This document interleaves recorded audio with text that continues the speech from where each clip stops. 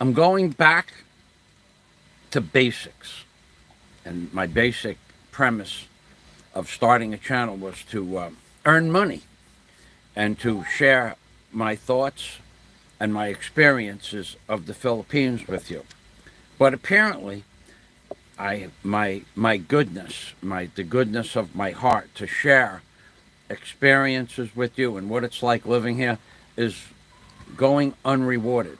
So I'm going back to the basic premise that if I don't know you personally, and that means that I've spoken with you on the phone, Skyped with you, met you in real life, broke bread with you, I really don't want to hear what you have to say. Just watch the show and enjoy it.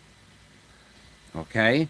Now, it's probably, you could probably consider it a piss poor attitude because you want to see your name up on the screen and me respond to you. But why? Why? Why should I respond to you? Tell me why I should respond to you. Do you have a channel with a playlist of Michael Fazio's best videos? Probably not. Why should I respond to you? Because you're a name on a computer screen that's been saying hello to me for 2 or 3 or 4 years? For what purpose? How do you benefit me as I benefit you and everybody who watches my videos? I show you where there are bargains, what the prices are, where to go to buy stuff, and how much that stuff is. I take the time of my life out, my life force out to make videos for you. I pumped out 5 pretty cool videos this week, all general information about the Philippines and how the people of the Philippines treat me, and everybody laughing, and what have you given me back in return? Nothing. 90% of the people that come to my channel don't even put the thumbs up, and I don't really care about the thumbs up. My name is not such and such and so, but you just want to come on my channel and put your name on the screen and have me respond to you. And I don't want to take up my life energy force to help you get your name on the screen and be responded to. Now, if you don't understand that, well, let me try to explain it a different way. There's a guy named Michael McFarland who tried to join my Real Man pledge. Now, I've known Michael for years, but Michael flip-flops on a lot of things that he says and does. Probably, and this is just my opinion, probably because of alcohol. I don't know. I do know he drinks, and I do know that he said some really stupid stuff on my channel, and that's why I blocked him. But more than the stupid stuff that he said on my channel, I don't need.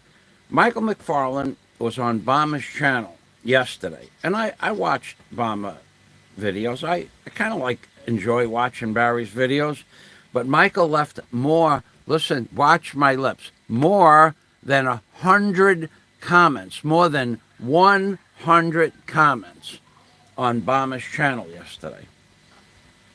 And he's a member for $2.99, I think. I'm not sure. Do I look like the type of person that wants to spend 100 minutes a day responding to Michael McFarland's comments? Let's say I made 20 videos or 20 live streams a month, or 25, and he left 60 to 100 comments. That's 12,000 comments. If I just responded to half of them, that's 2,000 or 3,000 minutes. That's 30 hours of my month responding to people like Michael McFarland's comments for $3. What does that come out to? 1,000th of 1 penny per comment to respond to Michael McFarland. And he doesn't really say much, but he does expect somebody to comment back. I don't need that on my channel. So, Michael, if you're listening, I suggest you unsubscribe from my channel because I don't want 2,000 or 3,000 comments a month from anybody. There's no amount of money that would justify me spending 30 hours a month answering comments. Now, this is an across-the-board message.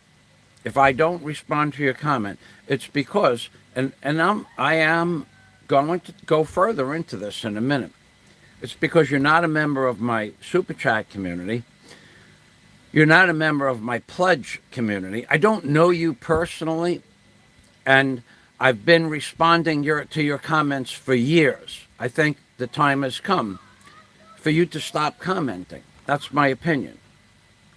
Now, what set this off is the complete lack of respect I got on my birthday yesterday from the salespeople in the Philippines, and how much time they wasted for me to go to their warehouse after I asked them all the pertinent questions on the phone and found out that what they said is not true exactly.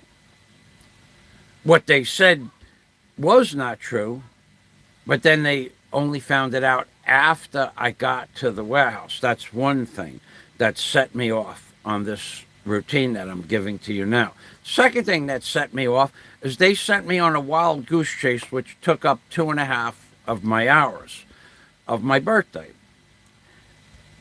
And I just wasted a bunch of money to get there.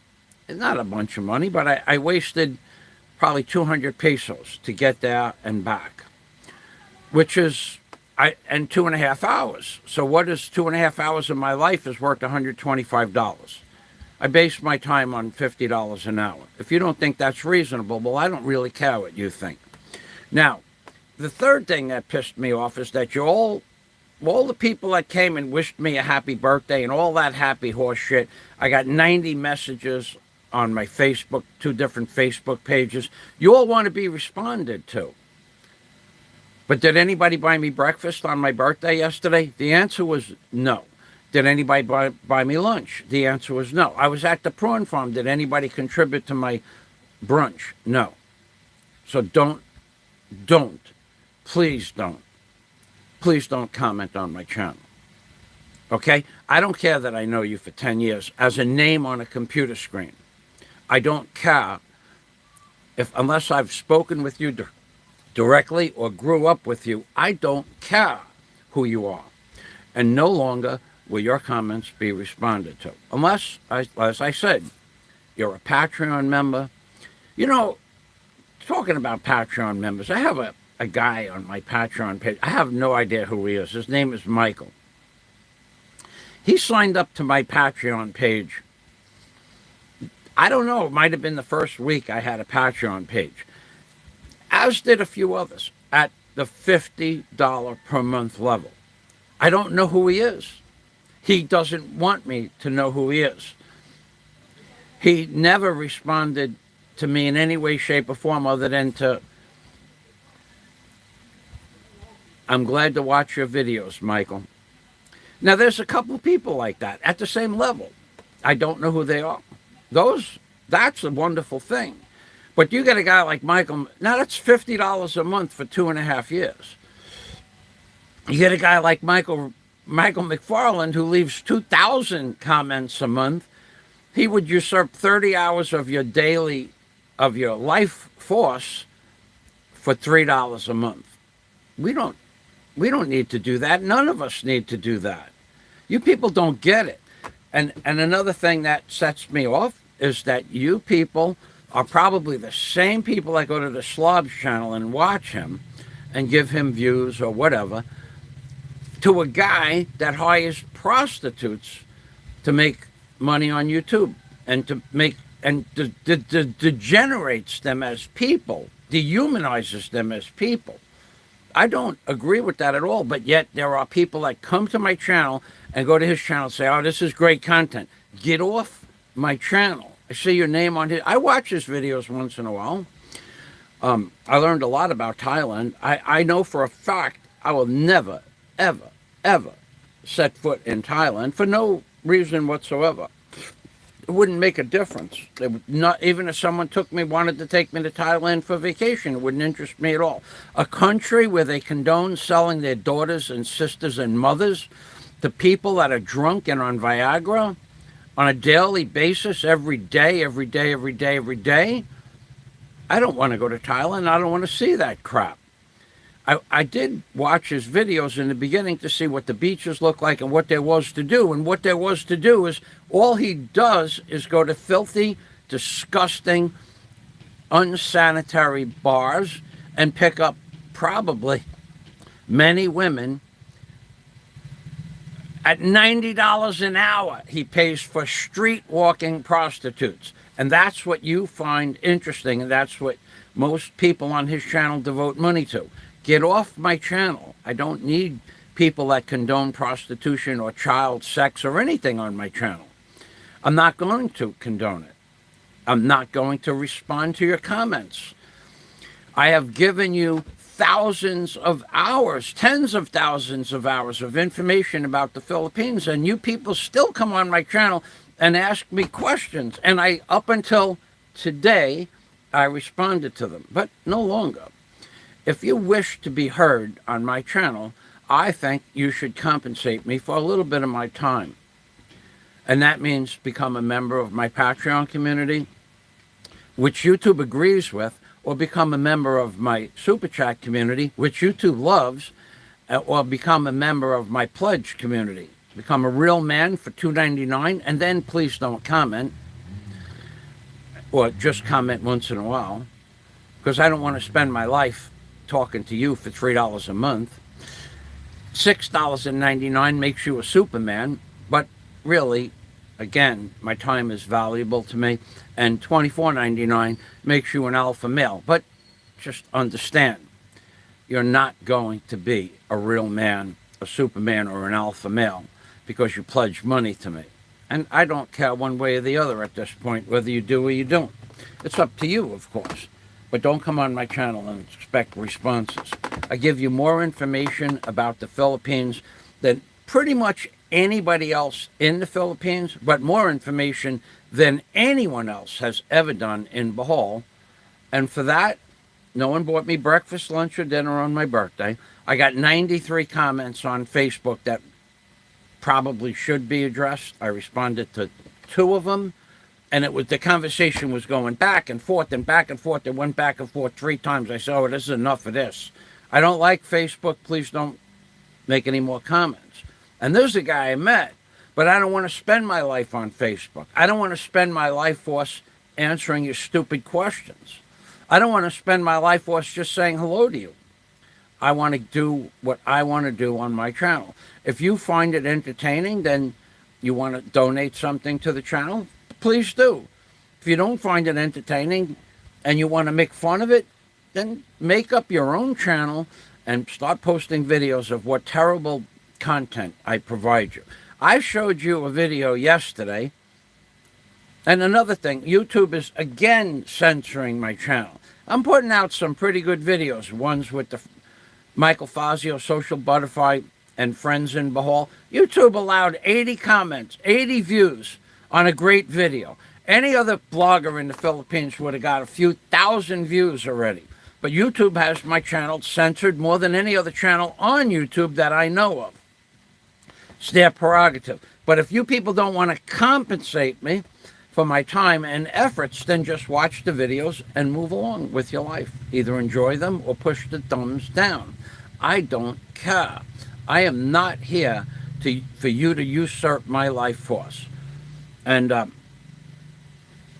think I've said pretty much all I want to say about this right now. I don't care if I've known you for my entire life. Do you think I want to spend 30 hours a month responding to comments? The answer is no.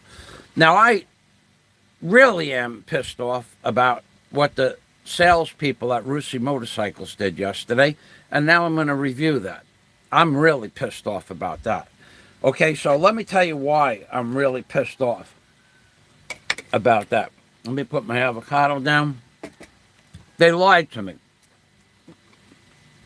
The salesperson at Rusi in Bohol lied to me. The salespeople in Tagbilaran City lied to me. Straight up and down lied to me. They have no respect for me whatsoever, or probably anybody else. What they're interested in, the Philippine salespeople, is to take your money.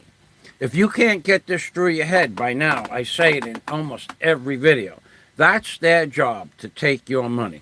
You're an ATM machine with arms and legs. It's their job to figure out how to get that money out of the ATM machine.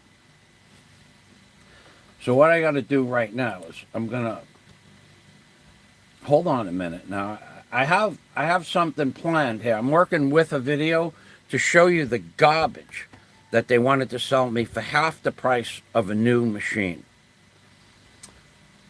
So I'd have to go here to my channel, right? To my channel. And then I want to be able to see the comments, if there are any. And I suggest, strongly, otherwise you might get embarrassed, not to comment at all. Because after the disgusting display of so-called friends that I had on my live stream yesterday while I was at the prawn farm, which none of you donated a penny towards my birthday lunch, and that's okay.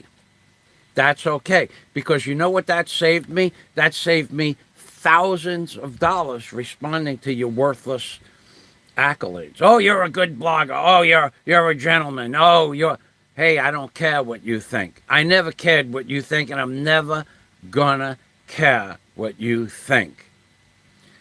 You have no idea how I think.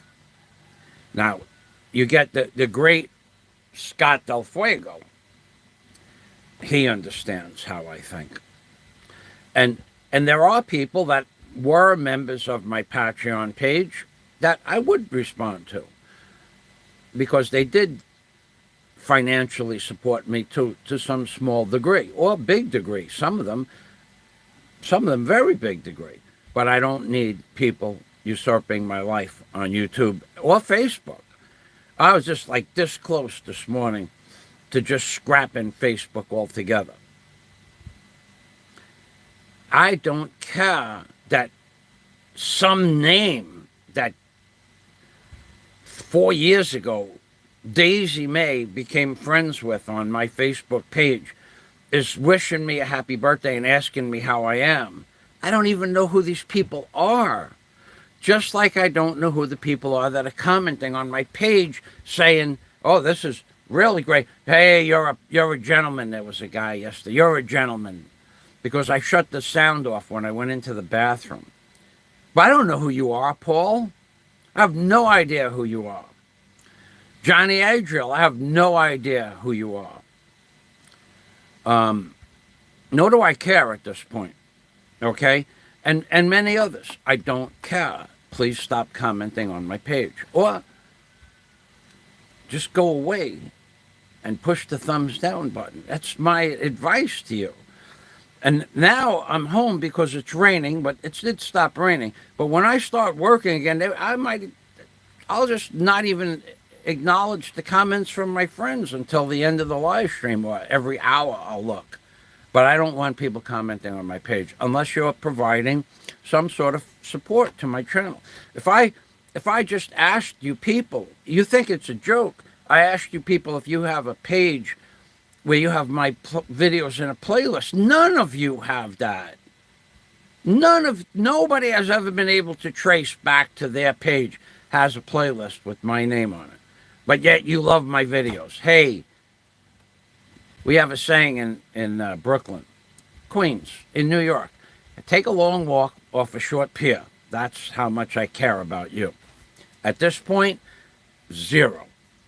So let me go to my homepage here, and I'll get on with my live stream, and I'll get on with my thoughts about salespeople. Homepage here in the Philippines. Good, there's no comments. And 9 thumbs down.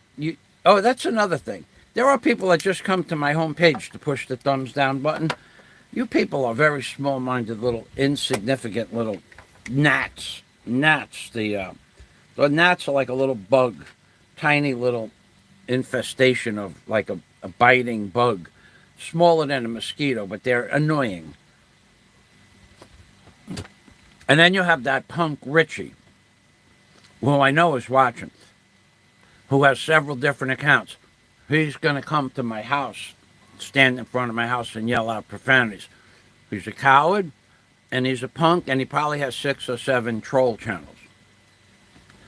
And in addition to that,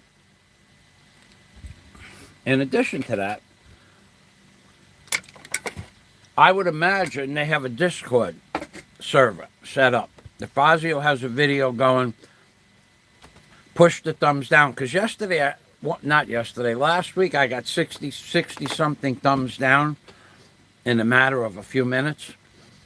So these people have stuff set up. This isn't theoretical, this is factual. These people have stuff set up because, Richie, you're a coward. I dare you to keep your promise and come to the front of my house and yell out profanities at me. We're going to make a video, Rich. But you are not going to come here. Neither is the slob. But you want to make drama out of that. And you're welcome to do that. You're even welcome to come to the front of my house and yell out profanities. It won't work. It won't work. It just won't work. It won't work out. I'm telling you now, it won't work out. You have been notified. It won't work out. So, no comments? Good. I don't want to hear from anybody who I don't know personally or is not a member of my community. And I don't want the Michael McFarlands of the world on my community posting 100 videos, 100 comments in 2 hours for $3 a month. You want me to read that crap? I don't want you here. Unsubscribe, please. Don't subscribe to my channel and expect me to read 100 comments a month from you. I'm not here to build up your channel so you could build up people. That's what people do. They want and they leave 100 comments, and then people say, well, what's this guy's channel about? And then they'll go subscribe. Get off YouTube, Michael, if that's how you have to get subscribers. I didn't read a single comment you wrote on Obama's page yesterday that I would find significant. Obama had some good topic material, and I like Obama. I've always liked Obama. I've never said a bad word about Obama since the first video I ever watched about Obama. The first video I ever watched about Obama, never did I ever say a bad word about Obama. I always liked Obama, and if I could tell you why I like Obama, my channel would get taken down. Like if I told you the real reason why I like Southern people, more so than most Northerners, if I told you the real reason, my channel would disappear in an hour. It'd be gone. But let's just suffice it to say, I had a friend from the Deep South, a.k.a. Alabama, back in the year, I won't even say the year, because it would attach something else to it, possibly. But I had a friend of mine, and he was from Alabama. And this guy was the most gentleman-like guy. He would say good morning and how are you, sir? And him and I became friends. We were on a job together for several months. I was not the boss or the owner of the house or the job we were on. It was in a multi-million-dollar estate. But him and I became friends. And he was a true Southern gentleman. But that's not why I like him. And it had nothing to do with any kind of personal relationship that we had. It's just something, the way he was in real life. He was just a great guy.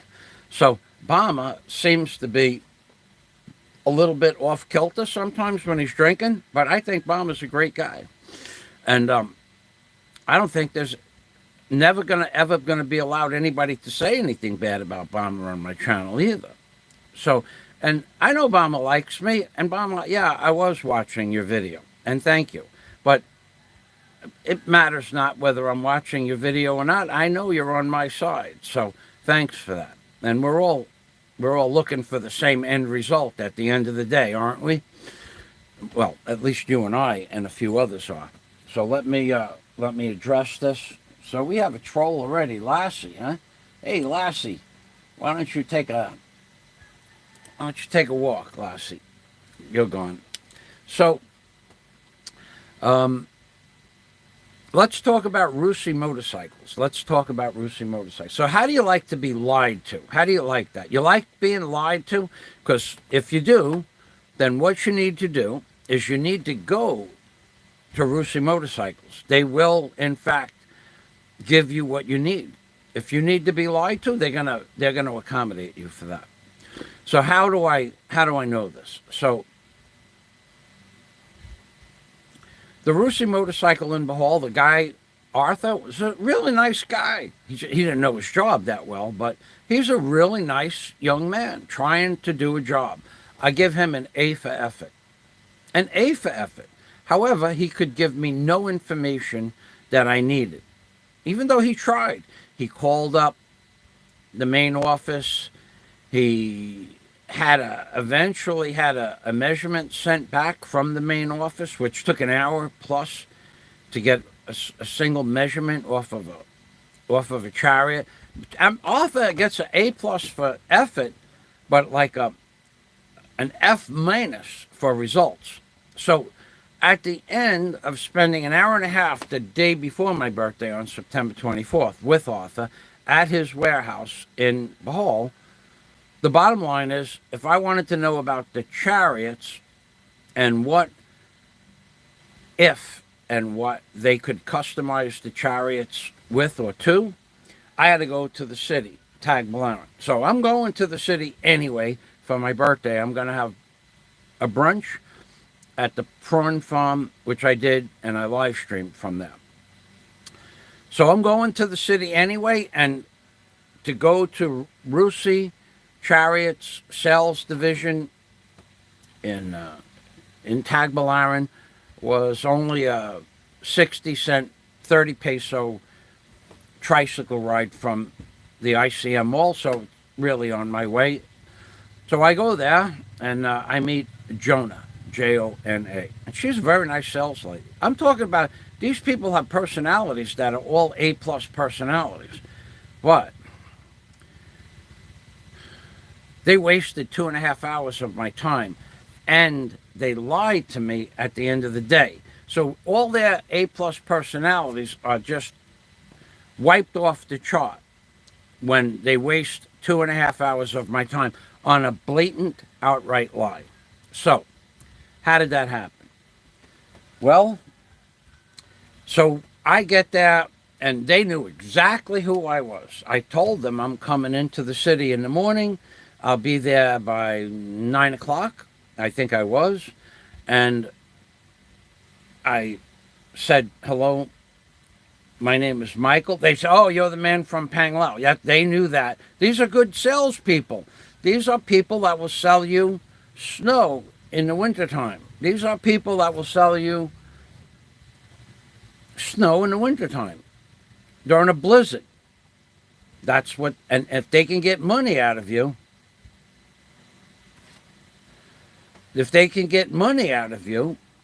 they will.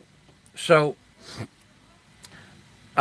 Jonah greets me as a potential customer, and I was a potential customer. I had I forgot, I told you I went to the bank first, right? Because if I decided I wanted that with their customization, I'd have just bought the machine right then and there.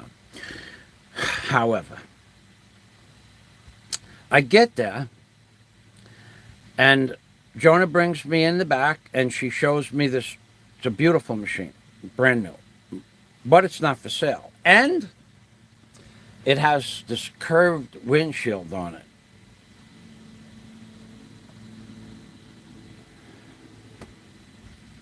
Oh, man. How many troll channels do you have, dude?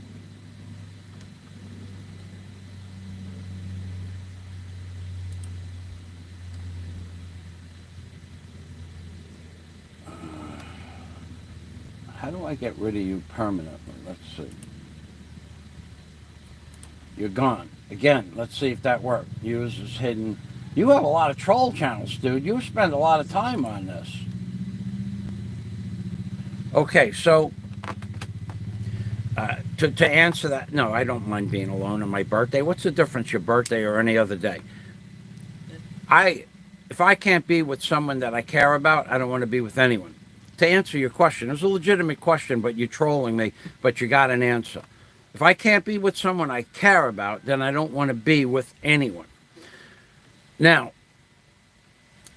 we go into the back, and she shows me this Chariot. Now, the windshield on the normal Chariots are flat, and then they have a roof on them, which serves as a purpose to load stuff onto a very strong platform as a roof. Well, this one is curved glass. I don't need that curved glass shit. I wanted a flat windshield with the roof on it. They don't have that. That's number one. Number two,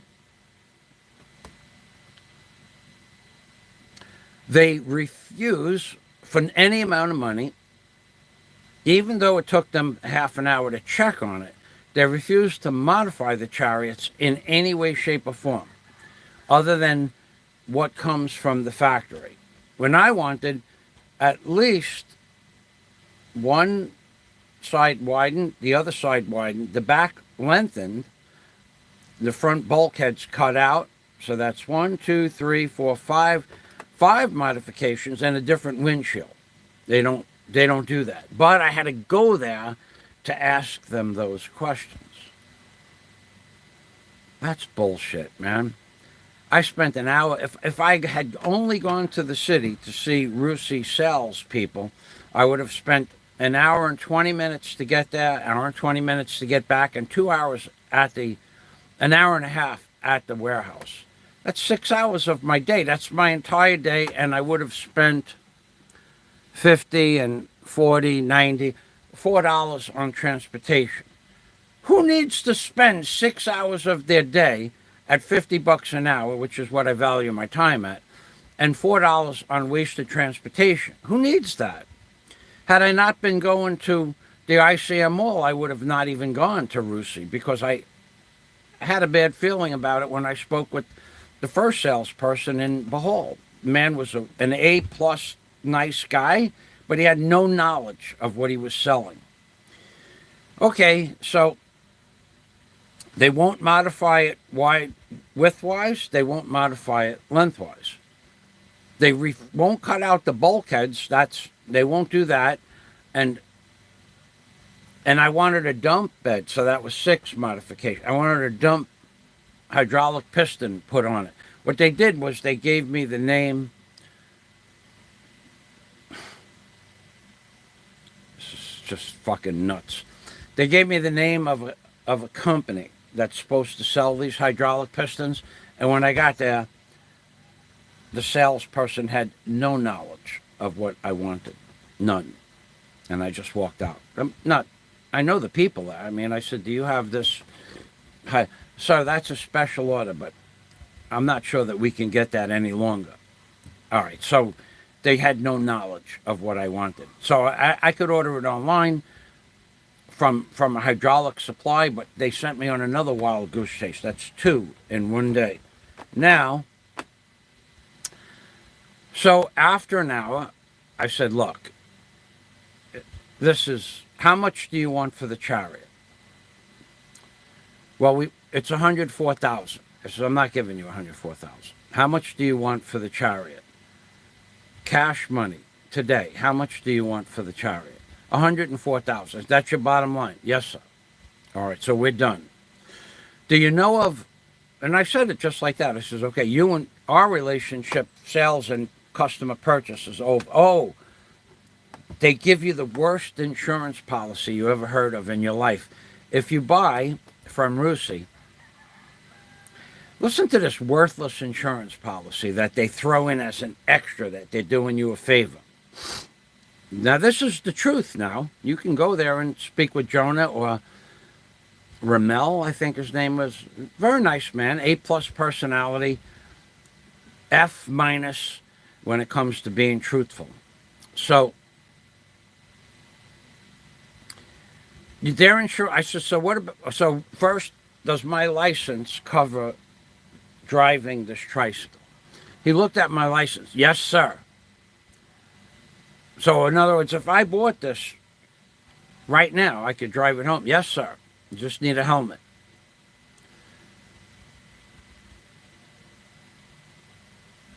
Well, that's just like another 7,000 pesos, but that's okay. Helmet is a good thing to wear. So now I don't know that he's telling me the truth or not. I just don't know. He said it too fast. He just said it to, and my driver's license is to drive a motor vehicle. Although I did have a commercial driver's license when I left Florida, up to 15,000 pounds and up to 6 wheels. So I don't know if my driver's license would cover it or not, or I'd leave there and get stopped and the vehicle would be impounded. I wouldn't believe this guy on a bet at this point. So my next conversation, what about insurance? Yes, sir, we give you 1 year insurance. I said, what does that cover? It covers 100,000 pesos, sir. So that's the end of the sentence. It covers 100,000 pesos, sir. What does that mean, Ramel, whatever the guy's name was? I forget his name. Nice guy, but F- on truthfulness. So 100,000 pesos for third-party coverage. I haven't bought insurance in 8 years. I forget what third-party coverage is. So I said, what does that cover? If you hit somebody, they're insured for 100,000 pesos. So I said, so if I hit somebody, the insurance covers 100,000 pesos for the motorcycle that I hit or the person. No, if they go to the hospital, sir, you're insured for 100,000 pesos. Now, he never did answer the part about if I hit another motorcycle or a car, if it was covered. Or he didn't explain it properly and he didn't speak very good English, which is okay. So now I said 100,000 pesos. You could spend 100,000 pesos in a hospital in 1 day in the emergency room. Yes, sir. So what about me? No, sir. Coverage does not cover me. What about the Chariot? No, sir. See, what are you giving me? You're giving me nothing. You're giving me a policy. How much does the policy cost if I buy it? 1,000 pesos a year. So can I buy like $100,000 worth of insurance? No, sir. Do you know how much is the maximum insurance I can buy? No, sir. We give you 100,000 peso insurance policy. But that's not it. I wouldn't even leave the driveway with $2,000 worth of insurance. I wouldn't even leave the driveway after seeing what happened to Flywoods and Ruby. They're into it now for 300,000 plus pesos, and it's not anywhere near over because he didn't have insurance. So that's 4,000 out of his pocket, even if he had 100,000, or 6,000 out of his pocket because he left the driveway without insurance. I would never. And I already know about insurance. I've been paying insurance for barges and cranes and tugboats and backhoes and bobcats for 38 years. You have to have insurance if you're going to leave the house and do a job. It's not complicated. It's not really complicated. These bullshit insurance policies that'll get you to the job and then you have an accident and nothing is covered. It's not complicated. You either have the right insurance or don't go to work. Don't use the vehicle. Don't use the motorcycle. So he didn't know. He doesn't know. He'd have to call up the insurance company. Forget it. I would get outside insurance if I buy this. Okay, the hour is up that I'm willing to devote to this new machine. They don't want the offer that I offered them for the machine right then and there. We just go in the office and we do the paperwork and I take it home. They did not want that. They didn't want to budge a peso on a $104,000 order. Now, let me tell you how things work. Okay, for most part, anything pretty much in the Philippines is based on a cost of 50% of what the actual cost of that machine is from China is, let's say, 50,000 pesos, $1,000, because they buy them in bulk, so they get a big discount. But then the other 50,000 pesos is for advertising and warehouse space and maintenance for the building and electric and aircon and computers and printers and personnel expenses and dental and medical expense for the personnel. So they probably don't have a lot of room to budge on these things because they're not that expensive. But he could have budged something, but they weren't willing to go down a peso. So that's not a deal, because a guy that anybody could walk in and buy it for 104,000 pesos. I don't know what it would be on time payments. I don't need to do that shit. So I said, do you have a used Chariot? Oh, they were ready for that question. Yes, sir. We have a used Chariot in Danao, which is not far from where I live. Only 45,000 pesos, sir. And then he looks at Jonah and she goes, yeah, 45,000. Holy shit, wait till you see this piece of crap they tried to sell me for 45,000 pesos. And this is why I say don't trust salespeople in the Philippines. So let's review this video I have up on the screen. For that, I need my glasses. This thing should have been sold for scrap metal 5 years ago. But Jonah and Rebel, whatever his name, I'm sorry, I forget your name. If you watch this video, let me know what your name is. Or don't, I don't care. So, they are sure.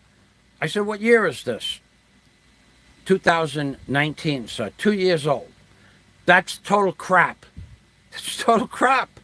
They looked right me in the eye and right straight to me. They lied about how old the machine was.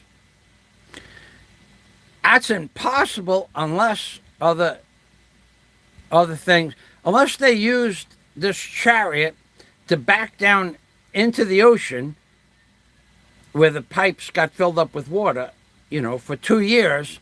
It couldn't be this much rust damage, and you're going to see that in a minute. So it's 2 years old. I said, so what is wrong with it that they're selling it for 45,000 pesos? Sir, the bed has some rusted out. There is no bed. In fact, the side railings are only held on to the frame with ropes because all the hinges are rusted off. The tube steel that the hinges are welded to is gone. There's no tube steel left. The chassis is 50% gone in the back. The front brake has been frozen forever. I couldn't even get the lever to move. There's no muffler. There's gasoline in the oil. The chassis is cracked that holds the windshield onto the front under the tank. The oil level was just barely touching the bottom of the dipstick and it had gas in it. The oil level in the crankcase was barely visible. The yoke on the drive shaft is garbage. 25 thousandths of play in a little tiny little yoke. And the drive shaft coming out of the motor, the bearing is shot. The rear parking brake doesn't work at all. There's no muffler. There's no air filter. There's no battery. There's no starter. There's no body in the back of the Chariot left. The gas tank is rusted pretty good. Some of the cables that go to the front brake are missing. There is no front brake. Some of the cables that go into the transmission are just hanging there. They don't go into the transmission anymore. Whatever purpose they served, I don't know. I'm not a motorcycle mechanic. I have a whole list of stuff here. But let me just show you what I mean when I say that there is rust. Okay, so, and this is the kind of crap that you have to deal with every day in the Philippines. Don't make any mistake about it. I'm pissed off. But I'm pissed off because these people straight up and down lied to me. So this is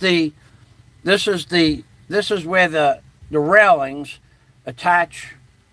This is where the railings attach to the chassis, right there.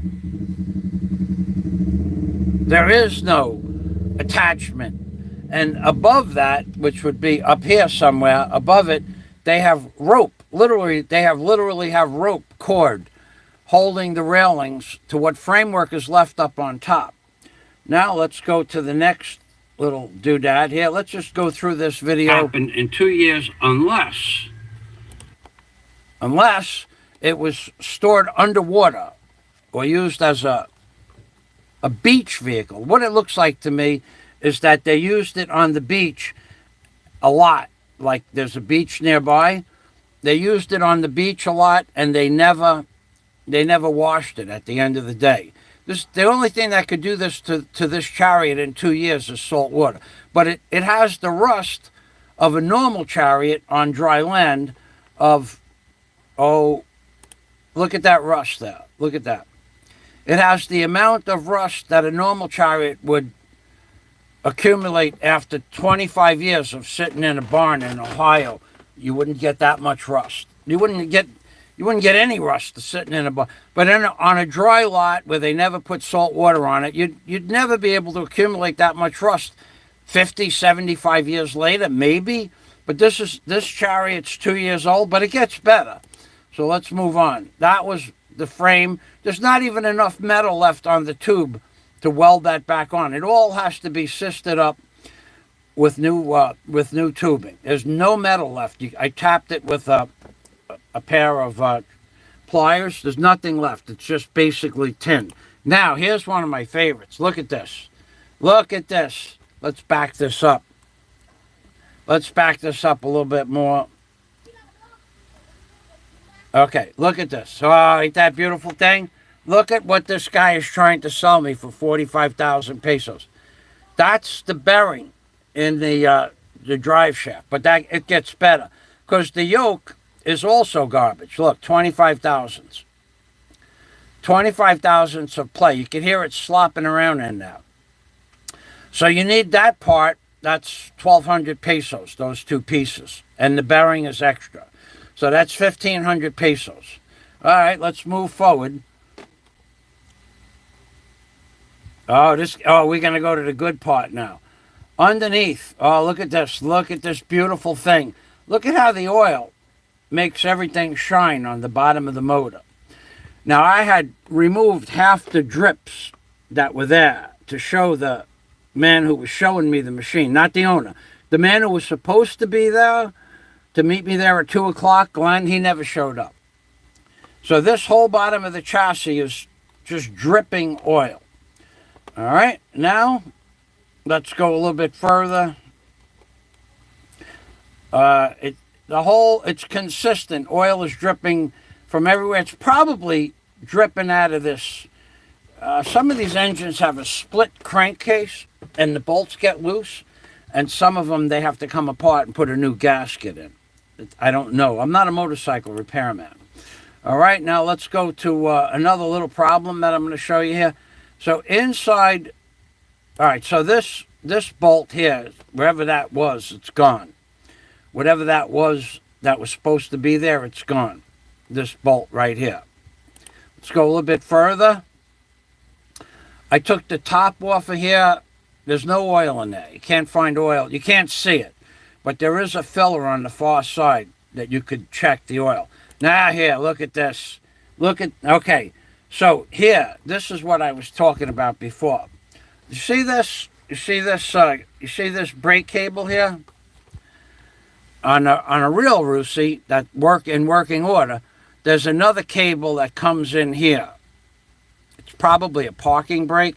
Well, that's gone, that cable. But it makes no difference because this brake here is froze solid. How long has it not worked? The man who was showing me the machine yesterday, he said, it never works, sir. I don't know what never worked mean. He could have, he's Filipino, spoke very, very little English. Nice guy, but so probably he means it doesn't work for a long time. So the parking brake cable for this is missing altogether. And this is the brake cable, which is frozen solid in the cable, but also this lever here is frozen solid. And I would imagine that the inside of this drum brake is frozen solid. So that's problematic because you can't get a registration unless it has working brakes. But it gets better. It gets better. Let's go through it. And now you understand, this is 45,000 pesos for this machine. Watch what you're about to see when it comes to the bed that had a little bit of rust in the bed. Watch what you're about to witness for yourself. I think we could skip ahead here. The muffler, oh yeah, by the way, the muffler that you can't see doesn't exist. There is no muffler at all. It's just a pipe on the bottom of the machine comes out of the engine. The muffler's gone. Okay, let's talk about the light switch. Well, no, we won't talk about that. Now, this is the man, Ray, nice guy. He was very helpful. We had a lot of laughs, actually. And the tire on the front of this machine is garbage. I would put a new tire on it. I don't know. They said the machine is 2 years old, but look at the rust here. And I would say I don't believe it's 2 years old, but the tire, the odometer shows 8,000 kilometers. There's no way on earth that tire would have wore out to the point where it is from a new tire in 8,000 kilometers. There's just not possible. That's 4,000 miles. No. That's not possible. So here's another place where the rust is exhibited, but it gets worse. The rust goes up higher and wider and longer and deeper, and more tube steel is gone. This is where they store the garbage, inside the tube steel. Anyway, now look, up on top is all rusted. Now, this is why when you get some douchebag on YouTube, or a creep on YouTube that talks about, why do you paint your stuff? You paint your stuff because this is how stuff rusts in the Philippines when you're anywhere near the ocean. But this machine was used on the beach, and no one ever cleaned it, and no one ever power washed it at the end of the day. And even if you did, the places where the water goes inside the tube destroys the tube from the inside out, so it wouldn't matter. This machine was used on the beach as a beach vehicle and never cleaned, and it couldn't be cleaned. Once you start putting salt water into these tubes, they rot from the inside out. You could power wash them for a month and nothing would change. Let's go on. Look back here. See this? The tube is gone. The tube is gone. The tube is gone. Let's move on a little bit. It gets better because now I'm going to show you the back. This is what was described to me as some rust in the bed. It's all not attached here. All this steel panel on the side that was welded to this tube. There's no tube left, and you'll see that in a minute. But the panel isn't attached to it. The only thing that holds this rail onto the front brackets are rope. Let's see if we can find that. Look at the back. Oh, yeah, it gets better. Oh, here's the better part. Look, any tube steel or angle iron that was made with 3/16 material, cold rolled steel, is gone. But it gets better. And they only want 45. They only want half the price. A new Chariot is 104,000 pesos. They only want 45,000 pesos for this. Now I'll tell you why they want 45,000. This guy who owns this Chariot probably asked for, and even maybe he was he lost his mental cognitive abilities for a short period of time. He probably asked for 20,000 pesos, $400 for this machine. And what they did is they doubled the price to 45,000, so they'd have something to work with, bring it down to 40, and then they'd get 20 and he'd get 20. So they'd get 20 for passing me on to him as a purchaser, and he'd get 20 for owning the machine.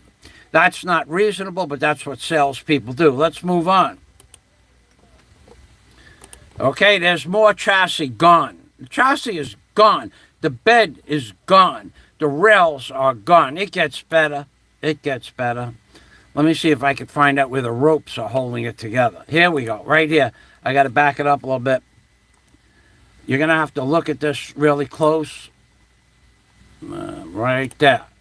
See over here? See these ropes here? Where the cursor is?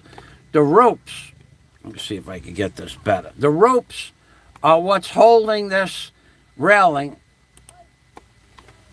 The ropes are what is holding the railing to the front. The ropes, not here. There's ropes right there. Up, there's more rope.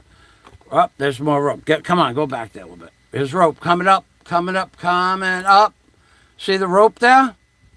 That rope is what holds these doors that are hinged down. The hinges are gone. The hinges on this thing are gone. The tube steel that the hinges go in the back and the sides, the hinges are gone. What's holding this stuff together is rope. Right here, rope. Rope, I tell you. Oh, you can't see it. Sorry. Rope, right here, rope. The corner here, that's what's holding the panels from falling off the Chariot. And they only want half price of a new one. Rope here and rope in the front. Altogether, rope is holding the panels together. But it gets better. We haven't shown you the best parts yet, if I can remember where they are. Okay, so here's more. This is all garbage. You take this and you just throw this into an 8 peso per kilo. You wouldn't even get 8 pesos a kilo for this steel because it's all rusted. You might get 6 pesos per kilo, and it would cost you more to bring it to the junk dealer than you'd get for it, because you'd have to spend 4 hours, 3 hours traveling to the junk dealer with the garbage after you got the machine working. So your time is worked. Here's the rope right here. See this right here? This is what's holding the railing from falling off the machine. And they only want half the price of a new Chariot. Only half the price. That's amazing that these people have the...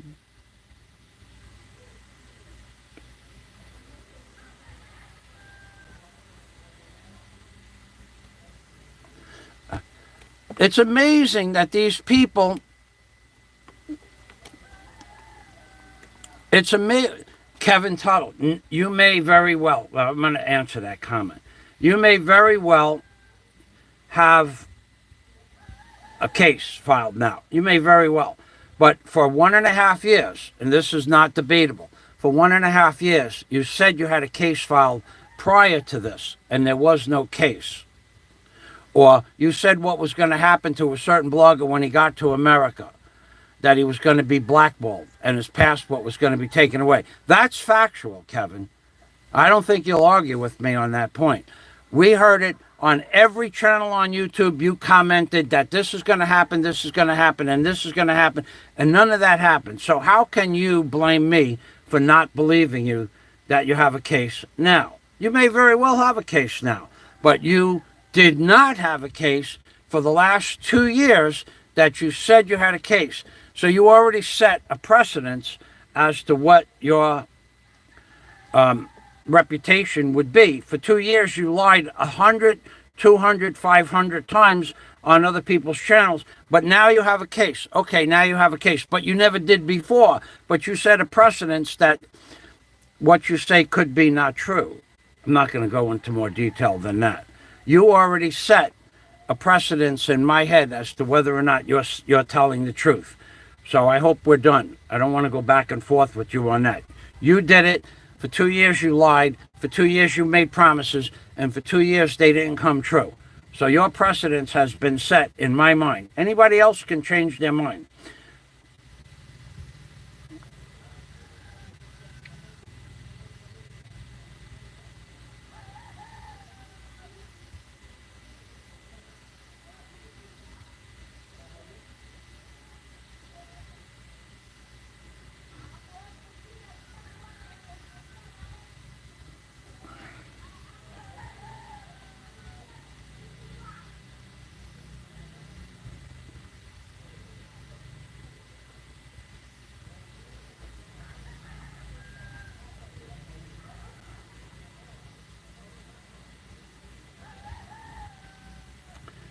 Well, we got hit hard with the trolls today, huh?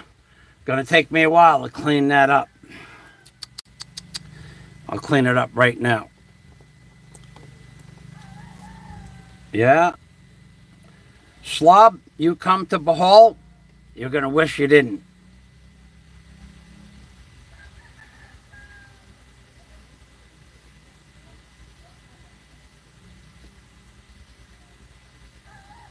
Wow, they really hit hard today. See, this is what the slob does. He does have an army. He does have an army, and they're all here today. You're a piece of crap, dude. I'm going to show you that much respect, or less, when I'm going to show you no respect at all when you get here. And you don't have a clue what that means, but you will. Okay, so let me get back to this motorcycle gig thing here. Just give me a moment to find another spot on the video itself. Let's see, where are we? I want to find a special part of the, I want to find a special part on the, and I'll get on, I want to find a special part on the video that has a broken actual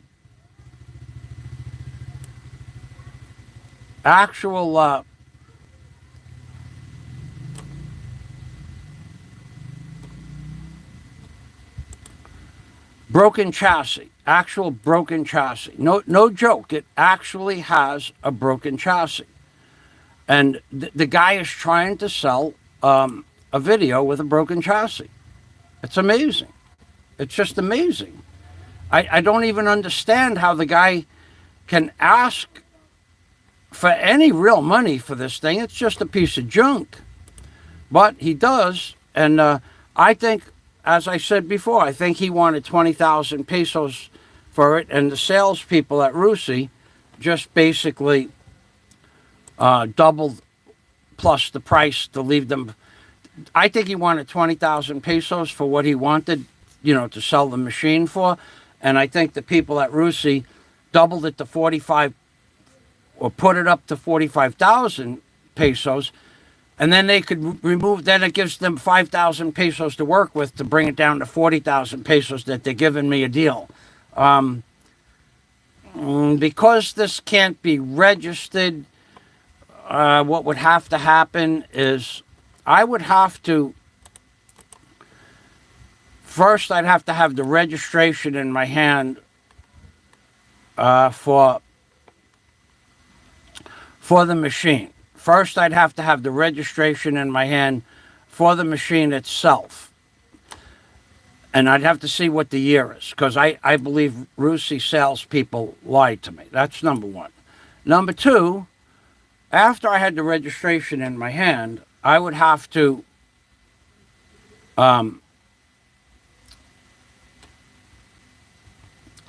hey, Jack, how you doing? I would have to see that it was registered, and I'd have to see the VIN number on the machine or some proof that that was the machine that was registered. I'm not even sure about any of this at this point. And what I'm gonna say is that I mean, if he offered to give it to me, I probably wouldn't buy it. But you know what? There's oil, there's gasoline, heavy gasoline smell in the oil. I'll go through the list of stuff that it needs done, and the pesos that you'd need to buy for parts for it in a minute.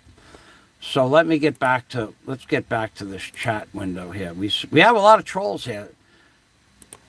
All right, I see Jack. Thanks, Jack. Anyway, I don't really care about the trolls today because that's just their trolling.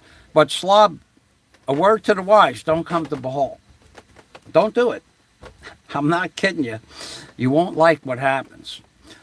And as far as me being able to stop you, you're right. I can't stop you from that. But I'm going to teach you a lesson. Promise. So, you and your army of trolls, you're the most... Slob, I'm going to just be clear on this. You're the most disgusting human being I have ever seen have a channel on YouTube. You will walk around some hot, sweaty city, sweat from the back, the nape of your neck dripping down onto your chest and your back, your groin area, and you'll pick up a street walking girl, pay her $90 for a short stay, and then you'll make love to her before you take a shower, before she takes a shower. You're the most disgusting human being I have ever seen in my entire life. I'm not going to show you any respect when you get here. Don't come. Don't come. It's up to you. Of course, you could come, but I would advise against it. I will have no respect for you whatsoever. Don't worry about anything else that you think inside your head. It's all crazy shit that you have going on inside your head. The same way you do crazy videos, the same way you have sex with a street walking prostitute and pay her $90 an hour. That is how much respect you have for yourself and the people that come on your channel. You are the most disgusting, despicable, slimy blogger on YouTube, in my opinion. That's you have sex with street walking prostitutes that are walking around on the street all day and all night, and you immediately go to bed with them. You bring them home and go to bed with them before they take a shower, before you take a shower. Where is there any kind of normalcy in that? And then you talk about having using your mouth to service them. You're a disgusting, despicable human being, Slav. I'm telling you, I'm not going to show you any respect. You should understand that. You should really understand that from the get-go. You come. You come. You pay. You come, you pay. You pay. You come. You pay to come here. Go ahead, do it. I can't stop you. You said that. I know it's true. But you'll probably, at the end of the day, wish you hadn't come. I don't understand what's wrong with you inside your head, and I'm not even going to devote 5 seconds of my life to it. You and Richie and Ben Gay, your best friend is a man that likes women as much as he likes ladyboys. Dude, you're a disgusting, despicable blogger. Don't make any mistake about how much respect I'm going to show you when you get here. There isn't going to be any at all. Oh, you want to be famous? You come. You'll be famous. So, getting back to the motorcycle, I'm still having to look for a spot on here. I think I'm almost there, but not quite. There was a spot. Okay, well, this is another little... No, that's not it. Yeah, this could be part of it. Okay, so yeah, this is definitely part of it. Okay, okay, so here is the frame in the front of the rails that I tried to talk to you about before. Right here, the frame is being held together with this rope here. Okay, there's nothing left to the frame at all. Nothing left to the frame at all. Now, a little bit further up, you can't see it so well, but right here, Where is that? Right here. Can I zoom in on that a little bit?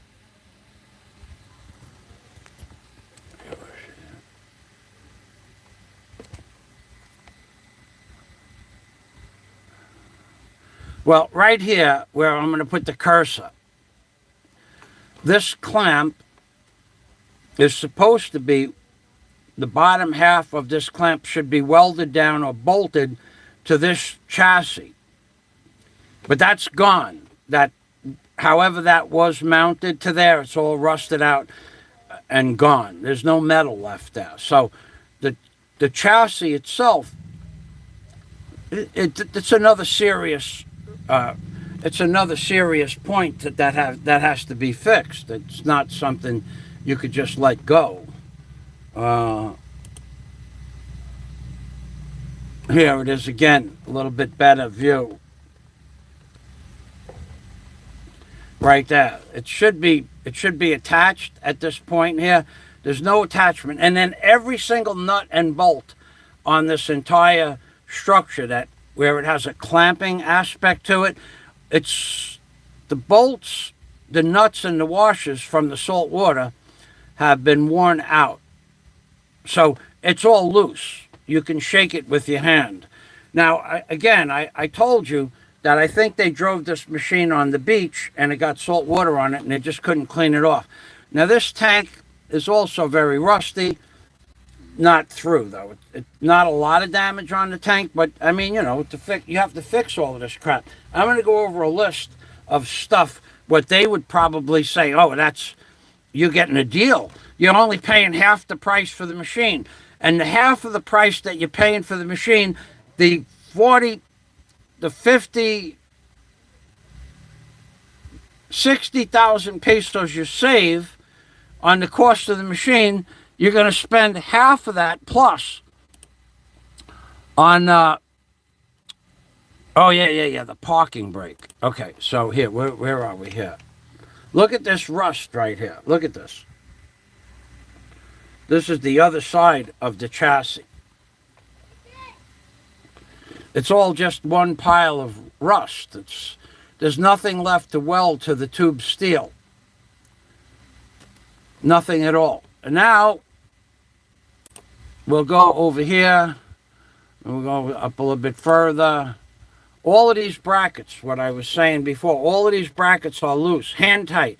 Well, the rusted out the washers and the frame so much that this is all movable by hand.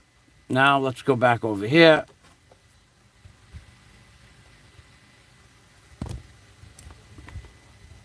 Look at all the rust on these levers. Everything is completely rusted out. Everything. I mean, there's nothing that isn't rusted out. This could only be from running the machine on the beach. Now, this cable that you see here,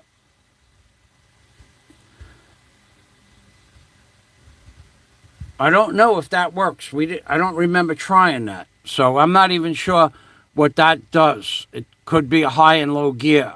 Now, that's the oil. There was a little bit of oil at the bottom of the dipstick. The very last 1/8 of an inch had oil. So it's runnable, and they did start it up. But in order to get it started, he had to shake the machine back and forth to get some gas to go into the carburetor. And it did start.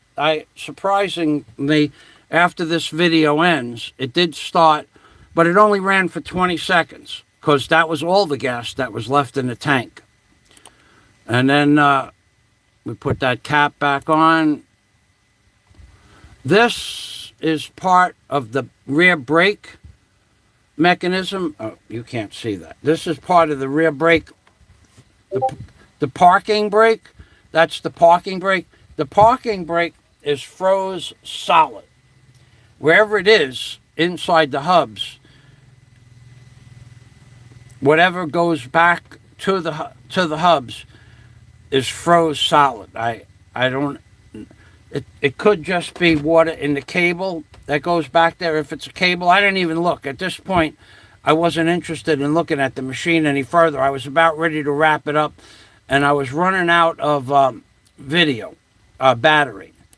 So here's another great shot here of the ropes that hold the chassis to the framework. And let's see what else we got here. So at this point, the man, Ray, he tried to start it up. He got it started. It surprised the hell out of me that this thing started. But he got it started. It actually ran, it idled reasonably well, like for the 20 seconds that it was running. But the rings are definitely blowing gas, allowing the wiper ring, which you guys wouldn't know the difference between a wiper ring and a compression ring, but the compression rings are allowing gas to go past them into the crankcase. And the crankcase, which is right here, stinks of gasoline. When you open this up, it just smells like someone poured gas into it rather than oil. The oil is very thin also. So after he started it up, I just told him, don't even do it again. There's no point to it. And that's the end of the video. So I'm going to post this video. I'm going to post this video on YouTube. John Boone Bean. A lot of ladyboys in the chat here. That's right, John. Jack Thompson, that definitely saw salt water. It did. There's no other way. Now, if the machine is only 2 years old, I'm going to even say I don't believe it's 2 years old. But 2 years of salt water would do that to a machine. But the machine just looks older than 2 years. So this is what, now we're digressing back to the topic. The salespeople at Rusi Motorcycles in Tagbilaran, they already knew I was going to ask for a used Rusi Chariot. They already knew that. I mean, if my option was not to buy a new one, they already had, because I said, do you know of anybody with a used Chariot? Yes, sir. I mean, the answer was immediate. There is no way it wasn't planned to try to sell me this piece of garbage. So, again, I'll digress to tell you what I think they did. I think this guy, I'm not going to tell you what business he owns, but he owns a business. Actually, he's quite a wealthy man in Philippine standard or American standard. You have no idea. I'm not going to mention his name. I never met him. But he is, no doubt in my mind, this guy's a wealthy man. And I could tell you that for the amount of business I saw being done on his compound. He has a compound. His compound is 800 feet deep and 100 feet wide. And his entire family and more, cousins, relatives, aunts, uncles, nephews, nieces, and children, and their children are all on the compound. There's probably, best guess, 75 people on the compound, all family. And I'm going to say what I think. Now, this guy didn't try to screw me. This guy didn't try. The guy who owns the compound didn't try to screw me. It was the Rusi salespeople. Because I know that this guy knows business. We're not going to mention his name. I know that he understands business. He understands what that machine is worth. Next to nothing. Next to nothing for the value of the tires. Maybe the headlamp. Maybe that don't work, by the way. But so I'll go over what's wrong with the machine. I believe this guy, we're going to just call him the guy. I believe the guy wanted 20,000 pesos for the unit. And I believe that Rusi salespeople bumped it up to 45,000 pesos,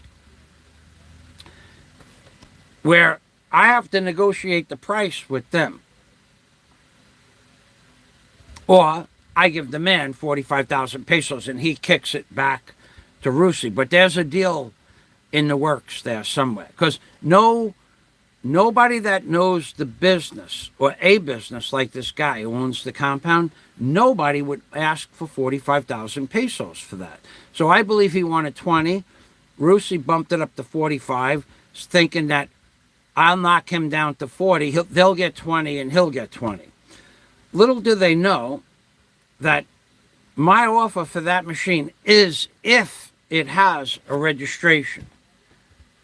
Well, we'll let my friend Jack or Scott decide what they think the machine is worth. If the machine is worth new 104,000 pesos with everything intact, every wire, every cable, battery, starter, lights, blinkers, if everything is intact for 104,000 pesos, what do you think that machine is worth if they have a registration for it? However, before you give an answer, this is just to my personal friends because nobody else is getting entertained anymore. It's not going to happen.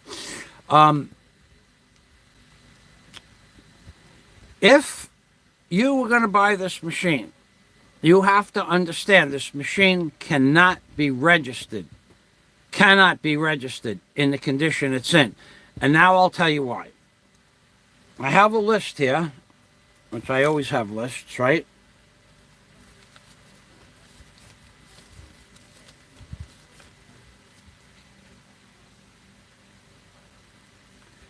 Here's my list.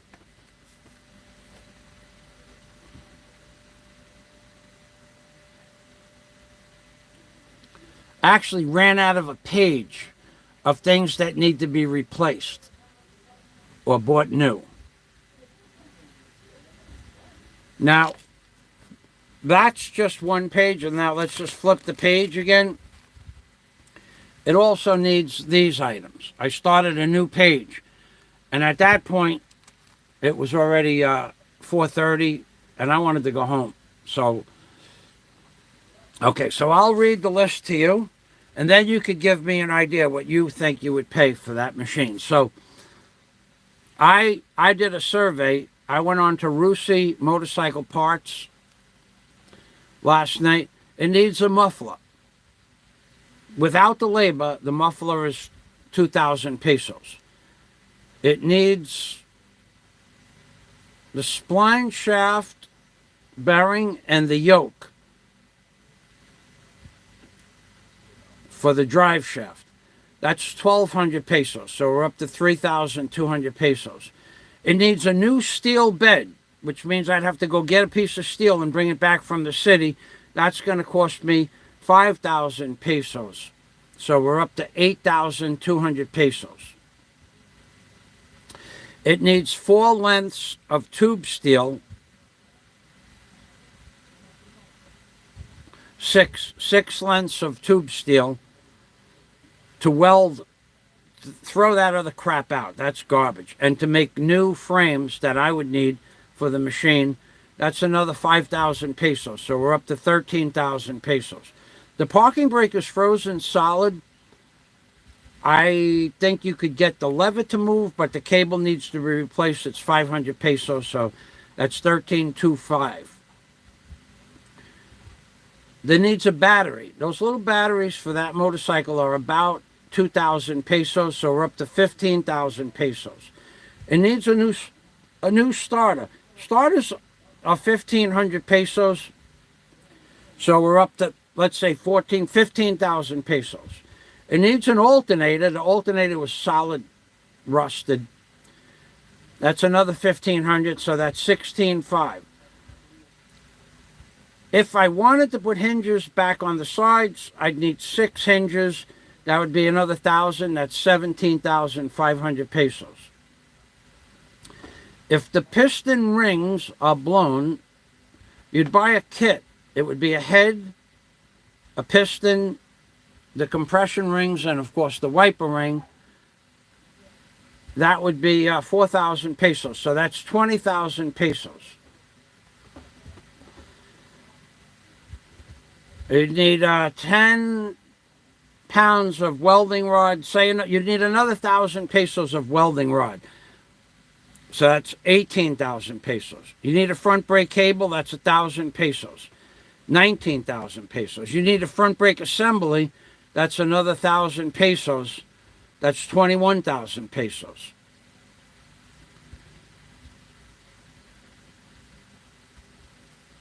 You need a front tire. That's 2,000 pesos. That's 23,000 pesos. You need an air filter, 500 pesos, 23.5. You'd have to change the oil, 24,000 total. And I didn't even look at the rear end. I'd have to have the machine run down the road and back and then pop the cap off the rear end to see if there's any metal grindings in it, and see if there's any oil in there. So let's just say another 2,000. It's 27,000 pesos in parts. Plus 45,000 pesos for the machine. That's 55, 65, 72,000 pesos for that machine, and about a month's work. If you put a mechanic on it, it would take a month to put it together. So even if you put a Filipino mechanic on it, it would cost you 20,000 more. So you're up to 92,000 pesos for that, to fix that machine. That's what you'd have in it to make it, to bring it to the motor vehicle to make it legal. Other than that, there's nothing. Oh, and paint. So 93, say another 1,000 for paint. 93,000 pesos. But you have, will be my labor. So it would cost me 100 hours of my time, or $25,000 for my time. 100 hours, 10 hours is 500. Excuse me. Yeah, 10 times 500 is 5,000. It will cost me $10,000 in my labor. That's more money than the damn machine costs. So what would you offer this guy? I'm not going to offer him anything. But I mean, if I wanted the machine for some reason, which I don't, I would go back there and tell the guy, I'll give you $100 for it. That's what I would offer them. So if you guys have a different amount of money that you think it's worth,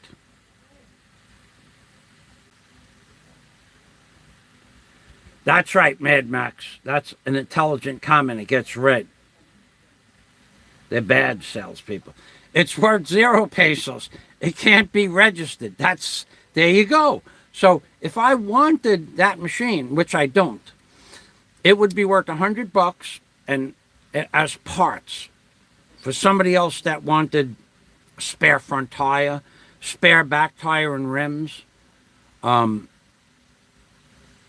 spare light and blinker assembly if they got into an accident. It got about $100 in parts there. But then I would have to store that piece of crap. Hold on a minute. Sharon, is the tide high, Saka? Low tide? Okay, salamat. I would have to store that piece of garbage and move it around, and that would cost me even more money. So, but they were absolutely sure this was a 2-year-old machine, and it was fixable. They used the word fixable. Yeah, it's fixable, but if you gave it to them to fix at the shop, they'd have to resell that piece of crap for 300,000 pesos. There is literally 30,000 pesos of parts, according to the website. Who knows what the dealership would charge me for the parts? And then how many hundreds of hours to order parts online? And you know how much luck I have with that? None at all. 0. So I don't want it. I never called anybody back. And here is another thing I did. I wasted my entire 2.5 hours of my day yesterday. Forget that it was my birthday. It's just another day. Just happened to be that they had a buffet on my birthday, so I went and I enjoyed their buffet. And I really didn't go off my carnivore diet much. I ate a lot of shrimp. I ate a lot of iceberg lettuce, and I ate a lot of pork with cauliflower and broccoli. That was the only 3 things I ate. And chicken, broiled chicken. All of those things are on my carnivore diet. The only thing I went off the carnivore diet is I had 4 8-ounce glasses of iced tea. That's it. Maybe 5. But anyway, moving on. So I wasted an hour and a half to go to the dealership in Behold, but that guy didn't help me at all. Tried to help me, but he didn't. Then I wasted 2 more hours at their shop, and then 2 more hours at the other. So I wasted 6 hours of my day over the last 2 days to deal with people that didn't know what the hell was going on, and they lied to me. They said that machine is fixable. Yeah, it's fixable. Just throw it out and build a new one. That would fix the problem, but nothing would ever fix that machine. Nothing. There are cables everywhere on the bottom of that machine that are just off the machine. They're just laying. I don't know where they go. I'm not a motorcycle Chariot guy. The parking brake is, there's no muffler. There's no air filter. There's no starter. There's no battery. The alternator does not work because when he started the motorcycle, he couldn't even get the blinkers to work.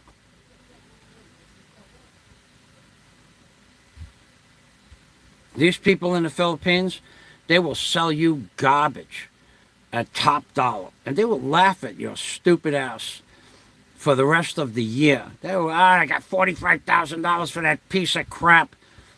You would have to be insane. What you'd have to be to buy that is you would have to be a Chariot repair center. That's all you did was repair Chariots. And then it's worth $100 as parts if they deliver it to your place of business. Anyway, so let me go back to my channel for a minute here. I think I'm going to be going away soon. I want to see one more thing. I had another video I was going to show you of the Chariot. Oh, yeah. I wasted. And I'm going to tell you what I'm going to tell them when I'm going to call them up tomorrow, the sales people. I'm going to call them up tomorrow. Hey, wow, I was just going to my channel. Hold on a second. How do I see this? I wasted an hour making 5 different takes of thank you, Jack. Thank you very much. The cockroach. You guys are a trip. Thank you very much, Jack. Wait. I got something special for Jack. Now that we have Super Chat back, we might as well bring it all back together. Memories. I got it. It's right here, too. It never went very far. I had it in the container for a long time, but I took it out last week. It was in my way. That's what the problem is. So let's pretend.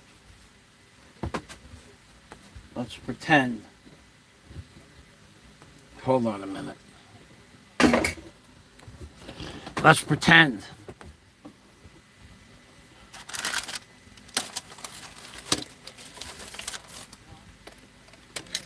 I lost my train of thought a little bit. I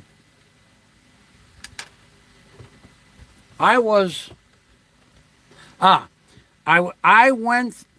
Wait. First things first. Let's do this. First things first. This is important stuff. There's a history in the making.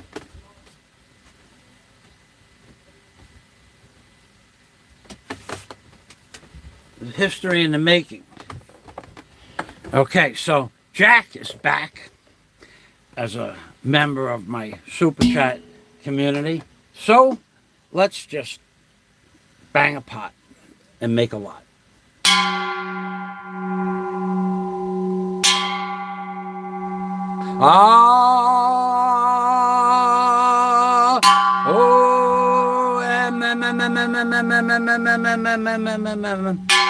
Jack Thompson is he's a warrior, my friend Jack.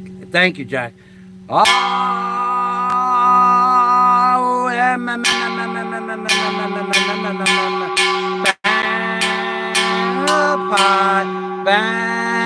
a pot, make a lot. bang a pot.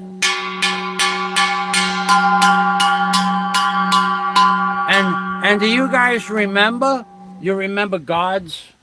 Do you remember God's wishes? The God, the YouTube God's wishes. Do you remember that? You don't wait. If you don't remember what God wants, God has wants and needs, you know. And God says, God has always said the same thing with a smile on his face. God has always said the same thing about Super Chat for Fazio. He says,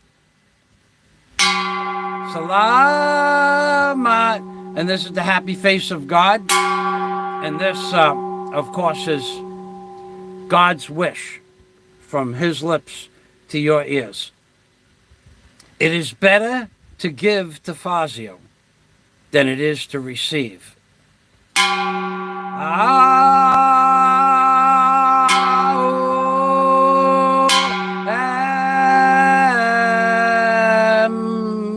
Thank you, Jack. So here's what I did for these people yesterday. Here's what I did. I spent, I think I said, I got there at 9 o'clock. And I got to the ICM Mall at 10 minutes after 11. So it's 2 hours and 10 minutes. It's a 10-minute ride. I got right on a tricycle in front of their store. It took 10 minutes to get to the ICM Mall. And I was inside the prawn farm in 2 minutes after that. So I spent just about every bit of 2 hours there.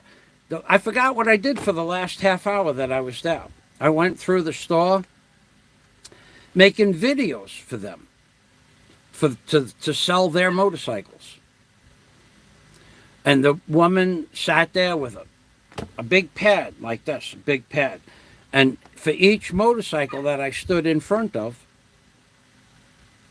she wrote down the price and the model number because she had her chart there. And so she wanted me to make, so I made 3 really good videos. 2 I scrapped already, but I made 3 really good videos, 2 of which I would probably post. The third one was okay, but it wasn't anything special. I made 2 really good videos of their store with their products that would sell their motorcycles if YouTube ever gave me any views. And those are now going into the junk basket. They're going into my do not. I have a file, new videos to post. New videos to post could be any topic matter for the last, since I got my new computer. It's just another file I have. And if I feel like posting something that has no time,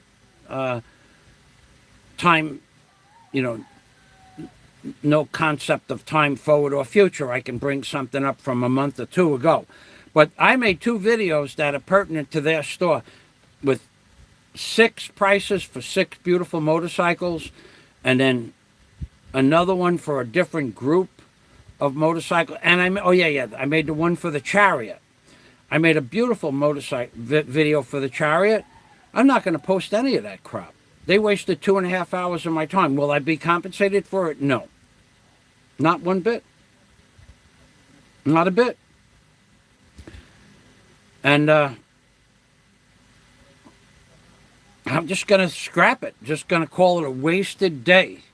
Except for I met Maria and Lulela, who you'll see in the prawn farm video. They were very nice girls. However, that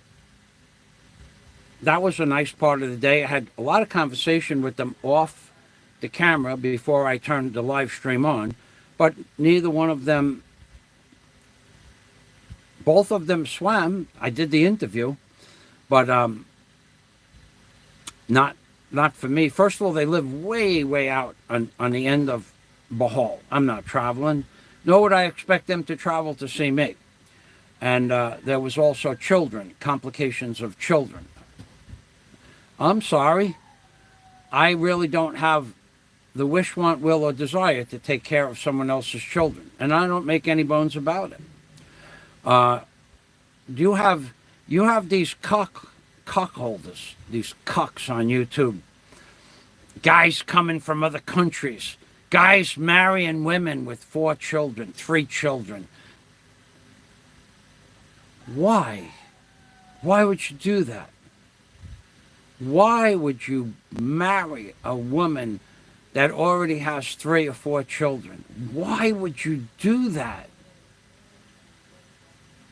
What is going on inside your head? I don't know. Especially you guys. You guys don't. You guys couldn't. You guys are from other countries. You've never been to the Philippines, some of you, and you're already setting up marriage dates to keep these women online with you. You know nothing about the Philippines or their background. Nothing at all. And you know how much you'll ever learn about the women's backgrounds that you want to marry? Nothing at all. Nothing will you ever find out about the women. What they were, what they did, how they got the children, who the children's fathers are. You'll never find that information out. The family will never tell you. It just won't happen.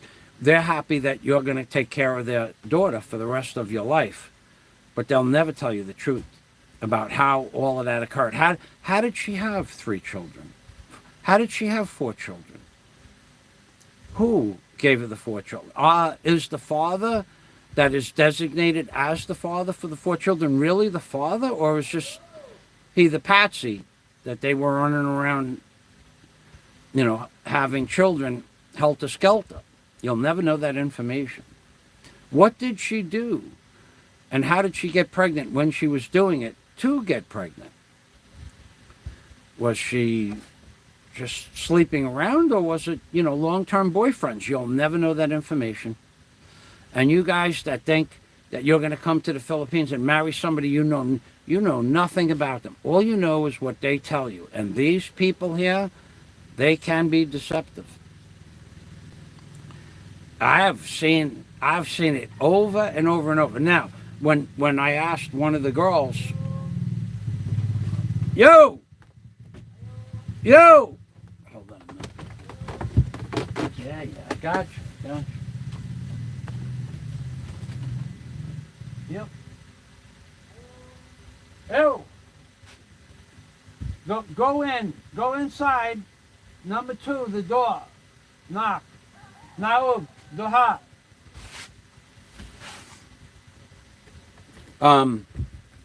These people here, I gotta tell you, you could believe what you want, but you'll never know the truth about the background of the girls you're coming to marry. And a lot of people are starting to make plans to get married because of the lockdown, and they're afraid the girl is going to leave them. So they're saying, well, let's get married. That's crazy, man. That's insanity. That's insanity. You know nothing. And if I was to tell you about the background, or anybody else was to tell you about their background, you people are too stupid to believe it.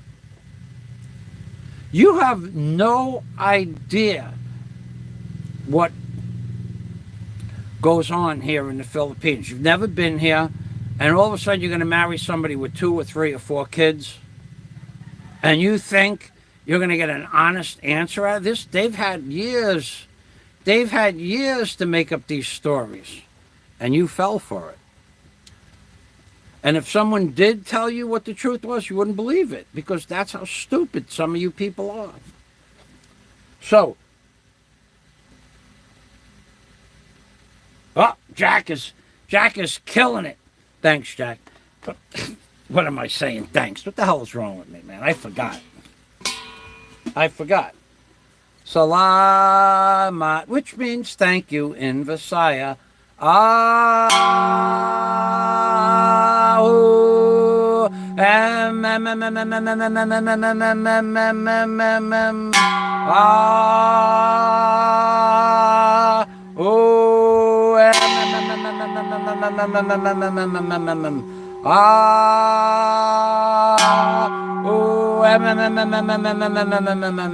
And always remember, ladies and gentlemen, God says, it is better to give to Michael Fazio than to receive. Ah, oh, thank you, Jack. Salamat. So, I am just beside myself with the stupidity. And it goes across the board. It goes across the board. The stupidity is just running rampant. I mean,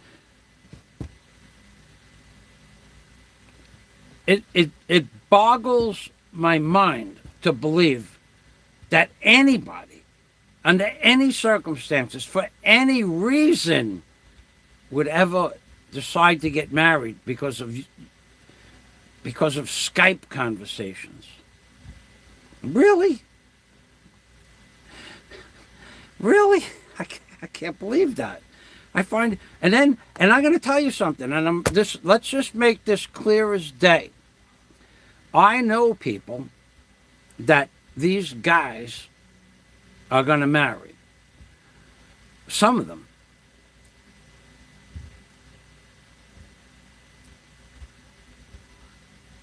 The package is not what the package appears to be.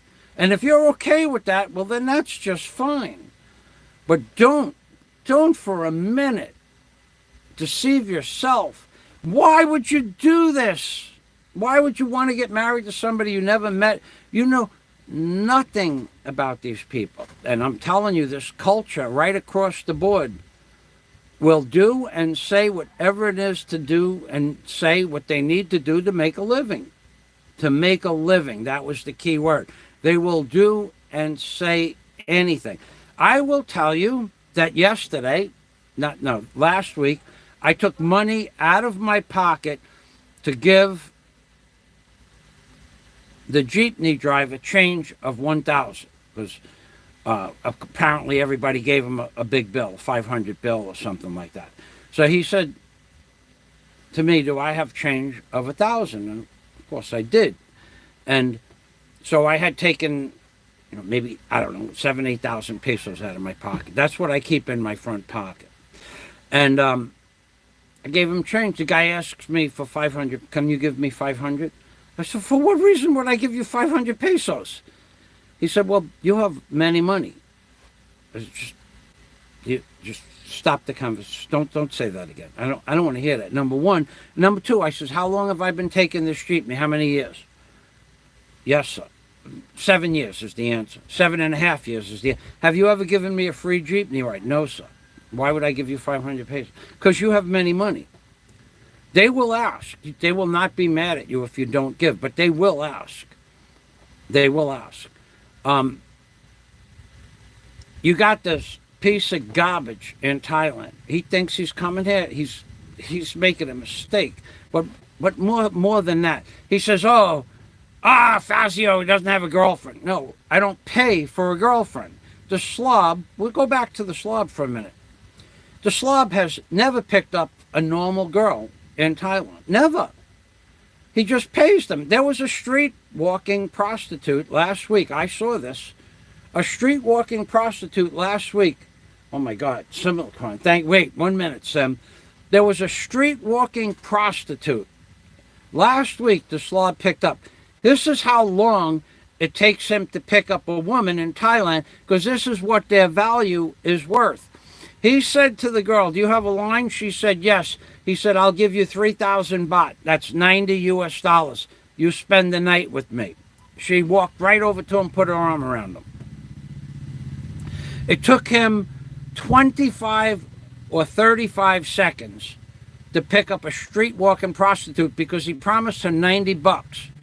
And you think that's normal? Well, let me tell you guys something that are coming from another country and marrying a girl because of conversations you had on the internet.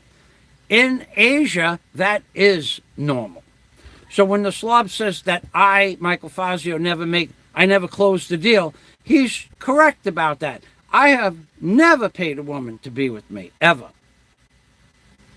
So if I can't meet a woman that suits my needs mentally and physically, and financially now, I've added another factor to what I want in a woman. If I can't meet a woman that fits my needs financially. She should not be broke. Because if they're broke, they're going to ask you for untold amounts of money forever for sex. Educational wise, if they're not smart, educational wise, they're never going to understand your cultural habits. And background wise, unless you can figure out a way to figure out what their background was or meet them at an early age, you'll never figure out what they were, who they were, what they did. You're not going to find that out. Their family's never going to tell you. They're never going to tell you. They already have backup stories for everything. And then when they lie to you, they defend that lie as the truth. And I'll give you for instance. And then, Sim, I'm going to get right on you. I'm going to bang that pot really hard for you, Sim. When they lie to you, here, I'm going to tell you something. You guys don't think that because I don't show you women that I don't date. You could think what you want. It's okay. And I don't date much. That's true. But I gave a very specific piece of information to a woman that she needed in order to make a decision. I read it to her. I told her, I gave her a synopsis of what was or was not going to happen. And then I posted that information to her in the form of an email. And then she responded, "Thank you for the information."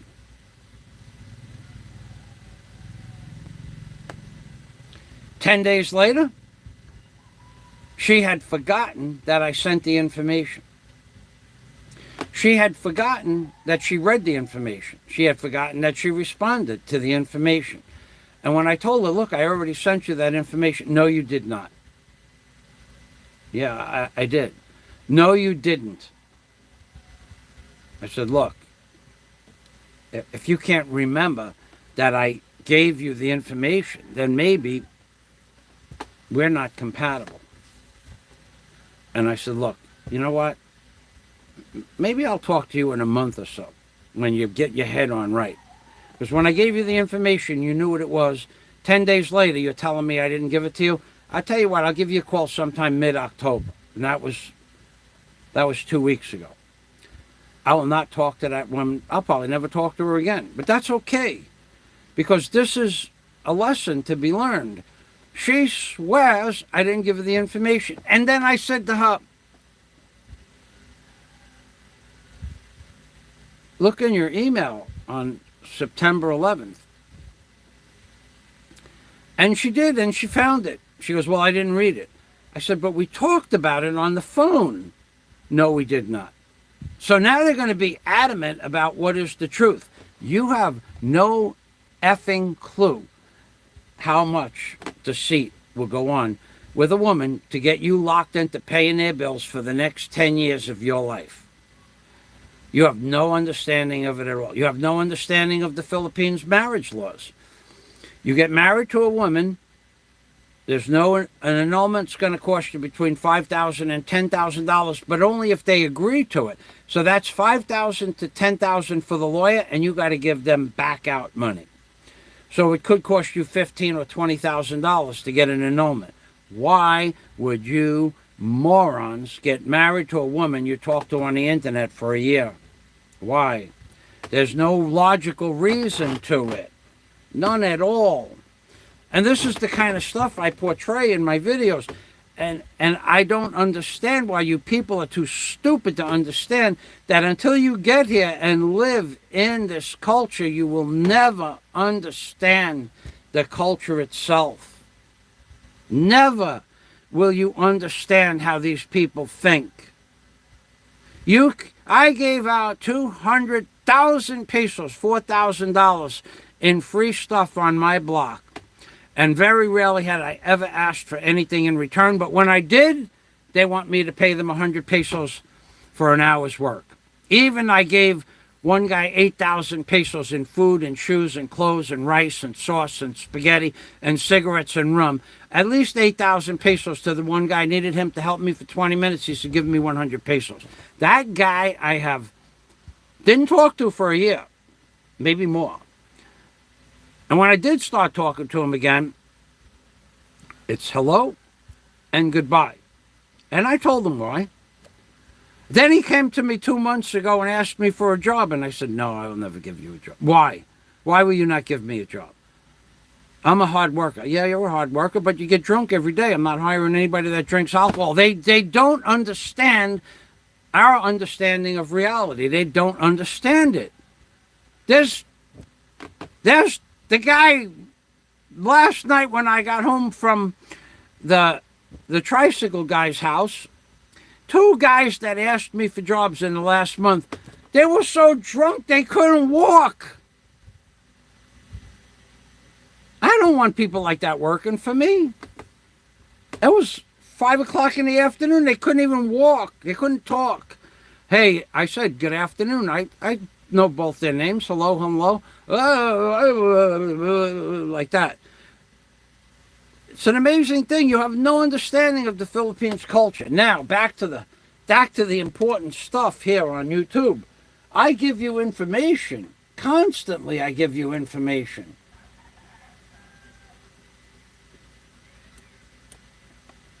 Simulacron.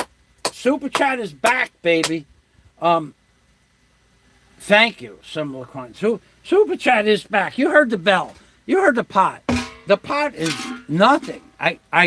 You know what I should do today is I should hang up my wall mural. I tell you what. You know what I'm going to do? I'm going to go get the wall mural for Simulacron. I know he's going to get a kick out of this. I got time. It's only 12 o'clock. Thank you. Thank you. Thank you very much, Simulacron. Salamat. And remember, Jesus says, this is the face of God. Jesus said it's better to give to Michael Fazio than to receive.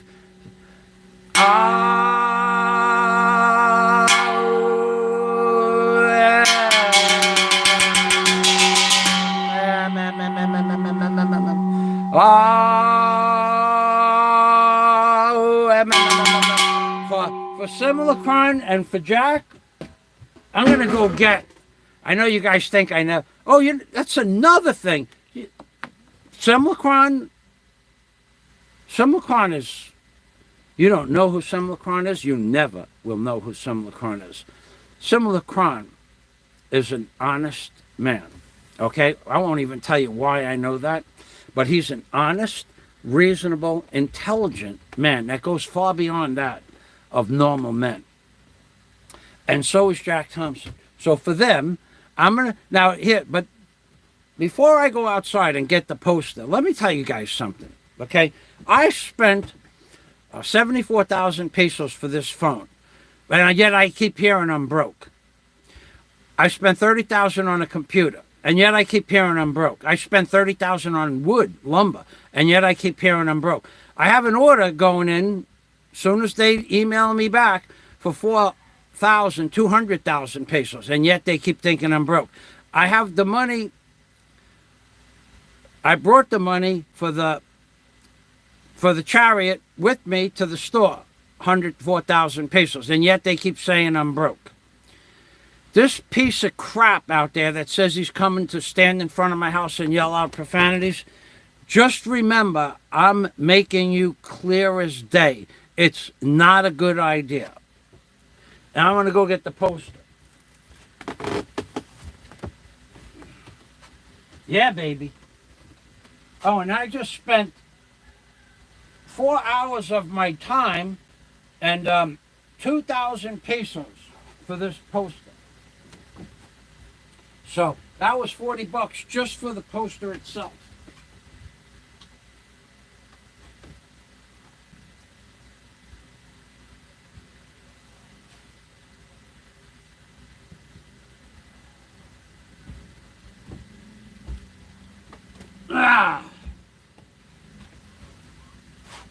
I I really don't want to take it outside and open it up. It's actually quite a nice day. But it is Sunday, and I only have a few things that I want to do outside. So here's the poster, baby. Oh, look at that. It opens up to the good end, too.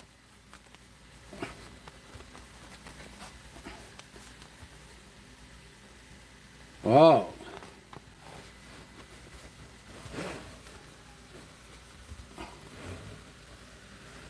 What is that?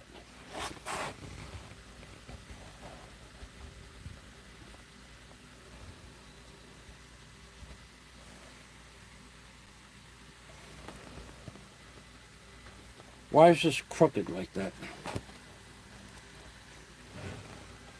All right. I really can't open up much more than that. But I could show you the picture of the poster. But here's the poster. It is 5 feet wide, and it's 12 feet long. Although, it's not what I wanted. It's what I got. Because I left an executive decision up to the man who made the poster, and he didn't give me exactly what I wanted. But it's okay. It's the poster is done. So I went, again, for you people, for your enjoyment, for your viewing pleasure. I spent $40 and 4 hours of my time going back and forth to the artist and the art shop to have this poster made. Here it is, right here. And I spend a lot of money to bring you guys entertainment and to bring you the truth. And I will dare anybody on here, I will dare anybody to prove me wrong about what I said about the Philippines culture. They will say and do anything to get what they want. You have no idea what it's like when you get here. You can't understand. You don't, and then you have this piece of crap in Thailand that keeps, he's got a whole group of people that are just as sick and demented as he is. He's a piece of walking toilet paper, used toilet paper in my estimation. I'm not going to show this guy any respect. He comes and starts yelling shit out in front of my house. You're going to see absolutely no respect whatsoever. Like he was a piece of garbage that I believe him to be, in my opinion. That's what the kind of respect you. And I know he thinks that I'm kidding for some reason. I'm not kidding. This it's going to be a surprise. It's going to be a surprise. So all that threatening bullshit, just the fact that you've threatened to come to my house, and all of that was just recorded in screenshots. Just that fact, if something goes wrong with making videos, that's documented. You think you're going to threaten me, you little fat piece of garbage? Not that I'm not fat, but you're not going to threaten me. I don't scare easily. You have these other people on your channel bullshitted. Don't piss me off, I'll pull the trigger, you've said to people, and they back down. I'm not going to back down. I'm not going to do that. You're going to be pleasantly surprised to see somebody that won't back down from your bullshit. Do what you think is best for you. Do what you think that, and I still think you're bullshitting me. But if you aren't, yeah, another threat. I'll hire 10 Filipinos to stand in front of his house and yell profanities out. That was recorded, by the way, but that's not the point. I remember that you said that. 10 Filipinos, it's not going to make a difference. I'm only going to address you. And 10 Filipinos won't make a difference. So bring who you got to bring, but it won't make a difference. You have no idea. I won't tell you because then you'll have an idea, but you'll have no idea of the mistake that you're going to make when you stand in front of my house and threaten me and yell out profanities. It's just not going to work out well. Believe what you want to believe, but I'm telling you, he does this for drama. Number one, he's got a big mouth. Number one, he's a piece of human, walking, talking toilet paper, this guy is. This guy is He's the dregs. He's everything that your mother and father would never want you to be, all dressed up in one thing. And in addition to that, he's got a whole slew of people that agree with him on many issues, or they egg him on, or they're trolling him on. That's sick. He hires street walking prostitutes for $90 freaking dollars that he knows for 30. Do you have a line? Yes. I'll give you 3,000 baht. You stay with me for the night. The girl walks right over from where she is, puts her arm around him. He's paying prostitutes $90 an hour, and he calls that dating women? I don't call that dating women. And I'll go one step further. I say it all the time. How would you like it if your daughter was doing that crap on the street? Or your sister, or somebody put your mother out on the street? How could you live with that? How could you live with that? I don't understand how you could live with that. And then his family supposedly loves him. His family has to be the same fabric as he is. Just totally useless. They're not people that have ever done anything for society. They're not the uppers in society. This goes beyond low class. At least Epstein had a high-end business going where you didn't have to worry about diseases and getting robbed. This guy could end up in a snuff movie in a heartbeat. He doesn't even know who these people are he's taken back to his hotel room. He's no idea who these people are. He just takes his chances because he has no self-respect. He's a self-loathing, low-class human being. Sim Laquan, thank you. Oh my God. Another one. Oh, but we might have to lay this out. Jim Alva, that looks like a Jim Alva. Jim Alva for birthday lunch yesterday. Didn't realize Super Chat was back on. Jim, thank you. You know what? Let me bang a pot. Let me bang a pot. people didn't know the Super Chat was back on until they heard the pot. Jim Alva is also a long-term Patreon member, by the way. Thank you, Jim. Salamat.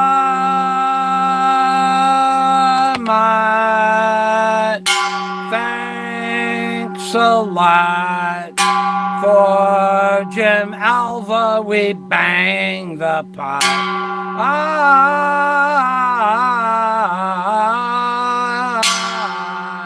Salamat. Salamat. For Jim Alva, we bang the pot. A lot. Salama. Jim, thank you. I'll show you the picture of the poster. It's not a joke how much time I have invested into this poster. 4 hours and $40. And 3 trips to the city. Well, 3 trips to that store in the city. I go through a lot of effort to make things happen here. Unfortunately, these people that are coming to the Philippines, they think they're going to live here. They're not. They're not going to live here long. The average person that comes from another country to the Philippines, I don't know what the average is, but I know damn well it's less than a year. A year of this crap that they put you through every hoop. You have no idea. Everything is a hurdle. Here, let me give you an idea. To get the plans for my hotel, I don't know how many trips I made to the cake shop. Couple, 3, 4, 5, 6, 7, I don't know. Every time I went into that building department, there'd be Filipinos up the yin-yang in there, and when I got to the desk, did you buy us cake? No. Daisy, go get cake for the men. I should go out and spend 500 pesos, 400 pesos for a cake or a pan or something like that. But for me, and as a foreigner, they want snacks. They call it snacks. And that's okay. $10 for snacks to get the job done. It's well worth it. But why should I have to pay $10 for snacks? Because you're a foreigner. Now, as long as you're okay with that on a regular basis, it's totally acceptable for them to ask. You don't have to give, but then again, my permit could have took an additional 6 months to a year to get. Even with the snacks, it took 15 months to give me what they promised to give me in 2 months. I applied for my permit in May or April of 2016. I was supposed to have it in July. I got that permit in May of 2017. And that was with snacks. And they doubled the price. The architect doubled the price of the permit, and that was probably divvied up amongst a few different people. Doubled it. And let me tell you why he doubled it. This is what I mean about it. You have no fucking idea what it's like living here. I told him, take the plans for the building next door, dig them out of the permit file, if you don't know who put the permit in there, copy that, and make the building 26 feet narrower and in depth 8 feet less in depth. Yes, sir. So that's a 4-story building. You know what I got? A year later, I got plans for a 2-story building. And the staircase was on the wrong side of the building, which would have meant I would have to put the fire escape on the front side of the left side of the building, which would destroy the view from at least 3 apartments. And I agreed to pay him 13,000 pesos for the plans. When he reworked the plans, all he did was change a few measurements, and with his program made it 4 stories, and I had to give him another 13,000 pesos because he redid the plans. He did the plans wrong. I gave him hand-drawn plans for 4 stories. I told him to copy the plans next door for 4 stories. He gave me a set of plans for 2 stories with the staircase on the wrong side of the building. And then when he had to redo the plans, he charged me exactly what he would have charged me originally, 13,000 plus 13,000. You think this is normal? Well, for the Philippines, it's normal. This place is a nightmare to do business in. Lazada double charged me on my credit card for an order. My credit card got shut off,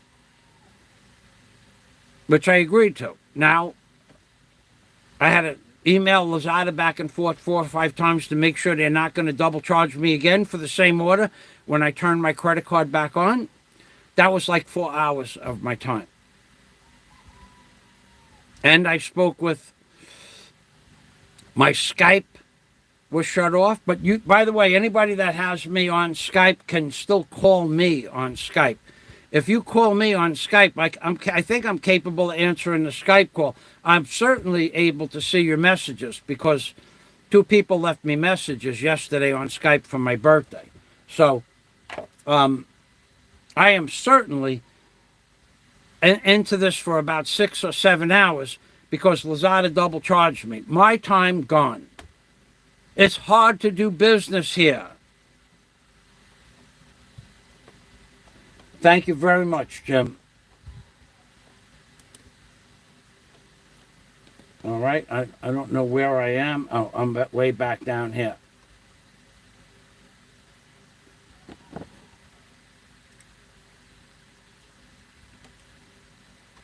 And Jack does it again. Jack. You know what I'm going to do? Because I got a considerable amount of super chat today. Thank you. And that's something that I work for, by the way. I mean, I enjoy doing this as well.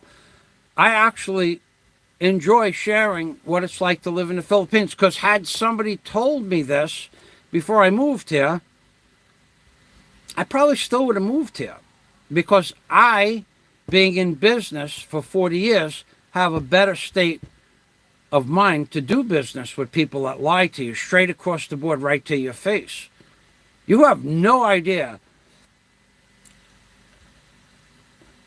You have no idea what I have done in my business life. None at all. People that the insurances, the truck insurance, the umbrella insurance policies for oddball pieces of equipment that you're going to rent for the day and run on the job. The amount of estimates that you go on for naught. You go out on an estimate. The lies that people tell you. The fact that you get there and start the job and they want something for free. And then because you don't want to give them something for free, they don't really want you to do the job anymore. And you have the tools on the job in your truck. So you have to work out a deal where you're going to break even for the materials and maybe the labor. You have no idea what I'm capable of going through. And it's 10 times harder here. Because here, they just blatantly outright lie to you to get you to do what they want you to do. And then they say, sorry, sir, you can't go about much roundabout it here. What can I get from the salespeople at Rusi for my 2 hours, 2.5 hours of wasted time? What can I get from them for 2 hours plus at their shop and 2.5 hours at this other guy's house? Who did no wrong, this other guy? I'm sure he wanted 20,000. I'm sure Rusi bumped it up. So this other guy didn't do any wrong. But what can I get from my time? All I can get from my time is that I made a bunch of videos for them and I'm going to shit can those videos. No one will ever see them. If they would have just made one motorcycle sale from the 2 nice videos I made from them, or one Chariot sale, they would have profited 20 or 30 or 40,000 pesos. They'll see none of that now. Because they lied to you. They lied to me. They knew right up front that damn thing wasn't worth 45,000 pesos. They said to me the bed was rotted. You saw the video I showed you. It's a piece of junk. It can't be registered. It has no value, as Jack Thompson said. Jack, bang a pot, make a lot. So let me show you where the wall mural is going up. I probably would. I might do that today because the sun is going down. Jack Thompson, bang a pot, make a lot. Jack, salamat. Thank you, thank you, thank you from God's lips to your ears. Salamat, which means thank you in Visaya. Salamat, bang a pot, make a lot. Salamat. And remember, Jesus, he says it is better to give to Michael Fazio than to receive. Amen. That's right, baby. The pot is back. We are. Get back up there. I even bought a new spoon. I bought a new spoon mistakenly, too. You know, I lost the old spoon. I lost it. That's why I bought a new spoon a long time ago. And about a week after I bought the new spoon, I found the old spoon. I mean, I can't win. That was 29 pesos. I didn't need 2 spoons. That's the point. In fact, I have stainless steel spoons, but they don't make the right sound. So now I have 2 aluminum spoons that make the proper salamat. Bang a pot, make a lot. Salamat. Thank you song. But I didn't need 2 of them. I don't have room here for 2 spoons. Anyway, I'll thank you, John. Thank you very much. Thank you. It's more frustrating in the Philippines. Now, well, thank you very much. John Boonbean. Now, John Boonbean is one of the few people And I'm going to tell you why. He's one of the few people that I respond to.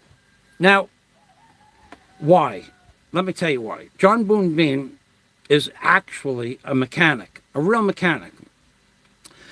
He lives in another country. He speaks a different language. He has a really cool video about stained glass company that he went to, how they make stained glass. But he's actually a real mechanic. He worked in nuclear power plants. He knows how to work with metal and motors and electric and stuff like that. In a lot of fields, he's way better than I could ever hope to be. But I give John the respect for that. He's actually a real man, an alpha male, an achiever, a go-getter. He didn't get to all that knowledge that he has without being a real man, Superman, or an alpha male. So thank you very much, John. I appreciate that. I really do. Thank you. What? Jack, ease up on the super chat, man. My ears are ringing. Okay, so. All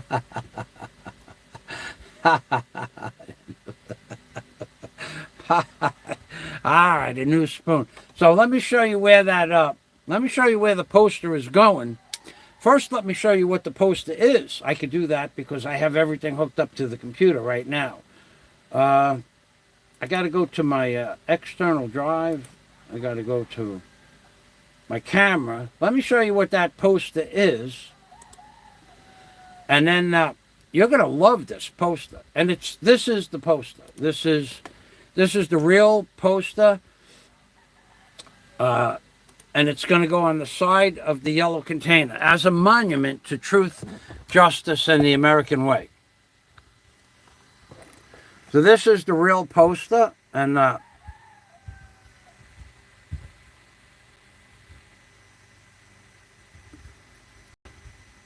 so what we have here is basically a mushroom man. Well, actually, this represents the Mushroom Man who made the Mushroom Man song up. And he lies a lot, so he got vertical lips. Now, if I drag this over, which I can't do, okay, so, and he's the Mushroom Man, the creator of the Mushroom Man song, and we all know what the Mushroom Man song was about.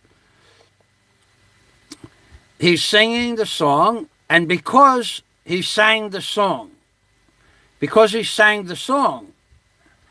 he was placed in manacles, or will be placed in manacles, or possibly will be placed in manacles. And then he, of course, is enjoying free room and board at the end of the day. That is what this is called a pictograph. A pictograph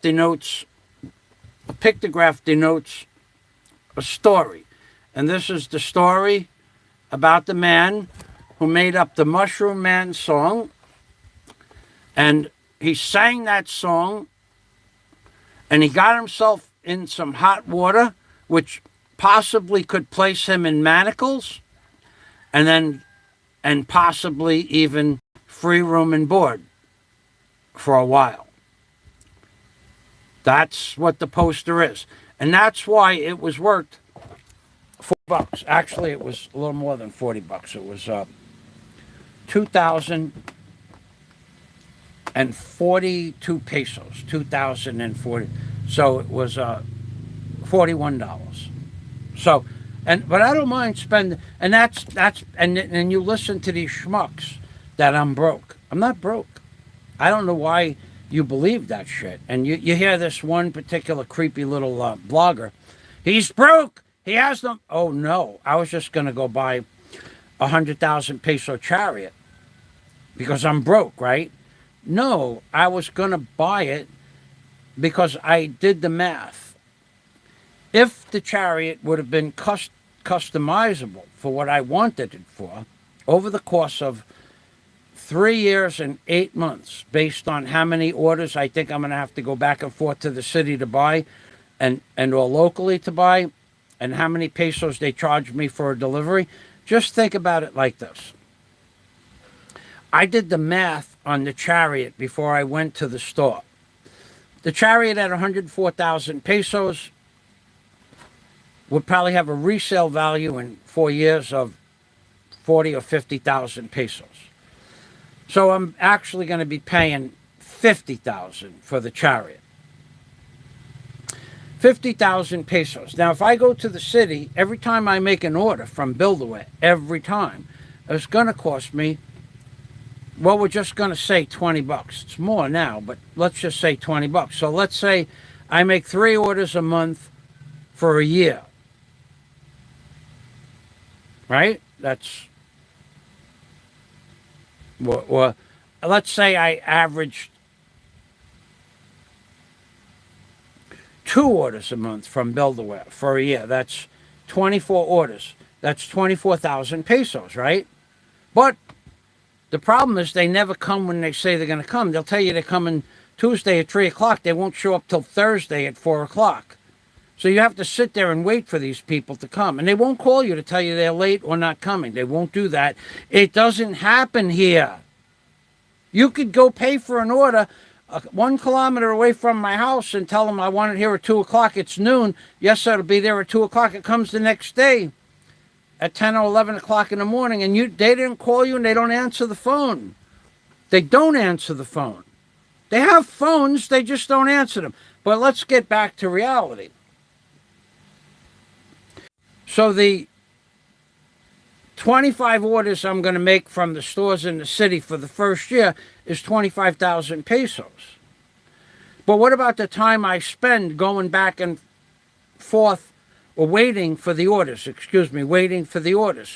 that don't show up, and the phone calls I have to make, and the aggravation, and the fact that I'll have to have men here on the job to unload the trucks or put it where I want it. They unload it. They unload the truck in front of the house. They don't load it where you want it. Then it has to be moved. I don't have a lot of space here, but let's go one step further. So I make 25,000 pesos in orders in 1 year.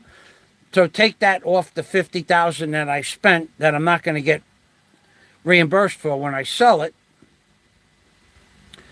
So now it costs me 25,000 pesos for the first year. But what about every time I want to go get one small thing? I got to pay 40 pesos to go back and forth to town here. So I do that 6 or 7 times a month, or I walk. But so 40 there, 40 back, that's say 80 pesos, that's $2. And I do that 6 times a month, that's $12 a month, times 12, that's another $144. That's another 7,000 pesos. Take the 7,000 off the 25. That's 18,000 it cost me for the tricycle. And then what about when I just want to go somewhere local? And it cost me 100 or 150 pesos to go to Alona Beach. I can now just bring the tricycle to Alona Beach and just pay for parking instead of 250 pesos round trip to Alona Beach. This is an investment. And I already figured out that the Chariot would pay for itself in saved building delivery charges and time and effort in about 18 months. It would pay for itself. So I think it's a good investment. And as a businessman, it is a good investment. And I still may just go out and buy a brand new one. I might do that. Right now, I'm looking online for a used one. There aren't nothing I found yet. I did find one. I actually did. I found a Chariot that is used. They made a food truck out of it, but it's in good condition. I can show it to you. Let's see. And it's only 60,000 pesos. This is ready to run. All I got to do is chop that truck stuff off the back and put a hydraulic piston in it, and I have a working, viable Chariot. So, but I got to bang a pot first. There's priorities here. We have priorities. They only come tomorrow. New spoon. They only come tomorrow. This is frustrating, man. This is really frustrating. I'm not kidding you. What about when you pay for an order for for coconut lumber, and 2 days later they bring you white lumber and say the coconut lumber was sold out. Here's your lumber, sir. And you already paid for it. And you're building a house and you're outside the hotel living in a tent. You got to take it. But if I had my own Chariot, I could have went there and picked up all this lumber and saved my time. Salamat, Jack Thompson, we thank you a lot, a lot, a lot. Oh, and by the way, to the creep, we have a direct message to the creep. I took down quite a few of my videos that you may or may not have wanted to complain about. Not that any of them break any rules, because I didn't monetize my channel. I monetize the videos as I make the videos. So all those red flags and all that backstabbing crap that you do to everybody on here, and all the long forms and everything, they're gonna go nowhere, because the videos that you're long forming are not monetized. That was the mistake I made with my other channel, that you claim you are responsible to take the super chat off of. You're gonna, I don't want to tell you what's going to happen to you legally, of course, but in such a short period of time, it's going to be the blink of an eye. The first thing that's probably going to happen is there's going to be an investigation. Let's say that. And a profiler is going to go through your files. And then from there, it's going to snowball like an avalanche downhill for you. That's going to happen really quick. In the grand scheme of things. In the grand scheme of things. Obama doesn't know what's going to happen to you. Nobody that I've seen on my channel today knows what's going to happen to you. There are other people that know what's going to happen to you, because they're the people that did it. They're the people that really did it. Now, they may be watching, but they're not going to post their name or their channel name on my channel. But they're probably watching, because specifically, everybody involved made an agreement to let this be your big surprise, your big gift from the YouTube community. Everybody involved agreed. And there are a lot of people involved. I mentioned before there's 20 people involved with this. It's not a conspiracy, it's a consortium. Different than a conspiracy. A conspiracy is a group of people that get together to make lies. A consortium is a group of people that get together to portray truth, justice, and the American way. That's what's going to happen. And it's going to happen. I could, now, on the other hand, I could give you a date and a time. It's already in motion. But it's weeks away, so don't worry about it just yet. Just keep posting that crap that you're posting every day, and don't worry about little old me. You have other things to worry about. Now, do you want me to give you a time and a date? You send me Western Union, big money, with your name on the Western Union, and I'll give you the time and the date. Big money, though, not small money. I can do that. And I'll give you back 10 times what you send me if it doesn't happen on that time and date. That's how sure I am about that. And that's all I got to say about that. You are about to be surprised.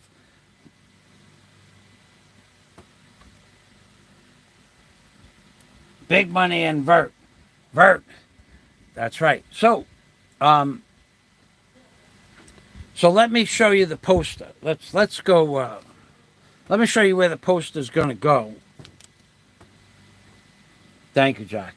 I know there was a mistake there, but that's okay.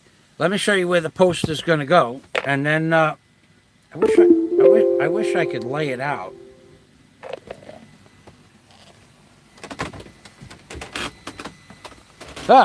My poster has just been paid for. Thank you. So the poster is going to go up on that yellow container. Where you see the yellow, it takes up all the room from the white stripe there all the way over to the far end of the container. 12 feet. Guapo! 12 feet, and only the top 4 feet. So, and if I know that you people thought I was kidding when I told you I was doing the artwork with the artists for the last 3 weeks, the same way the surprise is coming, and I'm going to tell you right now, I'm going to say it again. I could give you a date and a time to within 4 hours of when it's going to be set in stone and when you're going to know about it. And it has nothing at all. I'll even give you this piece of information.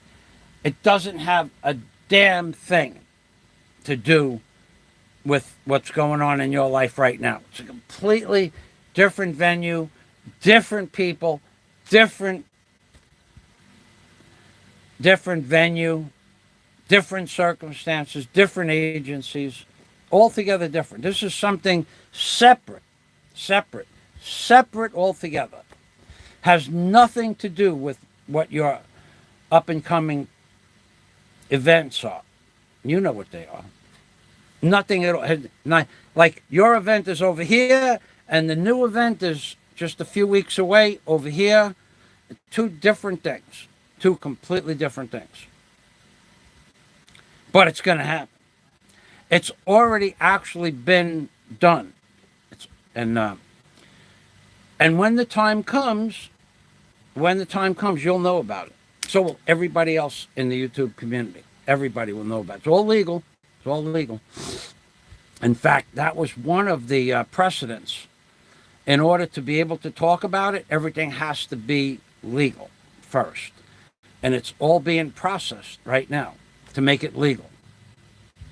And when it becomes legal, then it will be legal to talk about it, and even legal to help. We'll just call it help. Help things move forward. It's going to be a wonderful thing. You're going to be so surprised. You're going to love us more than you ever loved us before. And there are going to be things happening that if the information that was sent to me is true, there are going to be things happening that you had no idea were even possible. So unlike Barry, who knows a little bit, I know it all of it, everything. I know everything there is to know about it. And why? Well, you know why. You know why. You know why. Because you just couldn't let it go. You were asked to stop. You were told to stop. We gave you the option to stop, and you didn't stop. You can't stop. I've been telling people for years, he can't stop. He cannot stop. We all stopped at different times of the day and month and of the year for weeks or days. Or you can't stop. And that's why this thing is going to snowball like an avalanche and change your world legally in ways you can't comprehend. Am I lying to you? I did lie a little bit, teeny little bit. I lied about one thing that I said in the last 15 minutes. One thing. One little insignificant factor. And you'll know what that is when the time comes. But you are going to have an awareness of reality that you never had before, or you're going to continue, I didn't do anything, I never did anything, it was false. Barry, they're making up false claims about me. All that crying bullshit, that's nothing. That's nothing. You're going to need a damn beach towel when this shit happens. Handkerchief ain't going to cut the mustard. Let's see. We have Jack back. Jack is back. We have a Jack attack. Big money and high influence. Oh, yeah. You're going to need a war chest for this one. There are going to be people that love you because they're going to be earning. You're going to be supplying people's families with Christmas presents and birthday presents, and they're paying off their houses and their mortgages, and you're going to be like you're about to become an ATM card, an ATM machine. You're about to become an ATM machine. Whether you have it or not, it makes no difference. They'll just put a lien on something you own. That's how much it's going to cost you.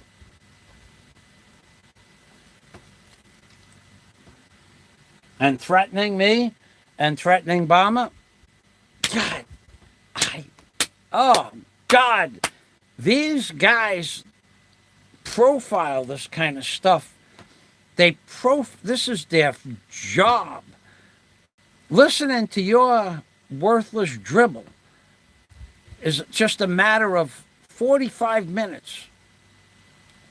And they already are convinced of what you are and have reevaluated you as a human being. They've already and that's 45 minutes. They listen to it. They have they have hours of this shit, and the same thing happens to all of them. They say, "What the f is wrong with this guy, man? This is beyond the pale." They should do. You might be able to get somebody to do a case study on you and get paid for it. You know, you open up your channel to some psychiatrist, and he could make a life's work out of it. And you know what the bottom line is? Monkeys that roll their shit in balls and throw it at the guests at the zoo. That's what the bottom line of all of this is. Monkeys that roll their shit in balls, roll it up while the spectators are there at the outside occasion, and they throw it at the spectators. That's what you're doing. You don't have grounds to have normalcy in your plans or your thoughts. You're just like a monkey that grabs a bunch of ta'i or crap off the floor, rolls it up into a ball, and then throws it at the people that come to watch you. And you can thank Scott Del Fuego for that piece of information. Because when I said to Scott, what do you think makes this guy tick? He said, monkeys rolling their shit in balls and throwing it at the spectators. And then he explained that to me, and then now I'm explaining it to you. You can't justify the things that you have done. It's not justifiable. You're beyond the pale, dude. You're beyond the pale. Everything for 5 years is somebody else's fault. You are the person that everybody is sexually attracted to. You're a nutcase, dude. You're a nutcase. And send me a shitload of money, big amount of money. Let's say, you know what? Buy me the Chariot. You buy me the Chariot, and I will give you a date and time for when this is going to happen. 104,000 pesos. Send it to my PayPal account. Let me go to my mail and check something. Thank you, John Boone Bean. I apologize. Hold on a minute. You send me the money for my Chariot, I'll put your name on the front. Put any mushroom, any name you want. Chances are, if you talk to a vegetable, the vegetable will talk back to you. Isn't that what Frank Zappa said? I think he did. I'm sorry, John. I saw your comment and it didn't register, so I'm going to check now. I apologize, John Boonbean. John said he sent me a PayPal, so I would like to notify you that that happened and how much. And I don't care if it's $1. I will thank John profusely for any donation that he has made. Okay. Service PayPal notification of donation received. On time backhoe. Ah, very nice, John. Let's get to the message, the body of the message.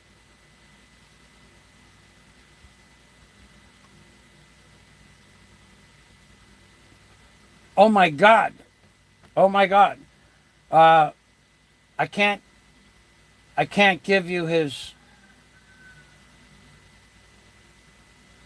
information, but John Boonbean just sent me $20. Thank you, John.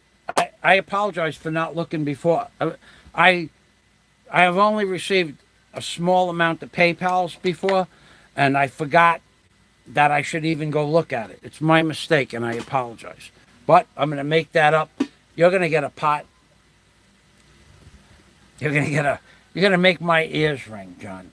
Where's my spoon? Hey, spoon. Here it is over here.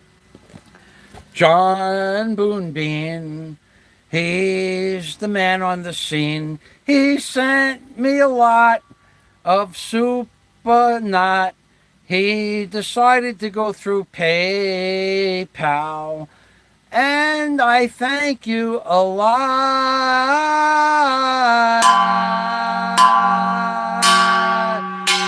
John Boonbean. John Boonbean. Hit me hard where it counts. John Boonbean is a man of his word. John Boonbean, he's going to heaven. Heaven is where he belongs. With money like that, he's going very strong. John Boonbean is the man. John Boonbean is the man. And so is Jack. And so is Jim. And so is Sim. They're the men of today. Who knows the immediate future? But if you send me the money for a new chariot directed to the man that cannot stop, it's worth it for you to prepare. You need to prepare for what's about to happen, legally, of course. It would be worth every bit of $2,000 to know what's about to happen. You are screwed.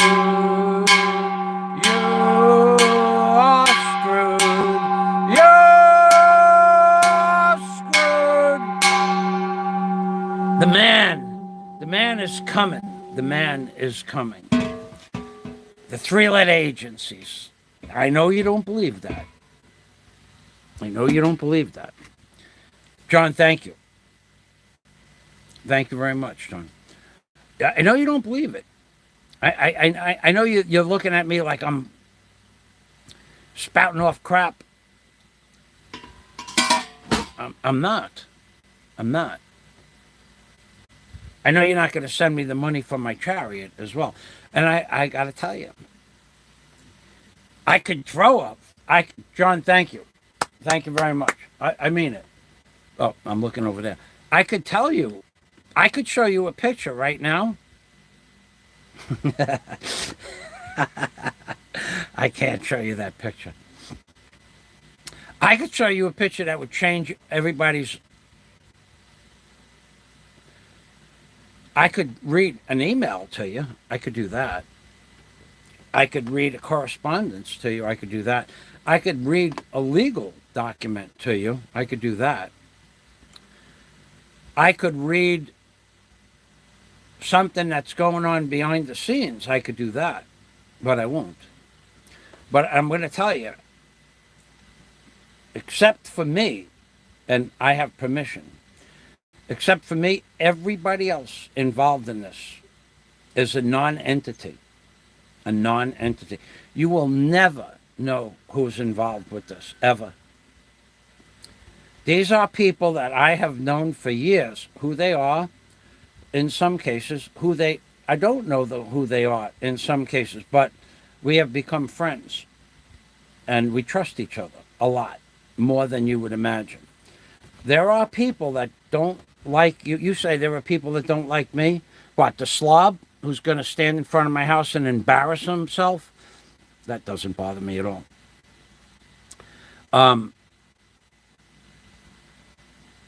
But there are people that, with truly people with large sums of money backing them, that don't like you and have gone through, not me, because I didn't shed a penny on this, but have gone through large expenditures of time and money to get this thing to happen to you, for you, so you'll get the help you need.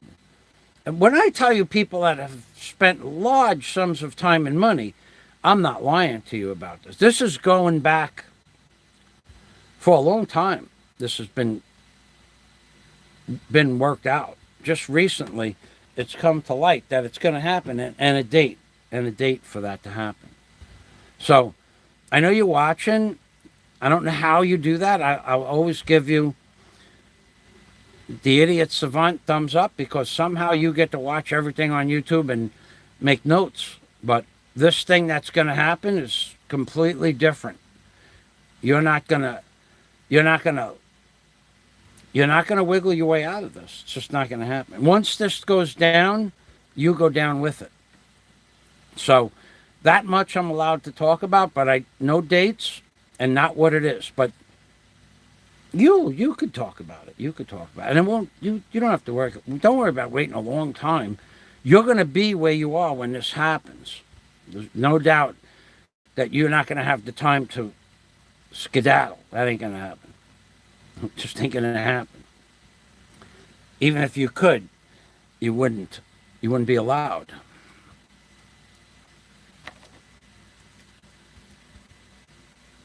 So, thank you, John. Happy birthday, Michael.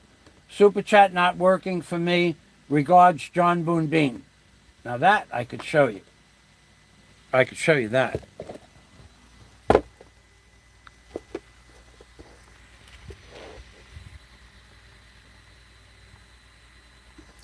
Happy birthday, Michael. Super chat not working, so he sent it through PayPal. Thank you. Thank you, thank you. Yep. Thank you, thank you.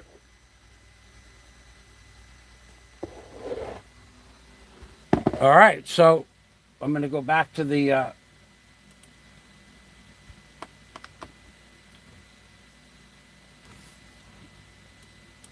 John Boone Bean. Well, did before via Dennis. Did not make the ones in my name. Super chat. I remember you said that, John. Probably that's a mistake. I think Dennis probably did send it and we just didn't keep track of it. But thank you, John. Dennis would never. Shit. Dennis probably has more money than me. In a box. Shit. Thank you. But no, Dennis would not keep your money. Somehow there was a mistake about that. Jack Thompson.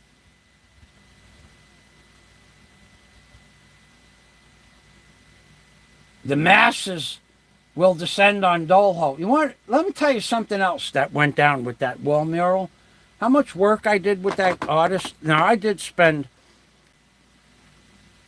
a couple of 3 days putting that together because I changed some stuff, and this guy wasn't in one day and he was busy another day, so it's not out of my way. It's like I get off the jeepney and there's the store. So it wasn't out of my way, but I still went into the store and whatever.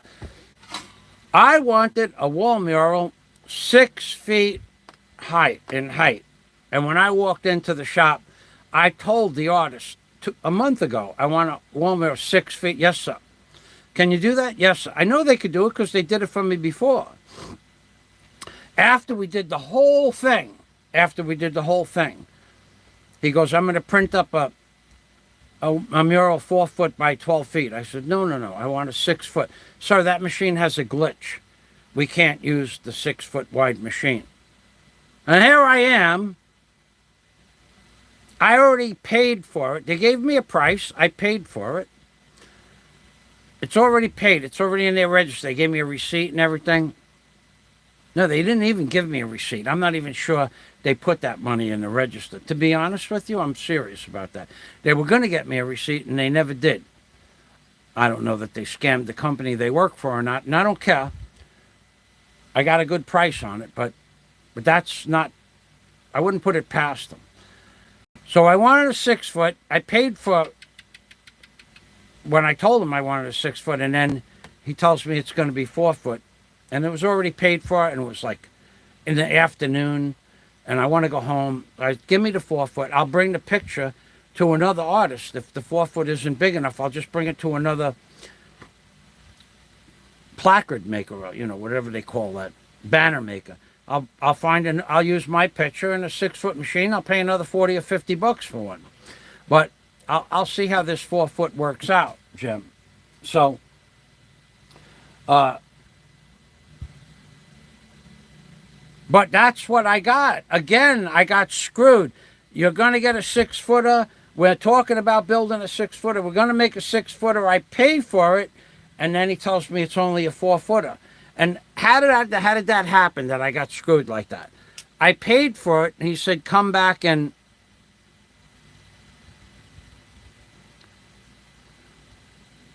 and then he goes, well, it's only going to be a 4 footer. Before I left, I already have 2 hours invested on that day, plus 2 more days before that. I says, all right, just make it. I was in a hurry. I actually wanted to have it up before now. But it did rain for the next 5 straight days. So I didn't get it up before now. But worst comes to worst, I'll just have a bigger one made. First of all, I have to find a machine that's bigger. I think there's one around the corner, if it's still in business, that was bigger. But for now, this will work just fine. So the people will know where. That's another thing. They can come and take pictures. I'll autograph their wrist or their elbow if they want. I don't care. I'm not embarrassed. I'm not afraid about people coming to visit me. That's just not a paranoid thing that I am. Thank you, Jim. Thank you for the super chat as well.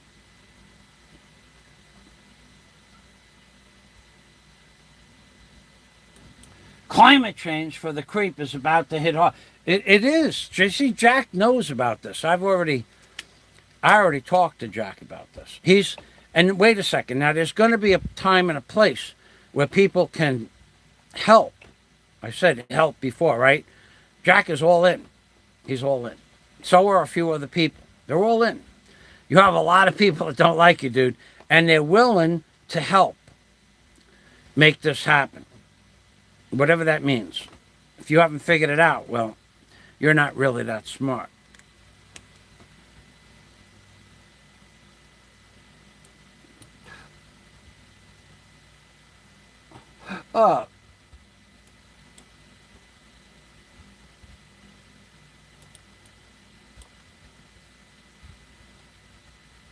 My old YouTube channel. No, you can't send anything to my...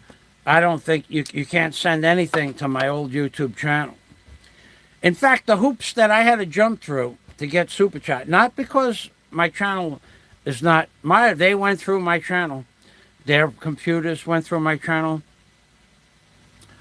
And I went through my channel long before I signed up for Super Chat. I had to go through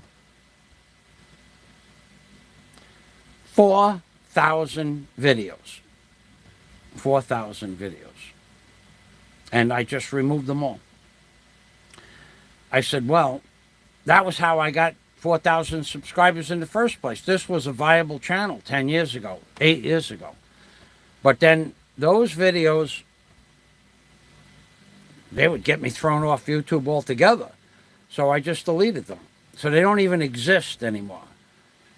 And any recent videos where I may have said something a little derogatory, they were deleted too.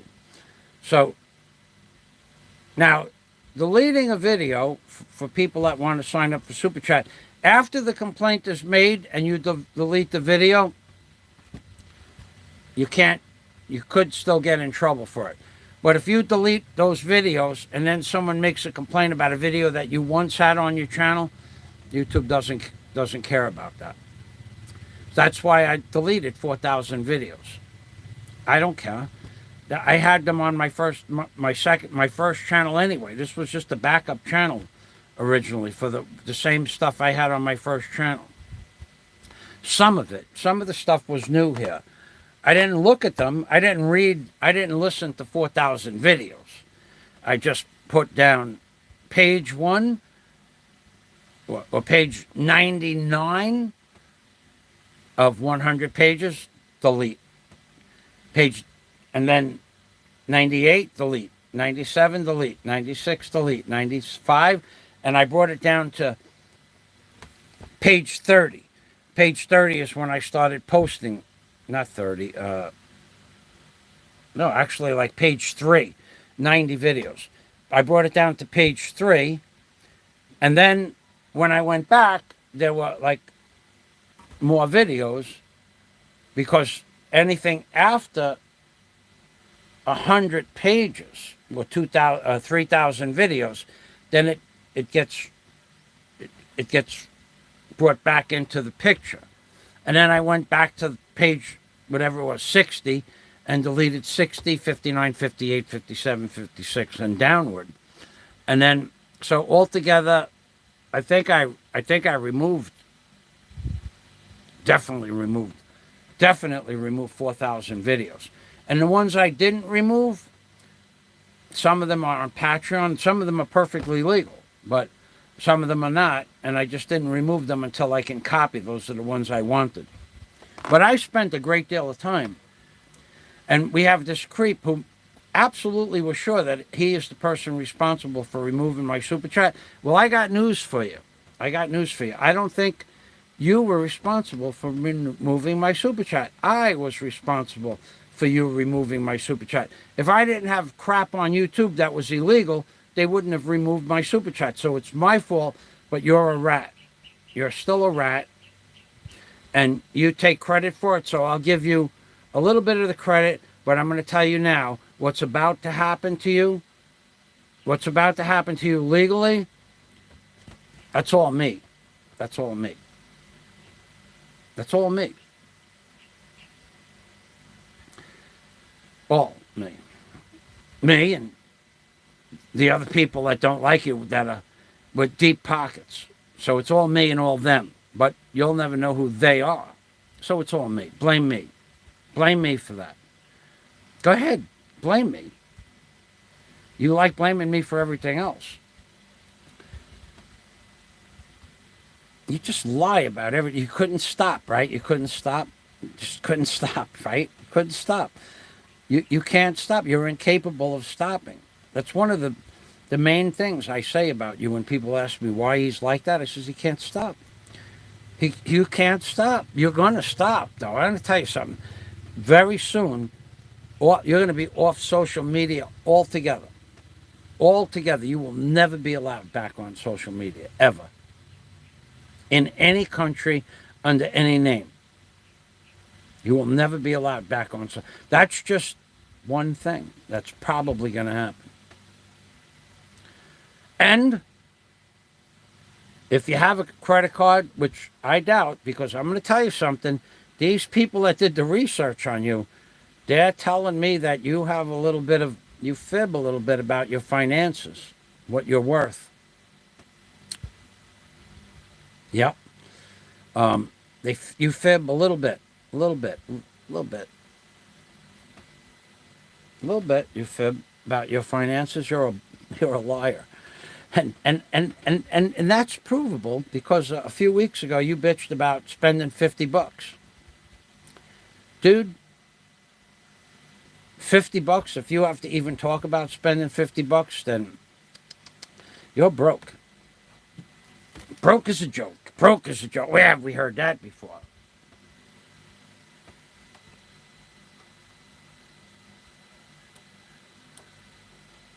Yeah, that's already a very long time ago, John.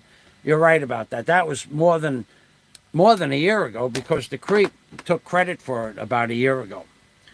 Hey, he could take credit for whatever he wants. I'm taking credit for what's about to happen. So that's it. So what I really should do, you know what I could do? I could roll that bad boy out. Yeah, that's going to be a pain in the neck. You know what I'll do? When I end this live stream, I have about an hour's work in the yard. I need about an hour to make the frame for this thing also. I'm going to make a wood frame for it. I think. Either I need to make a wood frame. No.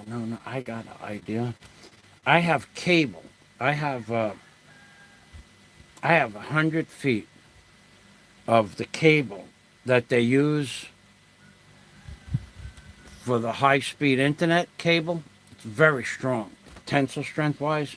I have about 100 feet rolled up in my container, and I have another 100 feet right outside the house. One of the trucks went by and broke the wire a couple of months ago, and no one ever. I guess it was a dead wire. Yeah, I have cable. I'll make this out of cable, internet cable. So, I'll be back. You know what I want to do? I want to do one thing. I had to go to the city yesterday, and I wanted to take a bath and shave for my birthday. We didn't have water yesterday morning at 7 o'clock, and I had 10 gallons of water in my reservoir. We didn't have water when I got home at 4 o'clock. We didn't have water at 10 o'clock at night last night. And my reservoir runneth zero. So I want to go turn my reservoir on. I'll be back in a moment.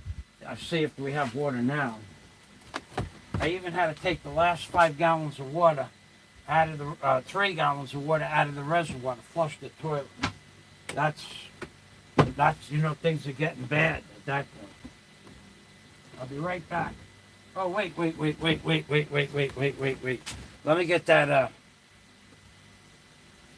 me get that picture up on the screen. Let me get that great mural that my buddy helped me design. My buddy, with all of his blah blah blah lies and half truths. It's all you, baby. You're the one who should get credit for the wall mural, not me.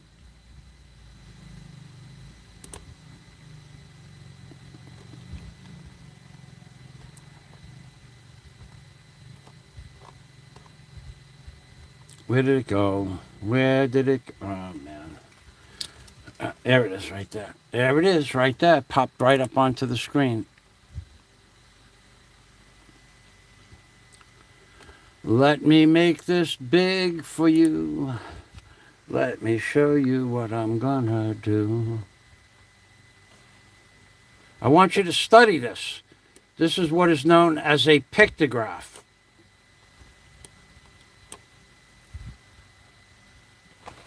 This is what is known as a pictograph. It tells a story. That's what pictographs do. They tell a story. Like I tell stories, only I don't lie. And when you hear that other guy saying, I don't lie about anything, I'm the most honest blogger on YouTube, that's a lie.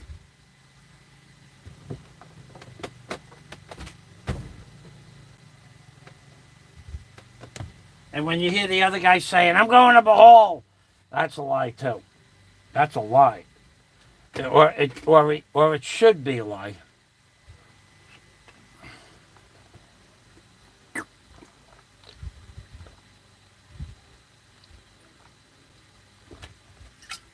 I'm going to go outside and turn the water on. I'll be right back. It may or may not come on, but sometimes it takes 2 hours to fill up my reservoir. It's crazy. But at least we had electric today. That was a good thing. It's a pictograph. It tells a story, baby.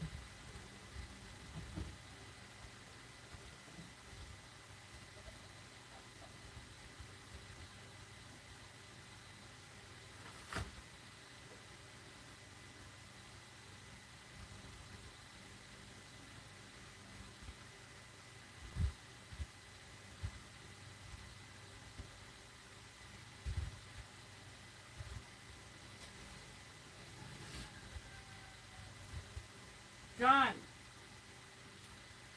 John!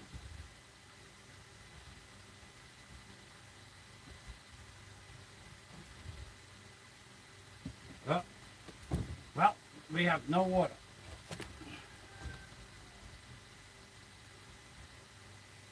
And when I say we have no water, there's nothing coming out of the faucet at all. Nothing. So I was out there for 2 minutes or so. If nothing is coming out of the wall right now, the faucet, it could change any minute, but probably it'll change around 10 or 11 o'clock tonight. Which means I'm not going to be taking a bath until 10 or 11 o'clock at night. And that's not a good thing. I really wanted to take a bath this afternoon. I try to take my bath at the end of the day. I got to get some water. Cold water.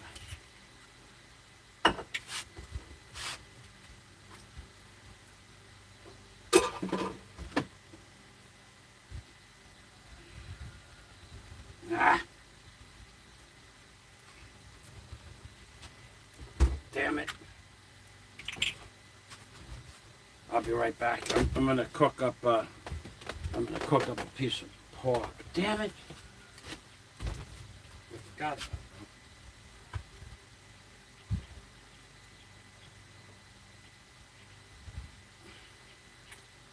I forgot. I forgot. So there's the piece I want. There's the piece I don't want. Okay, that is both of them. Okay. Now I need the tray. I'll be right there, guys. I'm gonna start cooking my. I didn't eat anything since 1 o'clock yesterday afternoon when I had the buffet. Nothing except for the. I had an avocado this morning for breakfast, but that's not much. That's not much at all.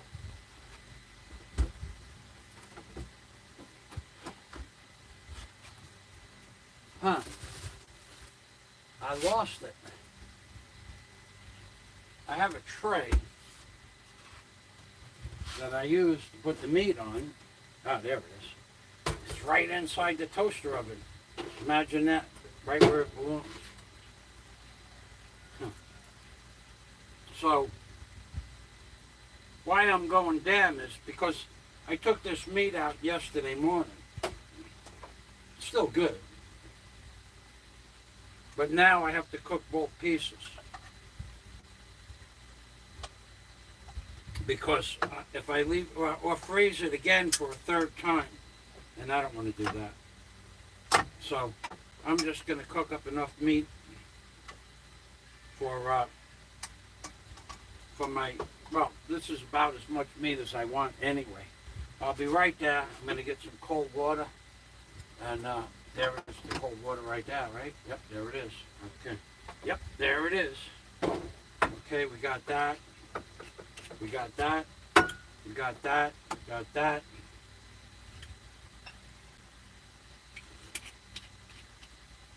I have to go back to the doctor again.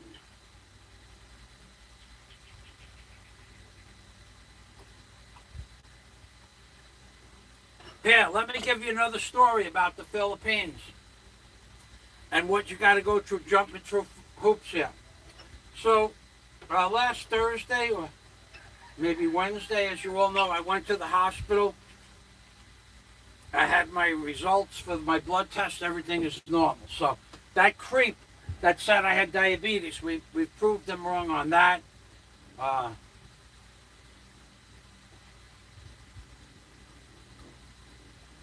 Nothing is out of bounds enough to be concerned about. Nothing at all. So the creep lied about several different things. Diabetes and high blood pressure. My blood pressure was 120 over 90.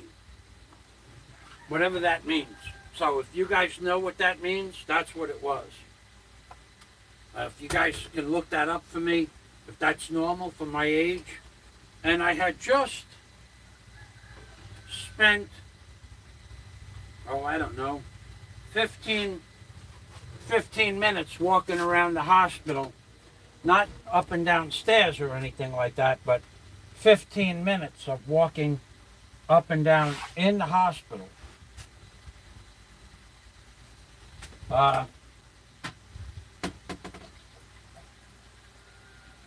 Because the receptionist sent me to the 4th floor. I went to where they said to go on the 4th floor. That wasn't the place to go. Then they sent me back downstairs to the laboratory, and they sent me back upstairs again, and that wasn't the place to go. So then the bottom line is,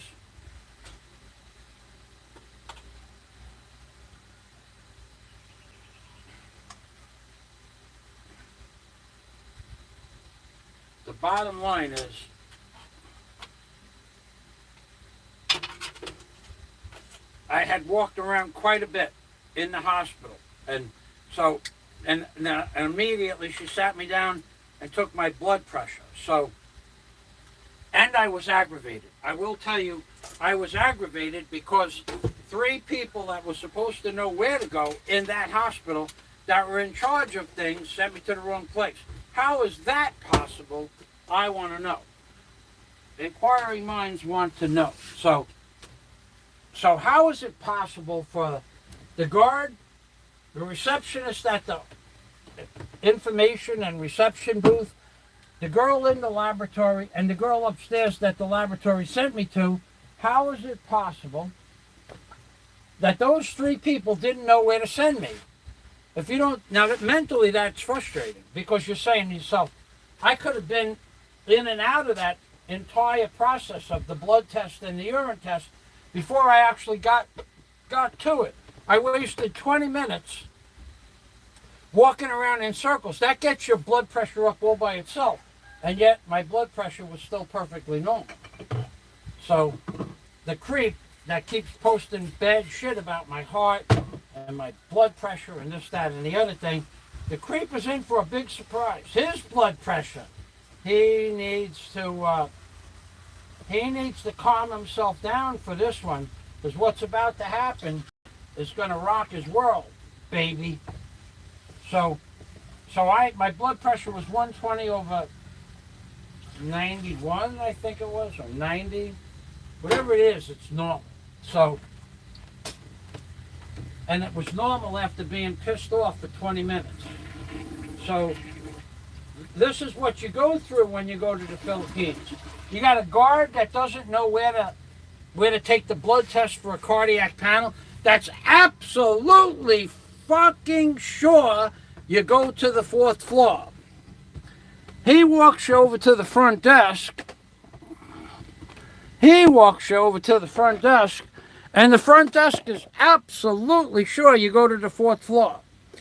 Then you go to the fourth floor, and the girl tells you to go to the laboratory on the first floor, where the guard and the receptionist at the information desk can see the laboratory from the desk.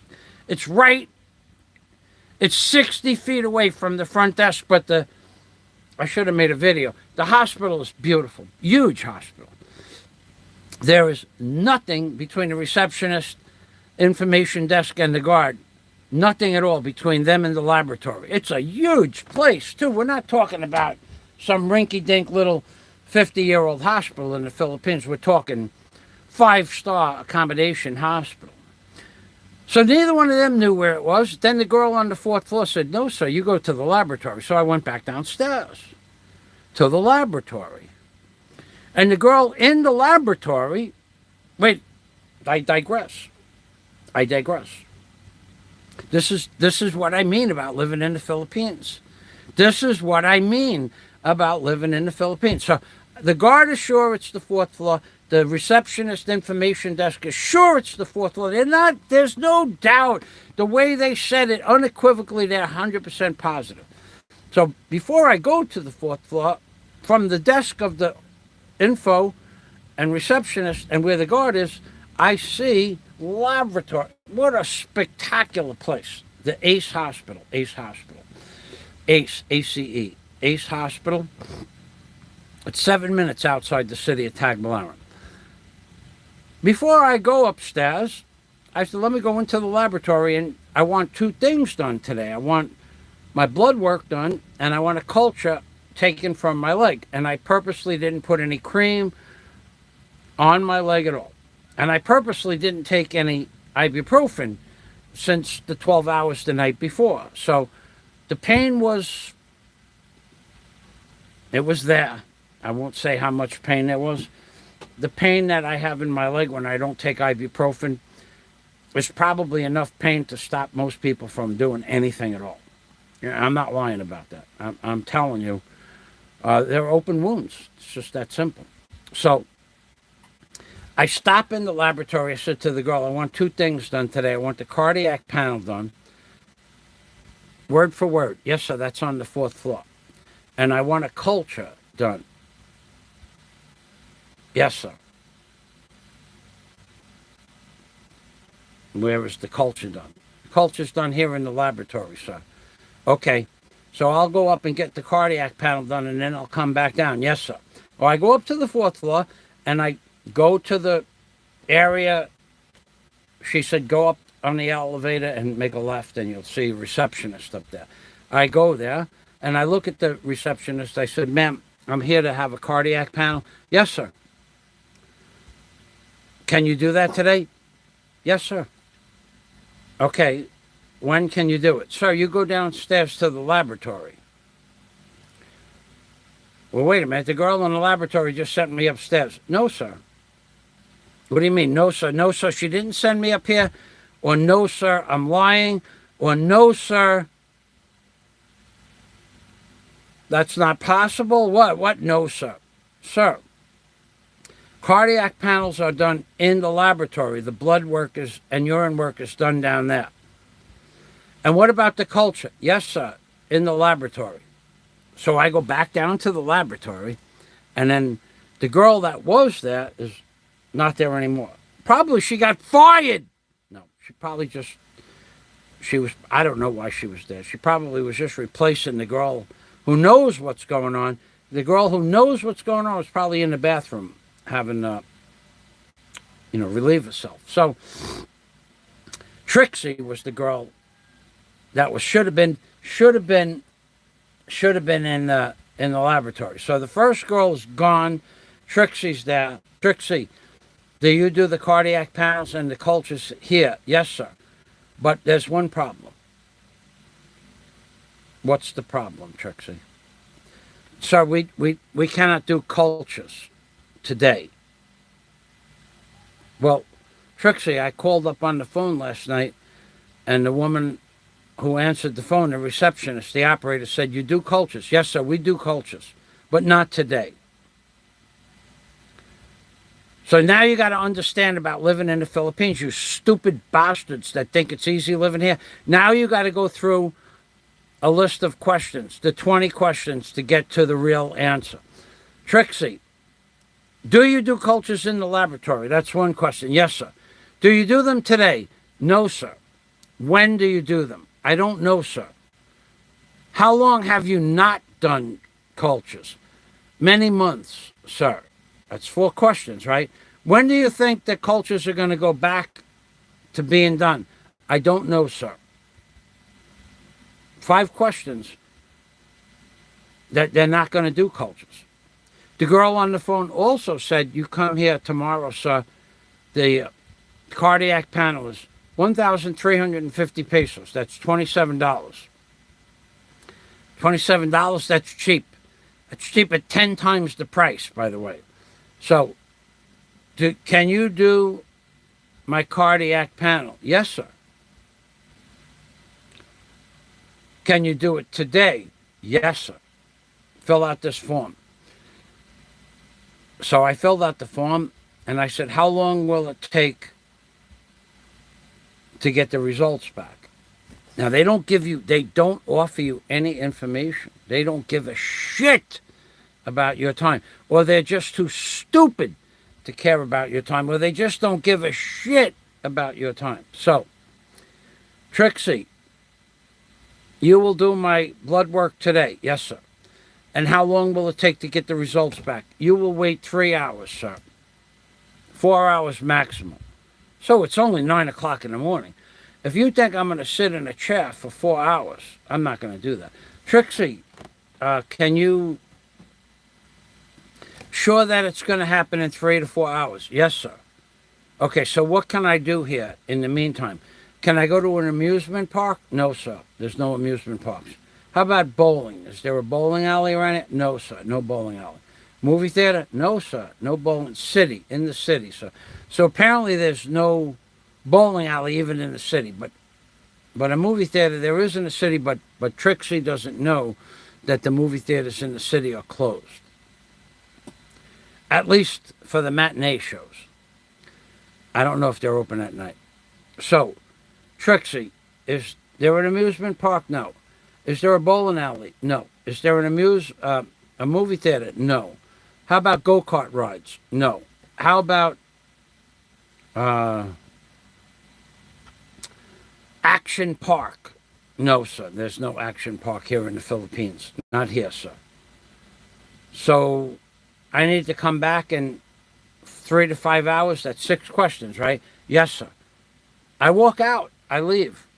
I might as well go find something to do for 3 hours. I get to the front door and a freaking news flash hits me like a brick. What if they could send that information via email? Yeah? What if they could send that information via email? Let me go back into the building, into the laboratory, and see if Trixie can send that information to me via email. I go back into the laboratory. Trixie, can they send that information back to me with the email? Yes, sir. Did she offer that information? 8 questions. No, sir. She didn't offer that information. Can it be done? Yes, sir. Will it happen today? 9 questions. Yes, sir. Are you sure that you will be the one to do it? Yes, sir. 10 questions. Thank you, Trixie. What should I do now? 11 questions. Fill out this form, sir. Special form to have your results emailed to you. 11 questions. I fill out the form. Is this okay? Yes, sir. We will send you the results at 3 o'clock. I said, well, you said you would send out the results in 3 hours. 13 questions. Yes, sir. But at 3 o'clock is when we send out our emails. 14 questions. 14 questions. Now I'll show you the results. I'm going to literally show you my results for my blood work. So this here is a wall.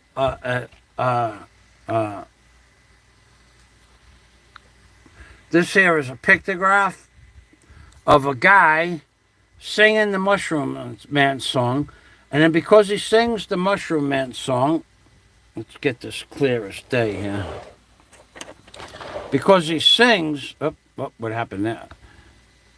because he sings the Mushroom Man song,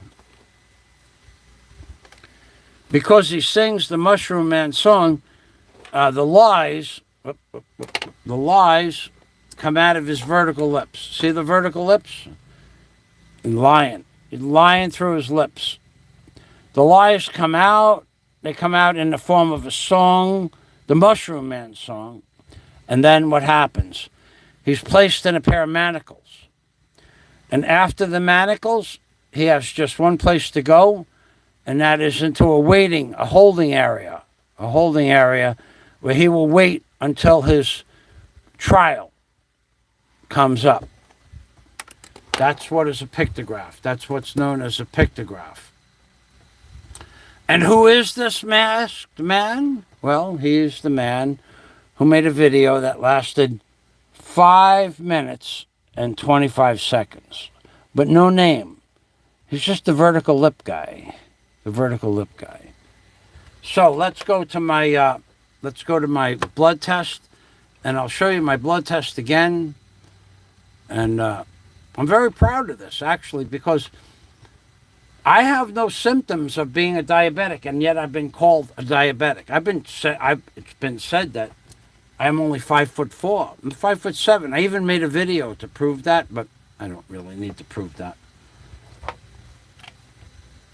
What we should do is get into the fucking boxing ring, and when they take our stats, then you will see how tall I am and how much I weigh, and then you're going to understand. You made a mistake. Your mistake was getting into the ring with Fazio.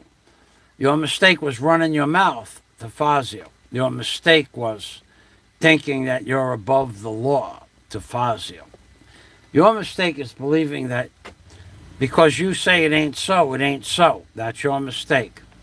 So let me get over to my mail here. I got to get to my mail. I'll show you my test results for my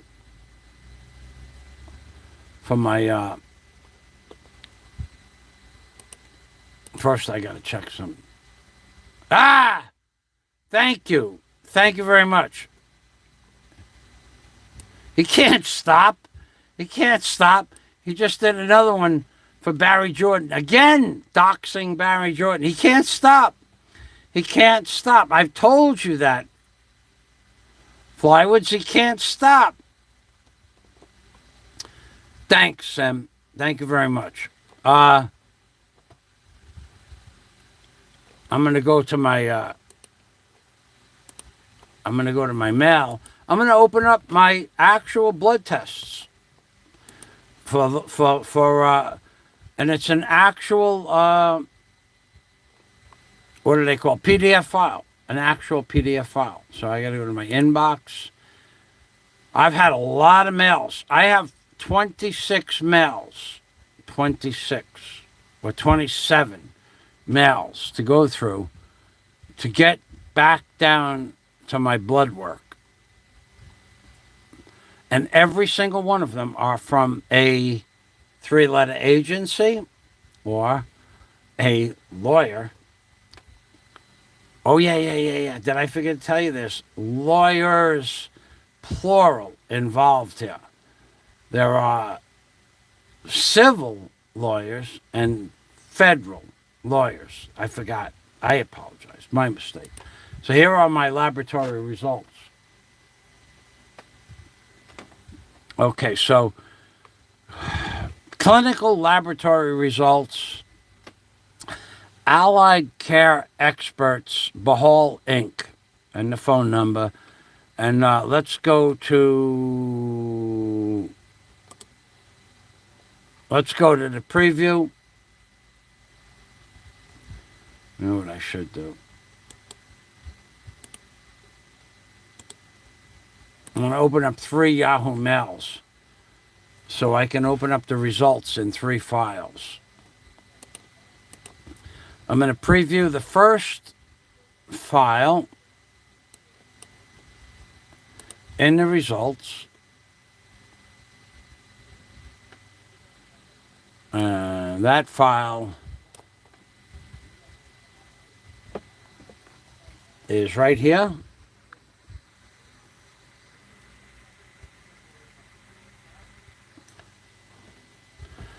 That file is called the complete blood count. Complete blood count. Hemoglobin, I don't know what that means, 13.7. Hemocrit, 41.1. Hemoglobin should be 14, but because I'm fasting and because I'm on the carnivore diet, the 13.7 that you see here is within bounds. The hematocrit is 41.1, and it should be 41.5. That's within 0.4 of a percentage point. And because I'm fasting and on the carnivore diet, that's within bounds. The red blood count, 4.57, it's within bounds. White blood count, 8, perfectly dead center within bounds. The next one is neutrophil, 72, it's within bounds.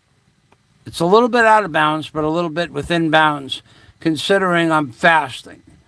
The lymphocytes is 20, 20.4 is within bounds. The monocytes is 6, should be between 2 and 10, that's within bounds. The eosinophil is 2, it should be between 0 and 1, not a big deal. The platelet count is 332. My platelet count should be between 150 and 450. For anemia, that's within bounds for my age and my diet. And so on and so forth for this one to be within perfect bounds. The MCHC is 33.3. It should be 33.4, but those are just arbitrary figures on Google. Okay, this is the hospital's figures right here. But on Google, of these 4 items that are out of bounds, 3 of them are within bounds as acceptable rates. So let me go back here. I gave you that information. Tell you what I'm going to do. I'm going to go back here. I'm going to go back. And I'm going to show you the second PDF file. Right now. And the second PDF file is, I'm going to expand it. Allied Care, Michael Fazio. Allied Care Experts Medical Center, Bahal. Fazio Michael Thomas. Right there. Fazio Michael Thomas. Age 65. Because that was last week, right? I'm not 65 anymore, baby. Creatinine serum. 1.48. 1.48. It should be up to 1.20. But because I'm on the carnivore diet, this falls right into dead center of what is normal. So that doesn't count. Fasting blood sugar, 92.92, and it should be between 70 and 99. Perfect. Blood uric acid. Now this one was a little bit out, 9.4. Should have been 8.5, but this is only the hospital's suggestion. In real life, on Google, this is within the bounds. 9.4 is within the bounds. Cholesterol, 129.4. What is an acceptable cholesterol rate? Under 200. Under 200. So I am 71 points lower for my cholesterol rate than I have to be. And that is the diabetic part of it, I think. My cholesterol is 71 points lower. Triglycerides, I'm a little bit high, but only according to the hospital standards. Cholesterol HDL 65. Cholesterol HDL more than 40 is normal. There we go, we're normal. LDL, 52, less than 100. Over here, I'm within normal. And now we'll go back to our third PDF format. I'll go back. I don't want to give you my email address. That's what I don't want to do. So I'm going to go preview. Now we're going to preview.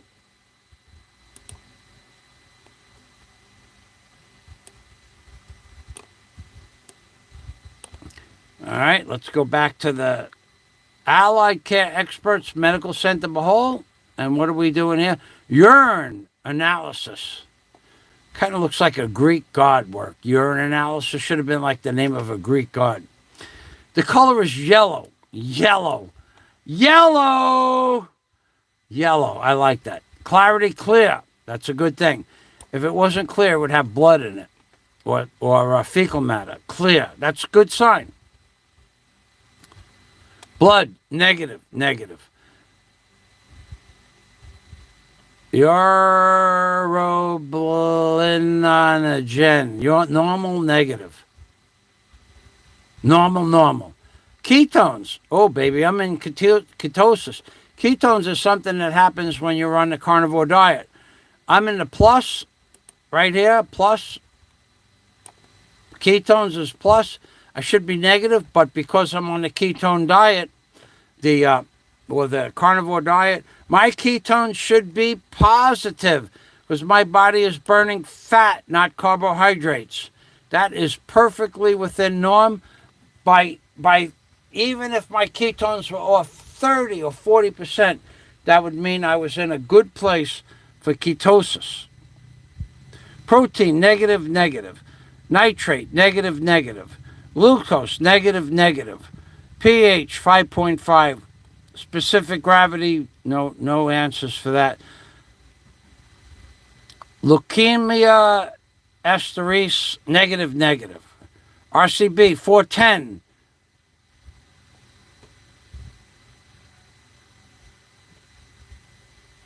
I don't know what that means. Epithelial cells, 7.5. 0 to 17, that's good. WBC, 9.10. 0 to 18, that's dead center. RBC, 410. 0 to 11, that's dead center. Mucus threads, oh my God. No mucus threads. Hyaline cost, 0, 0, 0. And the acceptable limit is 0 to 1. So except for 4 of those things that are out of bounds, 3 of those things are out of bounds because I'm in ketosis, because I'm on the carnivore diet.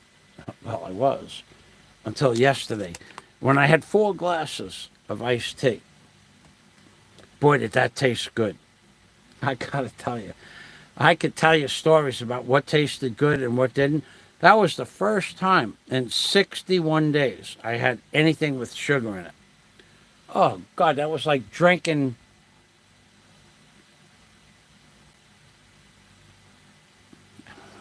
It was good.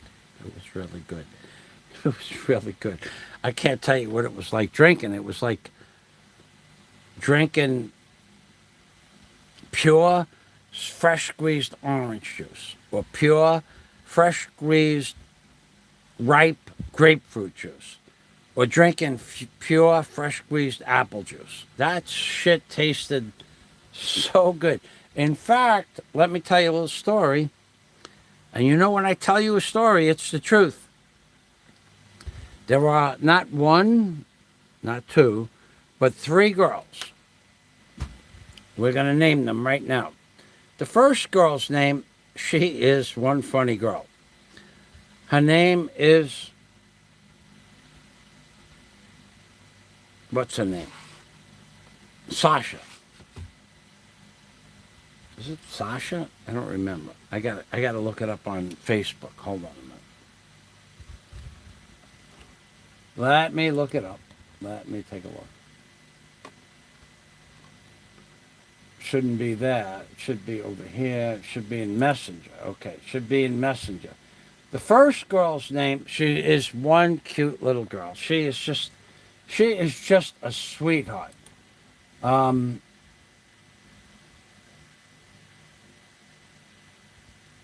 Jessa, Jessa, Jessa. Jessa is about 5 foot tall. She is the epitome of beautiful and cute combined as a Filipino woman. She not only has beautiful long hair, but she has a perfect smile.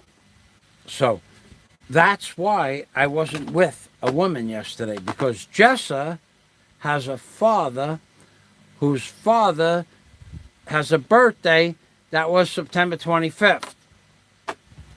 So Jessa, instead of coming out with me for my birthday, went to visit her father, who they're going to have a family gathering for. So that's Jessa.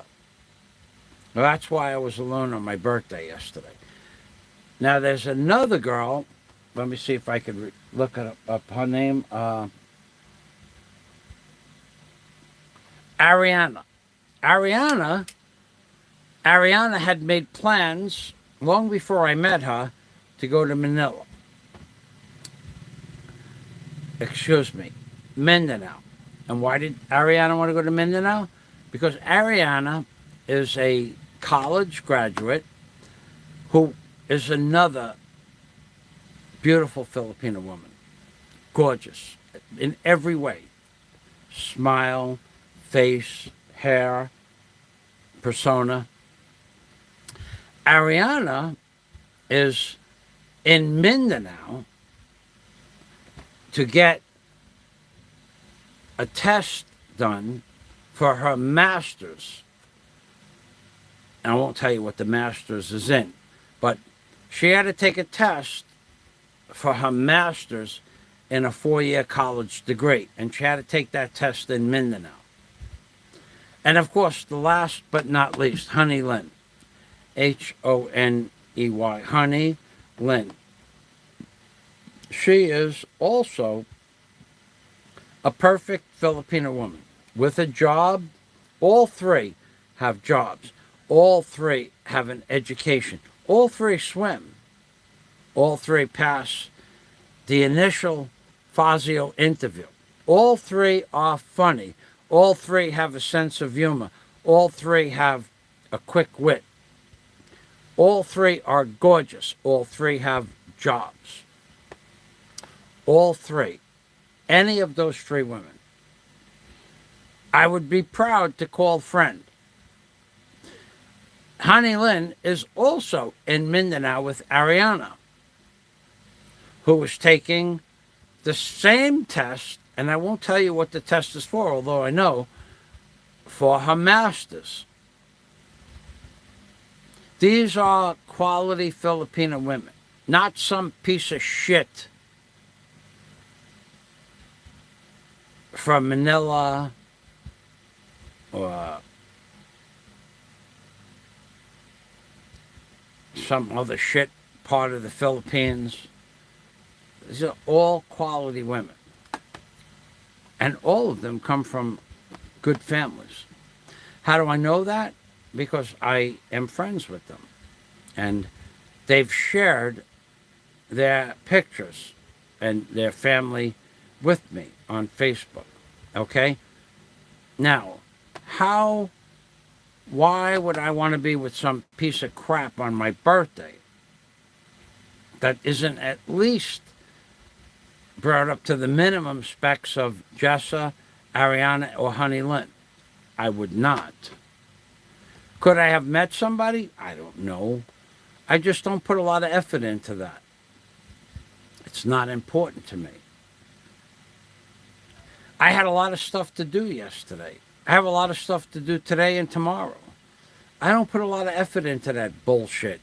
I don't need to have a girl. And I certainly don't need to pay a girl to be with me. I'll never do that. It's never going to happen. So these girls, we will all at the prawn farm be together in about, well, their travel to Mindanao ends on September 30th. They're coming back on the 29th. Jessa will probably be coming back today sometime, but today it's too late to go to the buffet. And I think we I think we set a date. Oh, it's a big date too. There's going to be a lot of stuff happening on that date. But we set a date for about a week or so from now, and we'll all be at the prawn farm, and you'll get to meet them. Maybe they'll have masks on. Maybe they won't even look at you. Maybe they don't want to be on YouTube. But you'll get to see them at least from behind, and you'll see my glasses with the orange tape on the tape, and they are pretty cool girls. And now I don't think I'll ever date any of them, but those are the kind of girls I would date if it was possible to date. Now the girls I met yesterday, complications.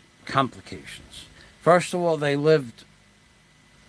we were 25 kilometers from my house, and they lived another 25 kilometers away. 50 kilometers is not a reasonable amount of distance to travel. And in addition, they had children. One of them had children. The other one wasn't interested at all. So the first one was probably only interested because she had a child. And when she asked me if I'm dating, I said, nope. Why not? I had enough problems here in the Philippines dating. I don't want any more problems. Oh, you like to play the field? No, I just don't date. I'll go out on a date, but I don't date women unless I find somebody to be attractive to me. What do you mean? Well, they need to learn how to swim. Yes, sir. They know how to swim, both girls. They need to be single. Both girls were single. And they need to not have children. Oh, big problem here in the Philippines. Meeting a woman between the ages of 25 and 30 without children. That's a big problem. What that means to you, cuck from Canada, cuck from America, cuck from France, what that means to you is 20,000 pesos a month for each child on average over the course of till you die. I don't have that kind of money. And if I did, it would be the last thing I would spend my money on, taking care of someone else's child. I would just not do it. I'd rather be single. I'd rather be alone. I'd rather stay single and alone than to take care of someone else's child and to deal with the child's father and grandparents and the complications that he causes to the woman who I'm with and the child and the grandparents and possibly with him. I would never do it. I don't need to have that on top of everything else I'm doing to build a hotel. I don't need that shit in my life. That's just bullshit. And you're begging for it to date a woman with children. You're begging for it to happen. Even though they say it won't happen, that's bullshit. Let me go back to my channel. I think I'm going to end this live stream soon. Oh, son of a gun. Son of a gun. The meat needs to be turned back on. The broiler.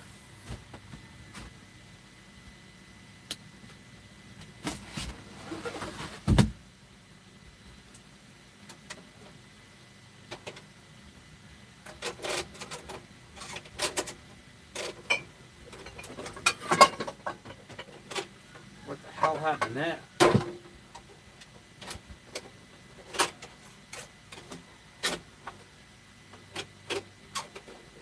What happened, baby?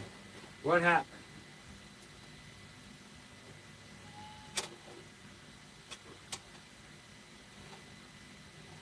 Uh-oh.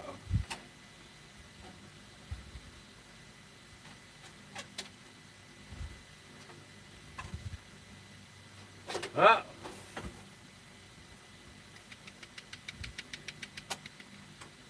You know what I should do? Hold on a minute. Houston, we have a problem.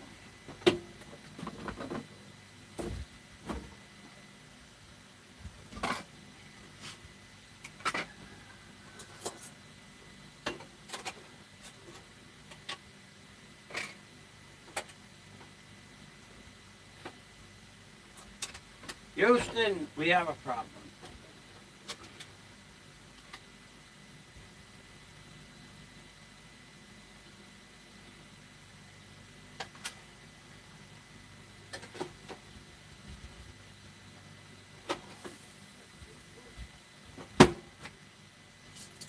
I'm correcting that problem right now, Houston. The telemetry of the problem is about to be resolved.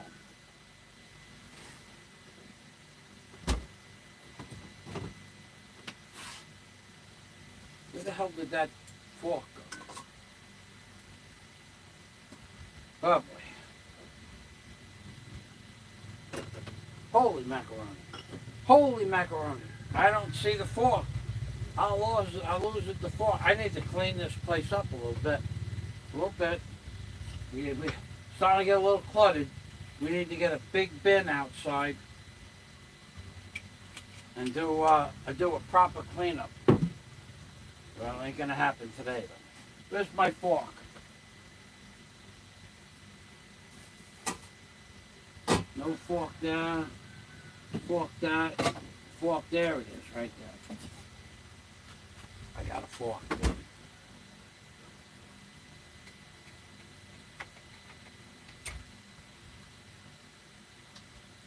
Oh yeah.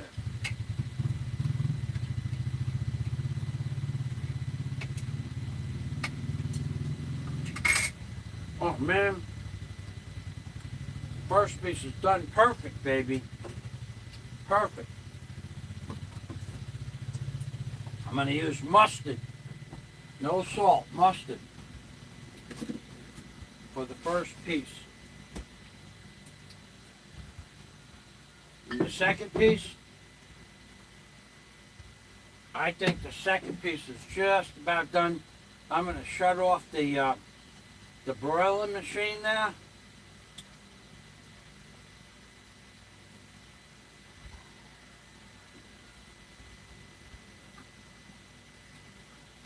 Drink a little water before my meal and nothing afterwards at all.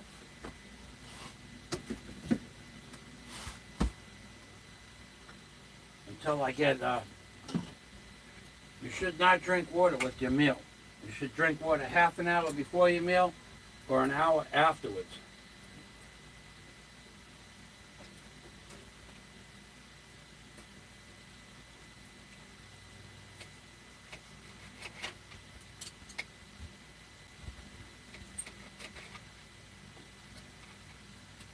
Oh yeah. Oh yeah.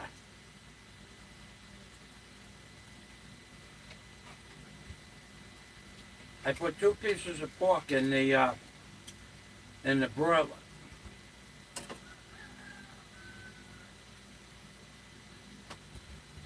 One was a small piece.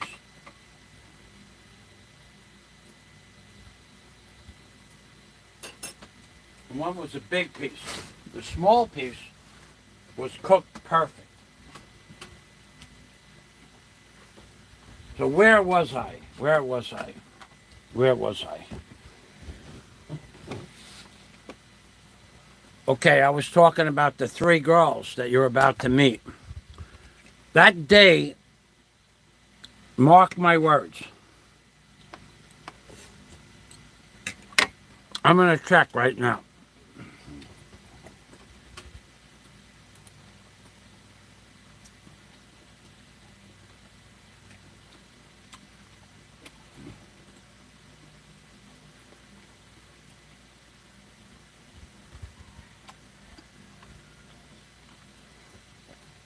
The day I meet those girls,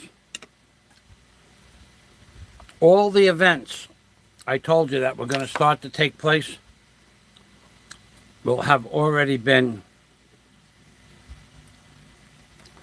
in motion. But it'll be a couple of weeks later that you will see the results. But that day is going to go down in infamy. The day if we keep the agreement, if I can keep the agreement, if they can keep the agreement, if nothing happens in between, it's going to go down in history.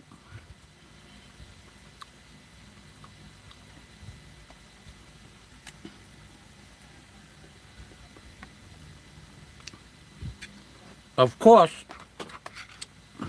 no one believes me, but you catch me in a lie. Go ahead, catch me in a lie. Catch me in a lie. Like, for instance, the creep says I'm 5'4", right? I have a video showing you I'm 5'7", 167 centimeters, whatever that is.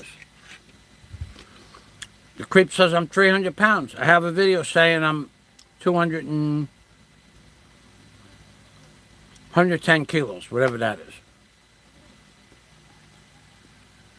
The creep says I'm broke. I have pictures. I could show you pictures of money on the bank, at the bank, on the counter. That would change your opinion. I would never show that. But I did take pictures. And that was a long time ago.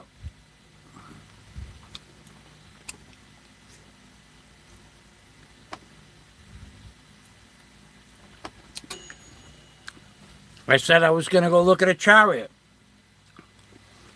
I went and looked at a Chariot on my birthday, didn't I?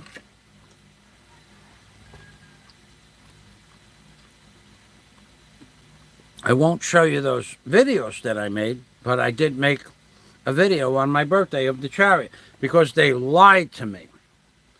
And I am so tired of the people in the Philippines lying to me. By the way, talking about lies, when I went to the bank at like 9:01 in the morning to get the money for the Chariot, I spent 15 seconds talking to the bank manager. Did you fix my credit card yet, ma'am? No, sir. That's 3 full weeks and 3 days. They're not giving me another debit card, and they still haven't fixed the fucking problem. And you think you want to live here in the Philippines and do business? They cost me 30,000 pesos in additional fees to buy the equipment that I want. And I'm going to dump that account very shortly. Very shortly. I have another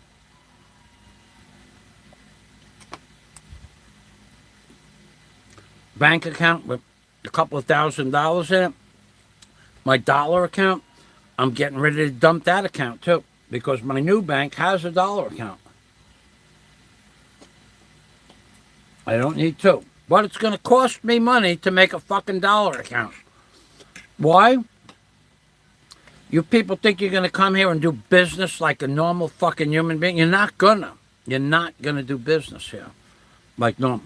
Normally you walk into a bank and they take your money and they say thank you, your bank account is started, and they give you a credit card that day. Not here in the Philippines, baby. No, no, no, no. In order to start a dollar account, you have to have pesos. So, you bring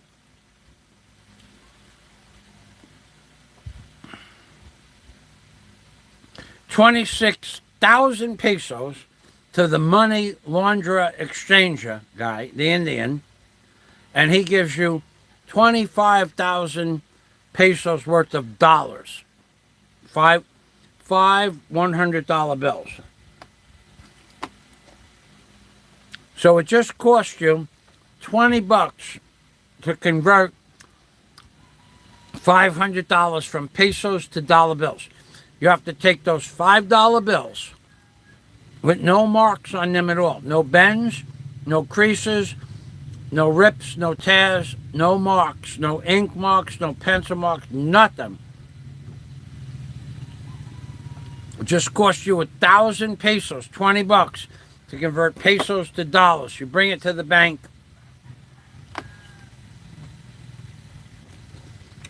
You fill out a form for a dollar account. You write the serial number of those 5 $100 bills or 10 $50 bills on a list, each serial number of each bill. And then they take a picture of the bills. And then you wait a month before your account is opened. And then you can write a check. And then after you write the check to bring dollars from your American dollar account into the Philippines, listen to this. It gets fucking better. You write the check on January 1st. You wait 38 days. You wait till February 8th or 9th or 10th. 38 days before that money arrives. The check is written on January 1st. Let's say it's Monday. Monday at midnight, the money is withdrawn from your account, and for 38 fucking days, it's in their bank accruing interest. You ask them where it went, they don't know. Where did my money go? It was withdrawn at midnight. We don't know, sir. We don't have privilege for that information. Meanwhile, so they're going to draw money on your, let's say, $9,999 transfer. They're going to draw interest. They're withdrawing it within 12 hours of the time you write the check, and they're going to draw interest on it for 38 plus days. Weekends, holidays, and weekdays, 38 plus days. If you ask them where the money went, they will tell you they don't know.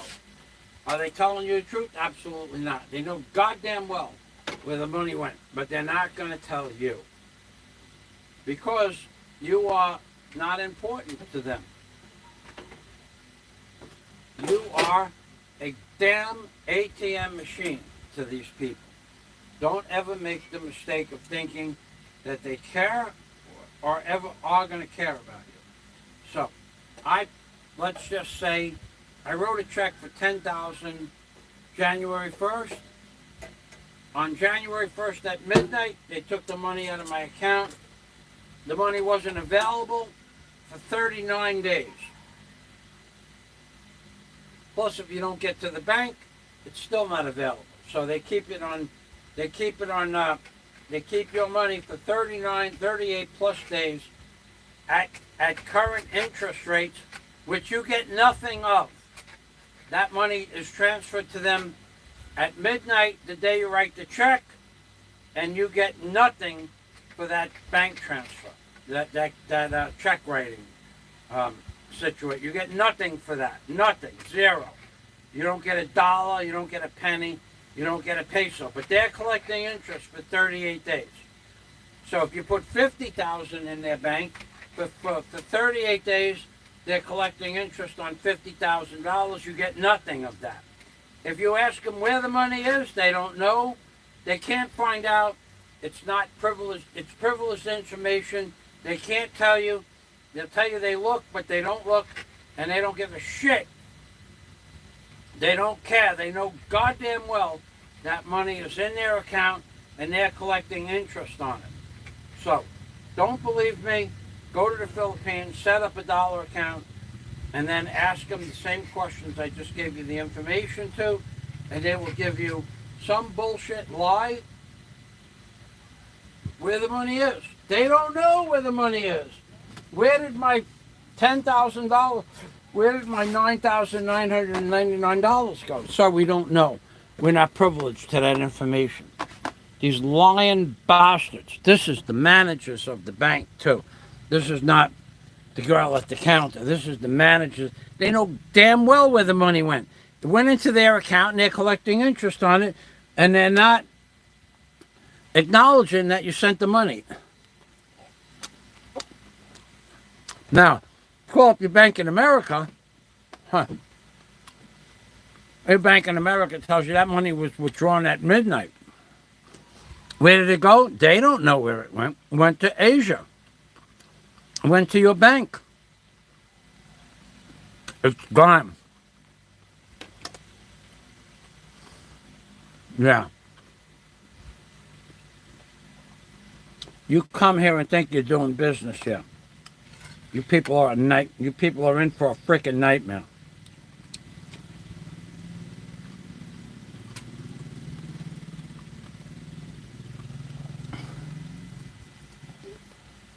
You people have no idea what you're in for here. I have 3 separate bank accounts. Soon to be 2. Soon to be 1. If they give me a debit, and then you got to wait a month for a debit card.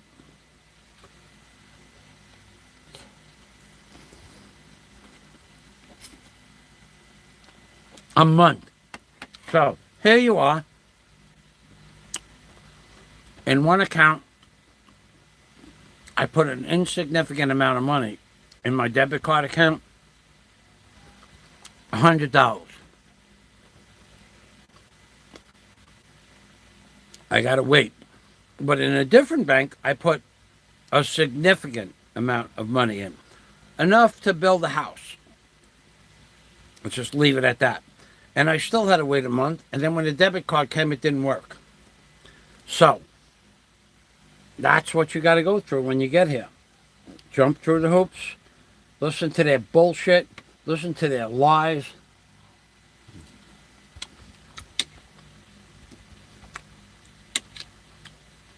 The manager of the bank had to give me her own personal credit, her own personal phone number. In order for me to call her, for her to tell me that they haven't resolved the problem yet. She had to give me her own personal cell number that the bank gave her. So she could say, Michael, we haven't figured out the problem. Will you give me a new debit card? No, sir. We want to find out what your problem is. It's going on 3 weeks and 3 days. Their credit card department can't fix the problem, and they refuse to issue me a new debit card. Well, and my other bank that has 5,000 US dollars in it, I went there last week to drain that account. And guess what?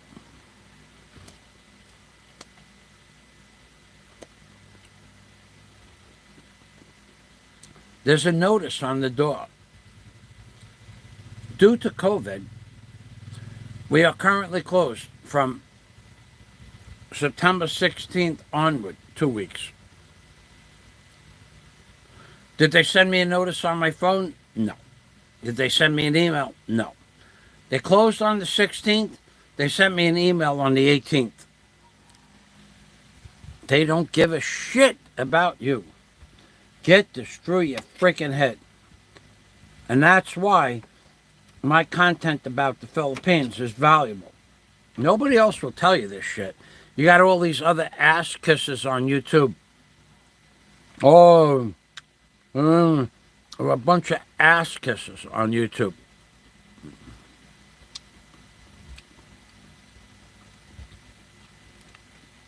That pretty much covers all of them, by the way, too.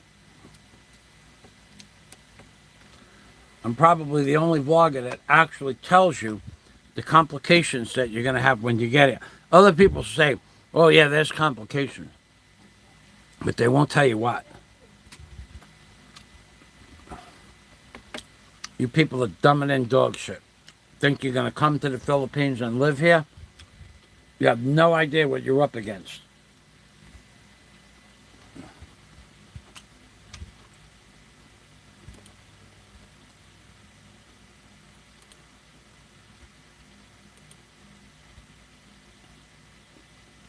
The Philippines culture, once they understand you have money, the only thing they're interested in is how they can get your money. Legally, of course.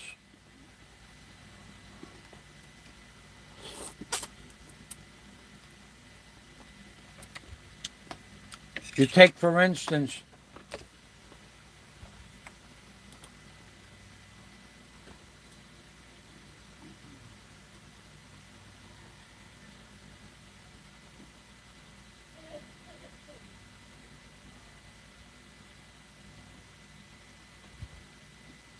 Wow.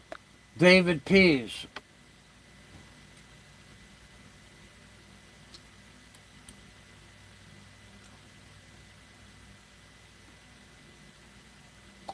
All right, Jim, are you still here?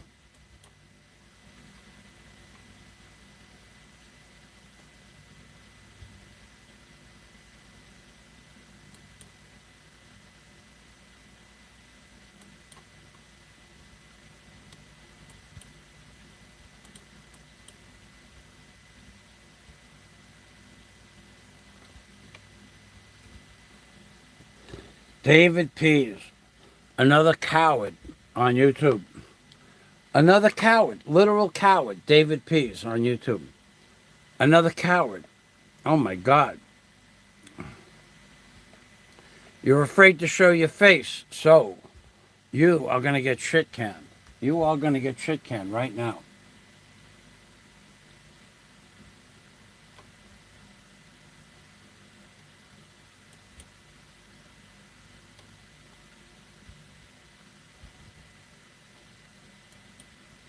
Wow.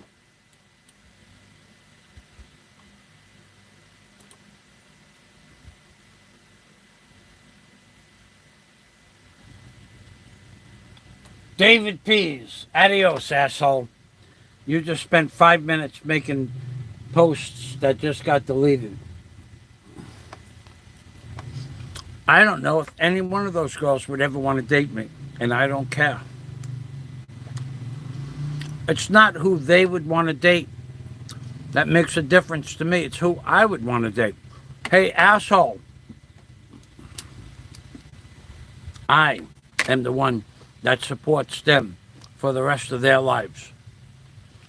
I am the one that makes the decisions whether or not I want to be with them, not the other way around. Do you not understand that? I'm the boss. I'm in charge of who I want to date and who I don't want to date. Because a girl is pretty, you think I should cow down to a girl because she's pretty or because she's nice? Are you sick in the head? Of course you are. To believe that it makes a difference what they want for me to have a relationship with them it's astoundingly stupid. I never cave into pressure from the outside. Never. A girl could be beautiful. A girl could have money. A girl could have a job. And one time, they lied to me about anything. And I shit canned them. That's simple. Not a problem for me. My friends of 20 years lie to me, and I just disown you like you never existed. So David Pease, you're just another piece of garbage troll.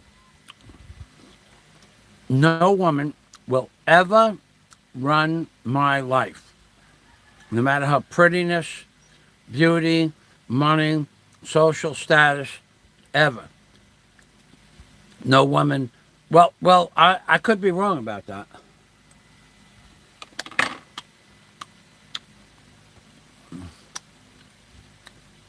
I'll tell you the circumstances where that could happen. In America, a girl who is one of my children's mothers was rich. Her parents were rich. She was rich. We had a daughter. She wanted to get married. I said, no, we're not getting married. Why? I won't tell you why, but I wouldn't marry her. I said, look, the only way I'm ever going to marry you is if you sign a prenup and you give me $50,000 every Christmas morning. I'll stay with you. Never going to love you. but I'll stay with you. She was a lot of fun. She was my friend for many, many years. She was the mother of my children, but I never loved her. But I'll never marry you, and I will stay with you for as long as you give me 50,000 US dollars every Christmas morning as a present. She wouldn't do that, of course, and I didn't stay with her. But I would never stay with a woman because she had money or looks or brains. Never. It doesn't interest me. It has to be, she didn't swim, number one. She hated the water. She didn't even go to the beach. She hated sand.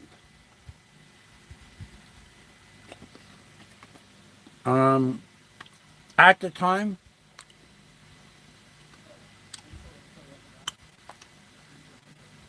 I stayed with her family. Her family were my friends, and she didn't like that. Now, that was my group of friends that I stayed with. She didn't like that. She never was going to change my mind. Well, nobody influences me other than my personal opinion. David Pease, bullshit artist extraordinaire. You know nothing about me or my background.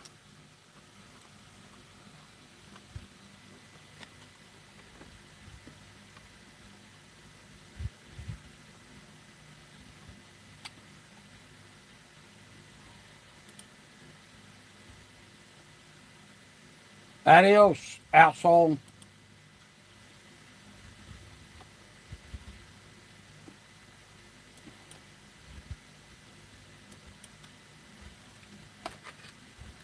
Okay, you want to change the subject? There is the new rule is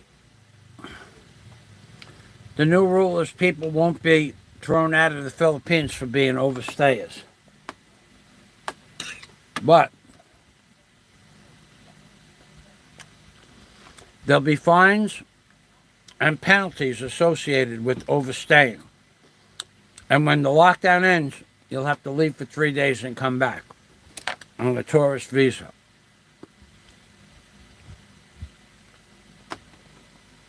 If you heard the creep saying, oh, maybe he'll be denied, and then maybe I'll have to leave the Philippines, right? Well, why would they deny me? I'm investing more money into the Philippines than 90% of the other people that would have to leave. Why would they deny me?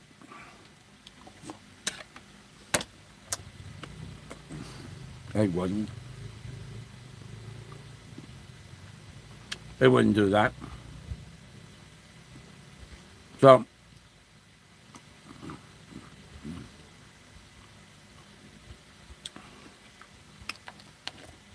to this fella that's stuck here in the Philippines,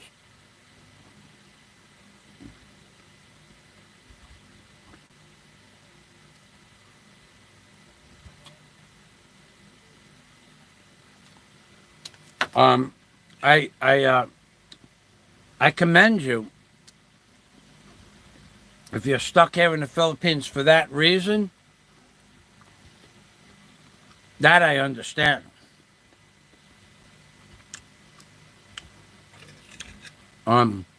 If you look at what's going on worldwide, what's that guy's name?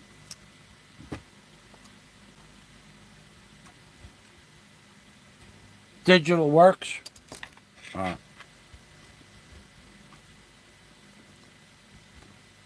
There are riots and uprisings and passport, digital passport revolts all over the world. What I suggest you look up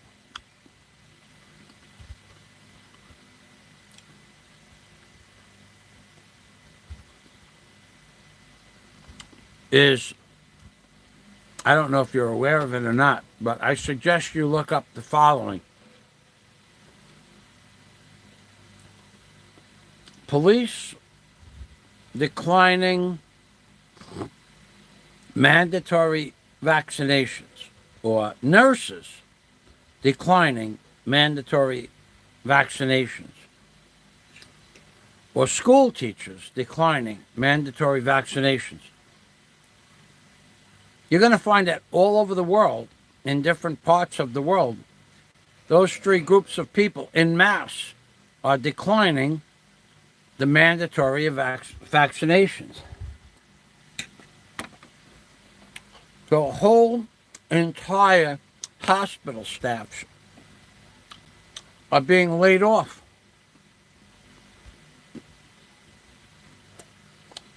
I don't know if that's a good thing or a bad thing, but there are entire hospitals that are saying, no, we don't want to get vaccinated. I don't know who they are or what their reasons are. I just know that I've watched videos to that effect. I don't even know if it's true. But I do know that there are people all over the world, in Paris, France, Australia, Melbourne, fighting the mandatory vaccination passes. So you're not alone. Now, I don't know what will come of that. I don't get involved with the politics of that. I don't even talk about it much. But you are not alone.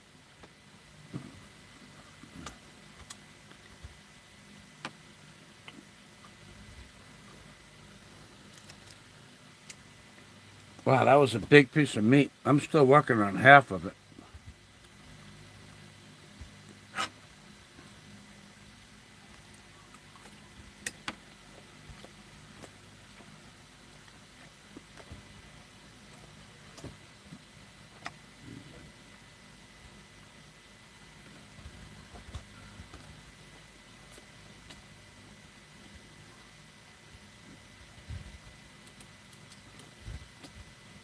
Yeah,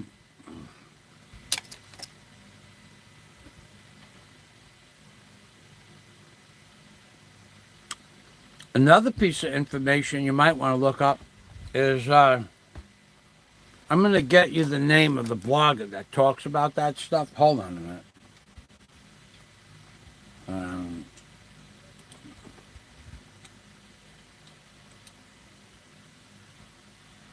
Paris, Melbourne, many other countries. This guy tells you what's going on in many different countries.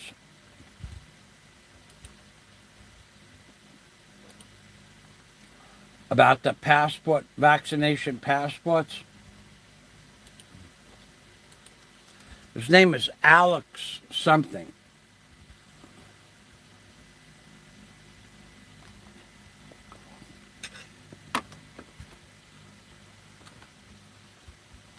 Uh-oh.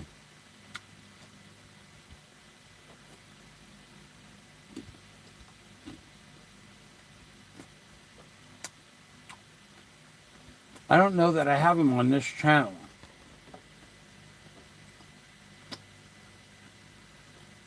I don't think I do.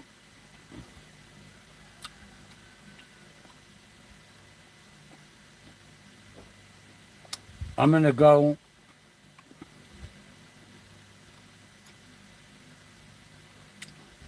to my other channel. Hold on. I'll go to my other channel. I have him on my other channel for sure. On my Hoodwink channel. In my subscriptions page. This guy, that's all he does. Gives you updates on the European Union, the New World Order, stuff like that. I don't do those videos anymore. They turned out to be fruitless, and you don't make any money with them. You don't make any money with them. They'll give you 100 views. You'll spend an hour doing research. Only way you make any money with them is through Patreon. So, let's get you a video of his.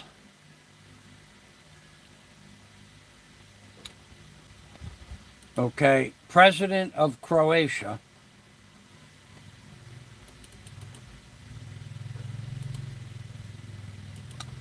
This is his channel. I don't know what this video is about. I didn't watch it.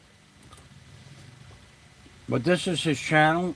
And this guy seems like a pretty reasonable fella. So all he does is videos about the politics of the vaccination passports and which countries are not in agreement with it and which countries are in agreement with it. I don't watch all his videos. The few I've watched, that's what I gather from his videos.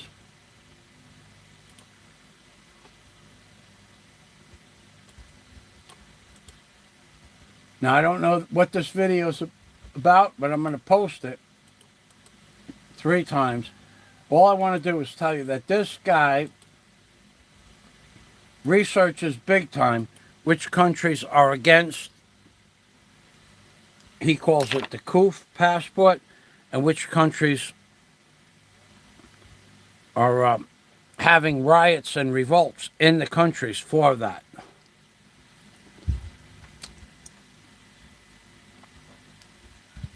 After that, I can't tell you what he says. Because to me, it's not important.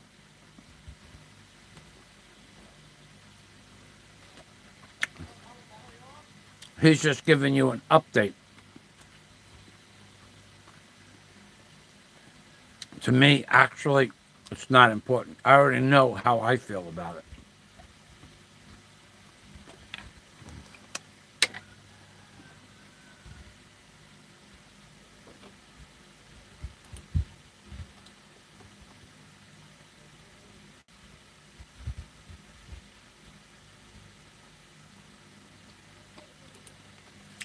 Yeah, and they are blocking people from leaving the Philippines if you're not vaccinated. But I don't have to leave the Philippines. And for the creep out there, let me explain something to you. I have 3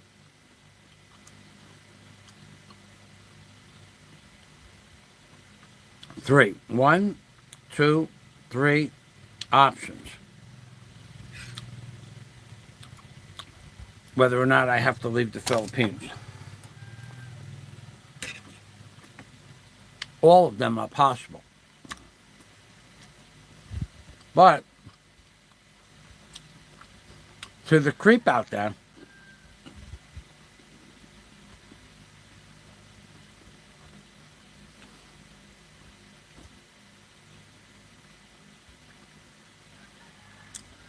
I'll just leave it as where I'm going to go when I leave the Philippines. That's something else that I'll keep to myself for now. You are such a creepy little man.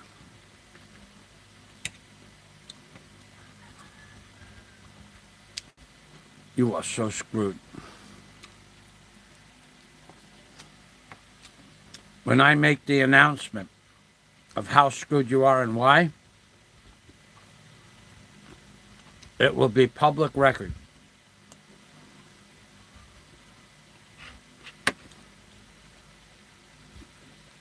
Disclaimer, disclaimer, public record. You'll be able to look that shit up online.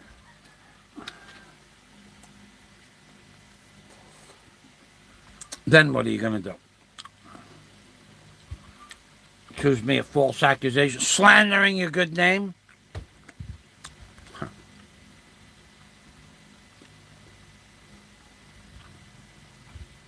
You are so screwed.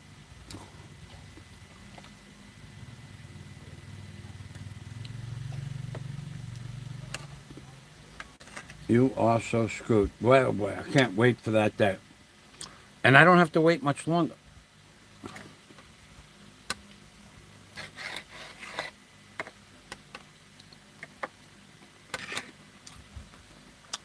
Creepy little man.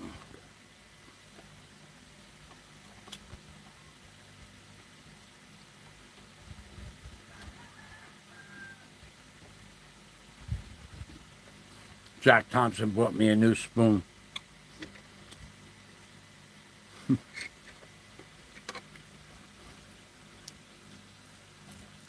That spoon cost 29 pesos, Jack. That's 60 cents. That $5 super chat would buy me 8 spoons. 8. Number 8.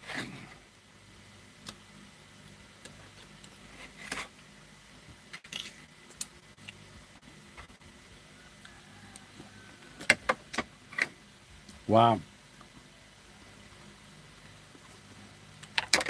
I just ate a chunk of meat that was about that big. Now, yesterday, even though I went off the carnivore diet slightly, all I ate was shrimp, and a lot of them. 30 plus shrimp that big.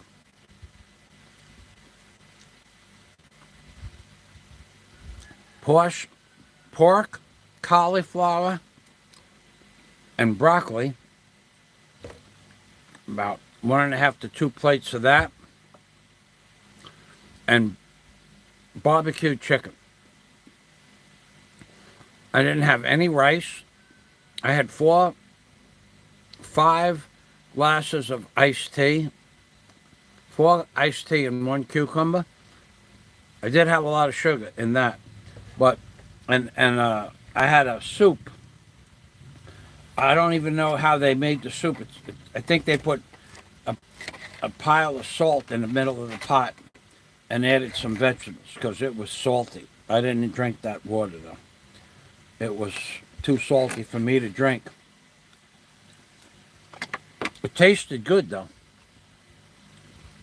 I drank about half the soup. 1 scoop.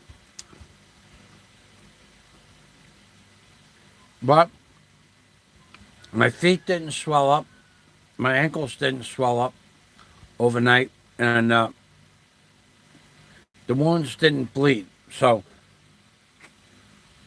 even though they did put MSG and salt in it, it was the first time I ate that shit in 61 days. But it didn't affect me that much. Uh-oh. I should be charging my phone.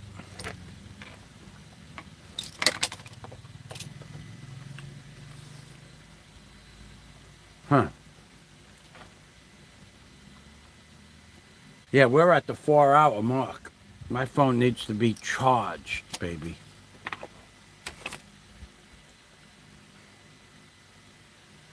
I don't know where my charger went. Oh, there it is. I painted it yellow so I wouldn't lose it, and then everything else around it is yellow, so I lost it. Yellow.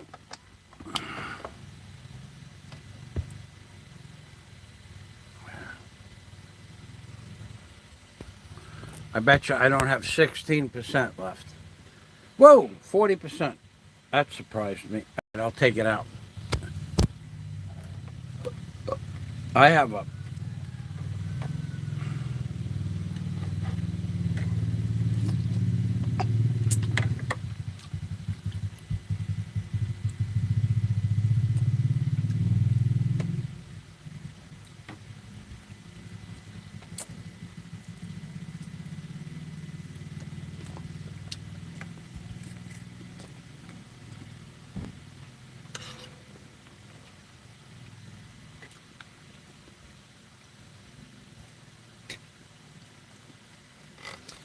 a good sized piece of meat left here. So that's my carnivore diet, is just meat. Now, except for yesterday, where I had 5 8-ounce glasses of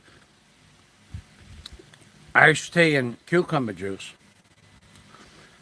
I did not eat any rice or bread, nothing with breadcrumbs.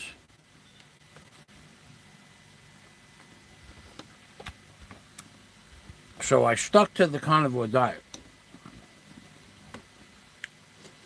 Pretty damn good.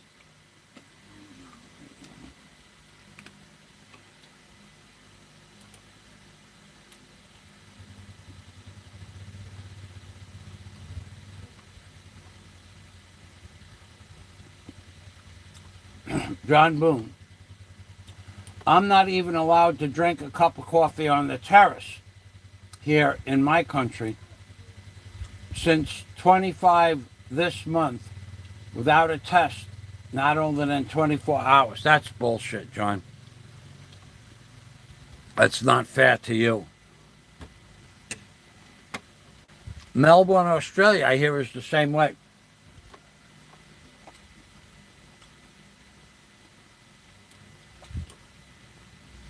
That sucks.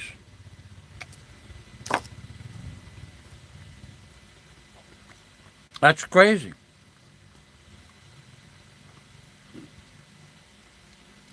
On my live stream yesterday, boy, did I get yelled at. Holy shit.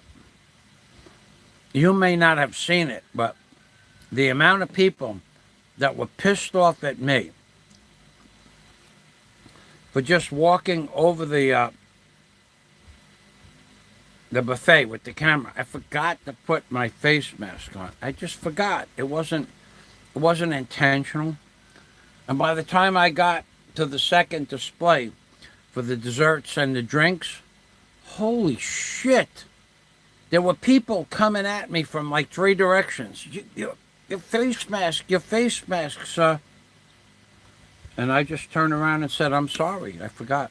I forgot. I mean, to me, where I live here in Bohol, we don't have face masks here in Bohol. Where I live. Nobody wears a face mask here. Where I live. Nobody on the block. Nobody on the beach. Nobody on the next block or the block after that. We don't have strict repercussions like that here.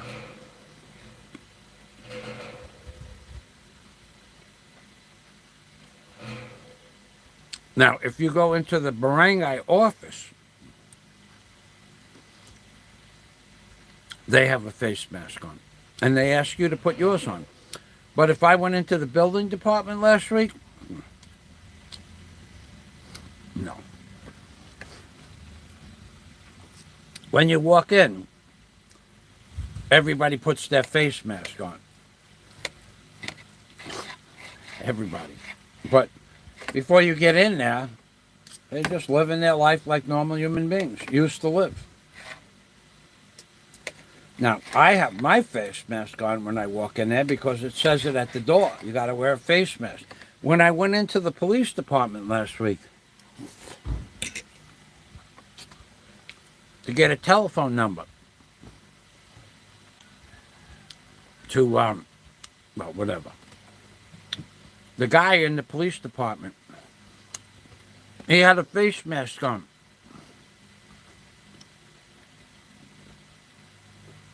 I won't tell you his name, but I call him Karate Man because his name sounds a little bit like that, Karate.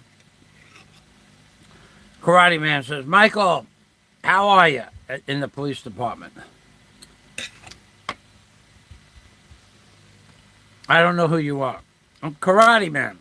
And he takes his mask off. Then I knew who he was.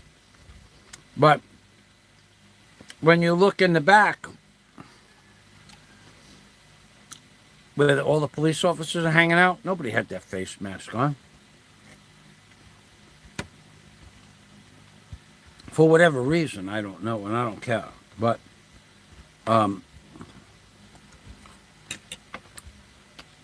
as a public display, the police and the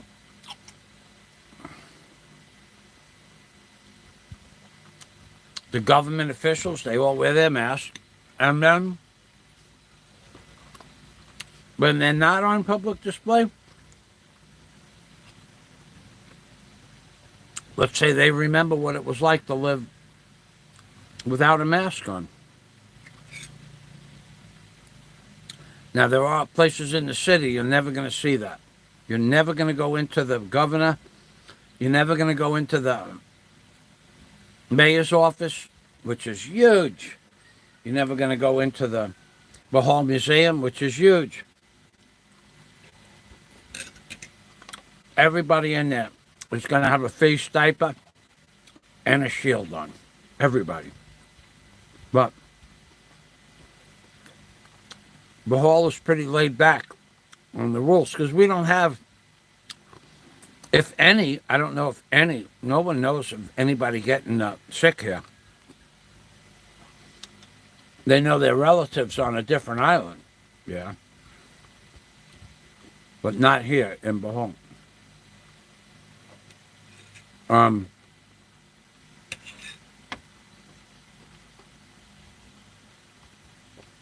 I went into Ace Hospital for my blood test last week. No emergency room patients at all. Nothing. The emergency room was empty.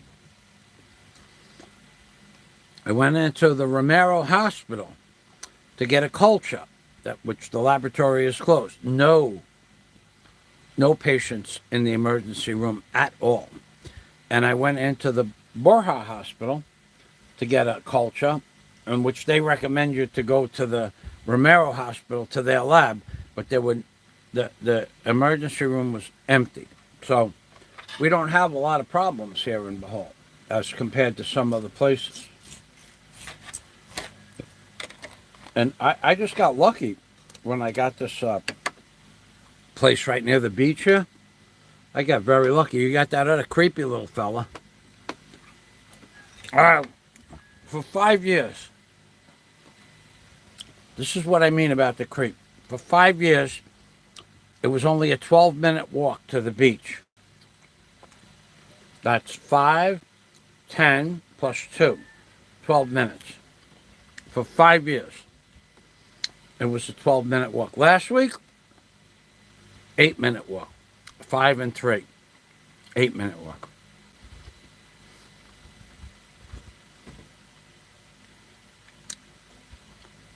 How is that possible? It's either a 12-minute walk or it's an 8-minute walk. Unless you change the speed of the walk, right? He lies about everything. Because I posted that I can see the beach from my house. The walk to his beach was shortened by 4 minutes. 25%. He lies about everything. He has to have the best.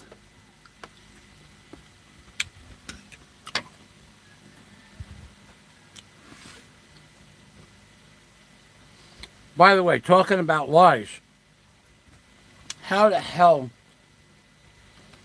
is it possible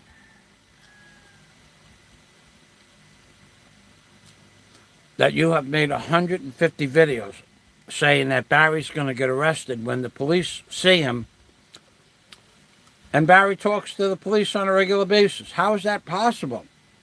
We want to know. Did you lie about that? Are the police waiting for a certain date? We want to know. Inquiring minds want to know.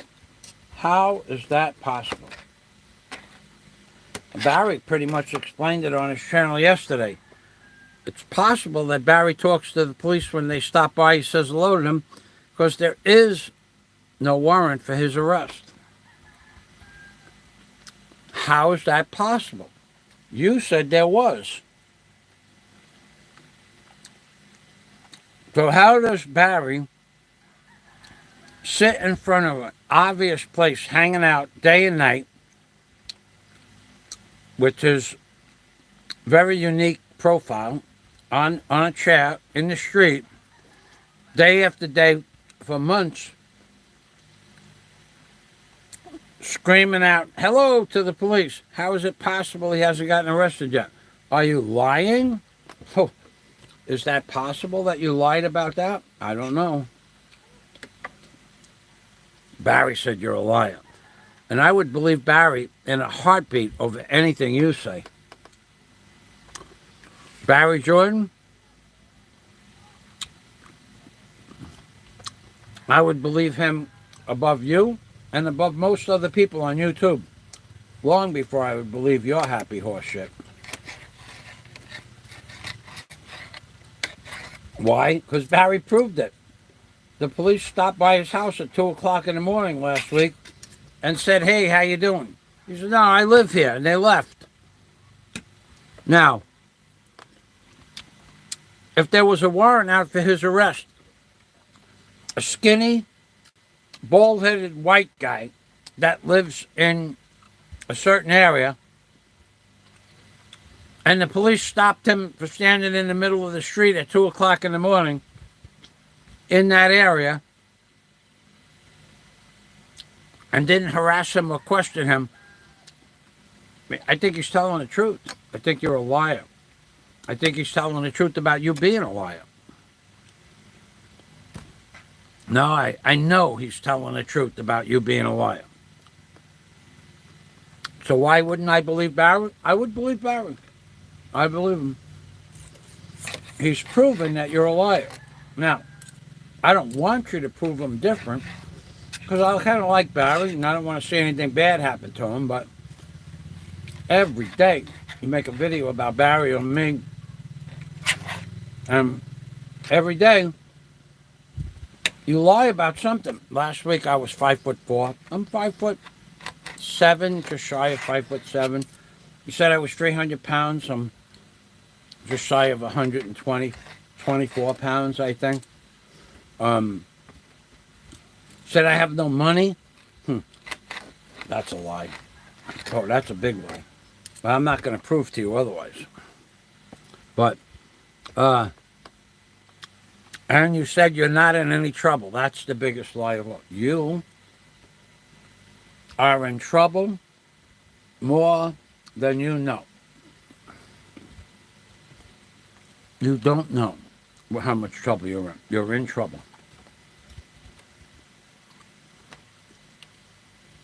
You talk about the slow arm of the long arm of the law is slow.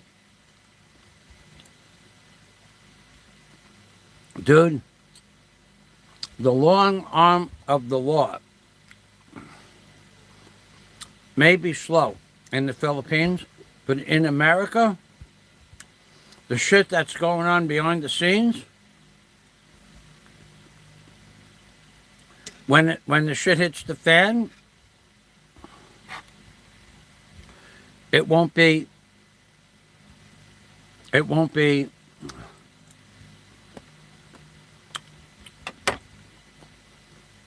from first contact, when they shut you down, it won't be 3 weeks. Now, we all know what you got planned because you're too stupid to keep it to yourself. I doubt that plan will work either. But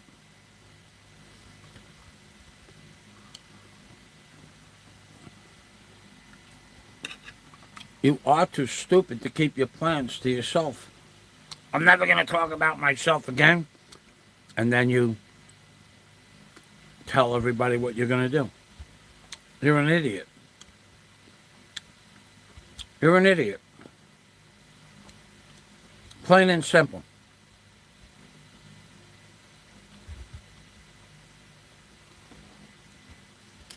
You're an idiot.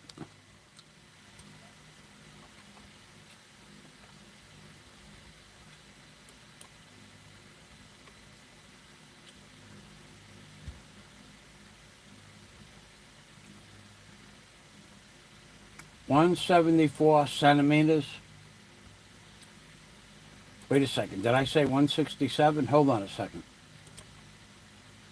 I have a video. I could review the video.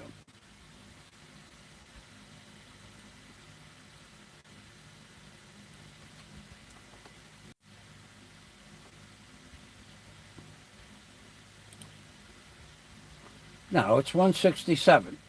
Let's go here.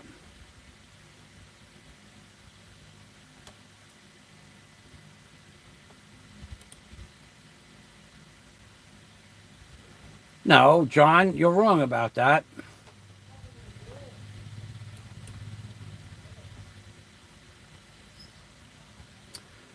$167 is 5'7.5, John. I don't know where you got your numbers from. I'll show it to you.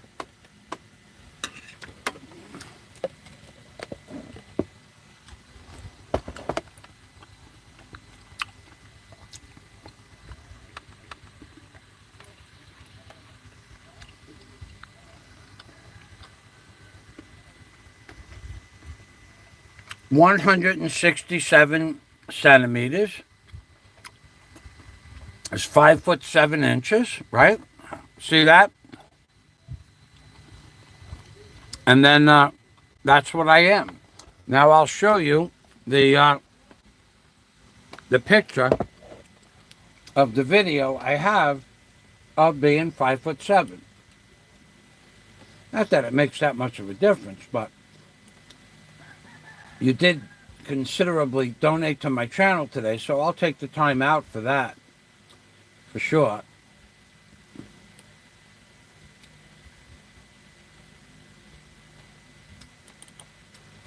I'll show you the scale. Oh, wait a second. Can I do that? Yeah, I could.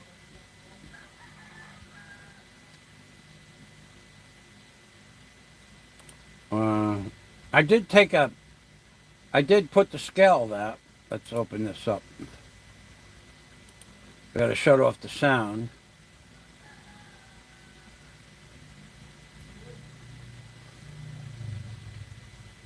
Is that a picture or a damn... No. That's a picture. Okay, back. I had a video of me on the scale and the weight and the height. Here it is, right here.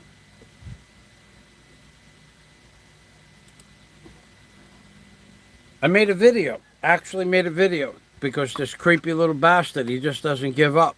So if I could prove him wrong at every step of the way, I will.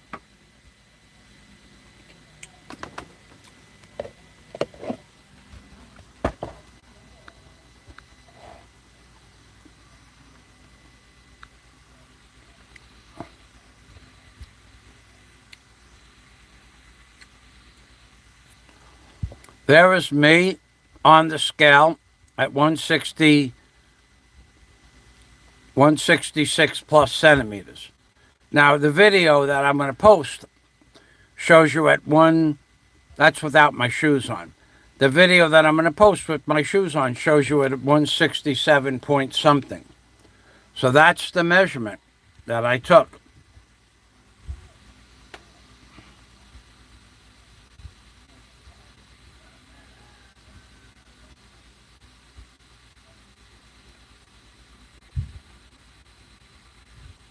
$5'7" in feet.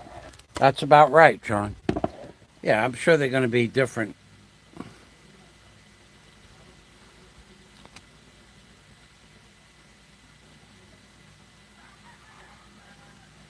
Yeah, well, no, your first measurement was just incorrect. Not a big deal. I wouldn't worry about it. I've been 5'7" since I was in high school. So I'm pretty sure I know how tall I am. The measurement on that scale was for the hospital records.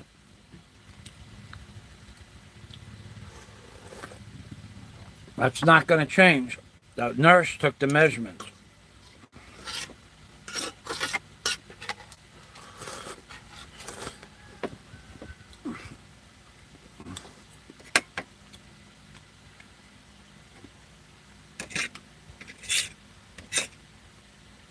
Well, the meat I took out the day before yesterday was still good.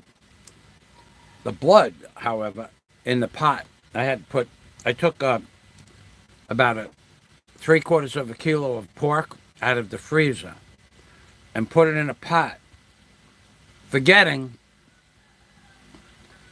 that yesterday was my birthday and I was going to go to a buffet,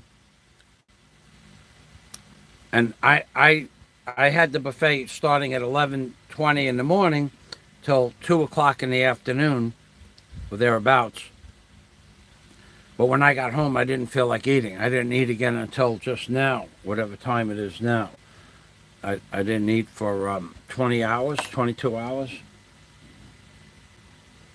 Yeah, 20 to 20. I didn't eat for 24 hours. So when the meat defrosts in the pot, in the refrigerator, which is 38 degrees, the blood starts to smell a little funny. But the meat itself is okay. I haven't I don't have any symptoms of ptomaine poisoning. I got away with that again. Most people would have threw that meat out, but it was just the smell of the blood, not the meat itself. The blood spoils first, and well, I don't worry about that. Don't worry about shit like that. Not much at all. Now, I'm glad I got to take today off because my leg, I did a lot of walking yesterday. I was in the city 3 days this week. Yesterday was Saturday, but Friday, I had to walk at least 8 or 9 kilometers in the city. And the last 900 feet, I had a 50-pound box. Actually, it was 47-pound box, the last 900 feet. I put 10.3 kilos of meat. So that's 25 pounds of meat. And then I also bought 4 kilos of avocados. So let's just say 10 and 14 kilos. That would have been 30 pounds. So 14 kilos. And then I bought a 3-kilo block of cheese, which was 17 kilos. I bought 4 ketchups, which were another 3 kilos. That's 20 kilos.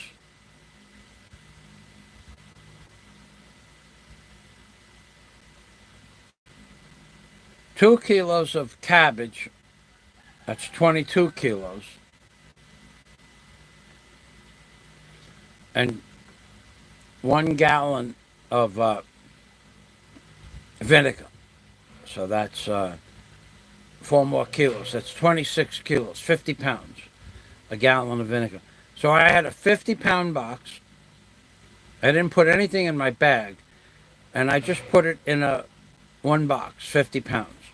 And I carried it from the ICM mall to the jeepney, which is definitely 600 feet. No doubt about that. And then the jeepney dropped me off 825 feet from my house, and I carried it uphill, up about 6 foot from where the jeepney goes up 6 feet, and then down halfway. So I carried it 825 feet, 400 feet uphill and 400 feet downhill. Never stopped once on the uphill or the downhill stroke. Never put the box down. So I carried a 50-pound box uphill and downhill, 825 feet. So actually, I didn't feel any problem that night or even yesterday. But this morning I woke up and the muscles in my back hurt. But that was from that, you throw a 50-pound box on your shoulder and walk it up 1,000 feet. You're going to feel it when you're my age. So I don't mind taking off today. I had nothing to do today. Nothing at all. Nothing important. Everything is as it should be with my health. I'm okay with that. Everything is as it should be in the yard. I woke up this morning, worked a little bit in the yard. I got what I wanted done out there. Tomorrow I'll clean up the yard again. And then the next day I'll be bringing all my laundry, everything. If I own it, if it's made out of cloth, I'm going to bring it to the laundromat.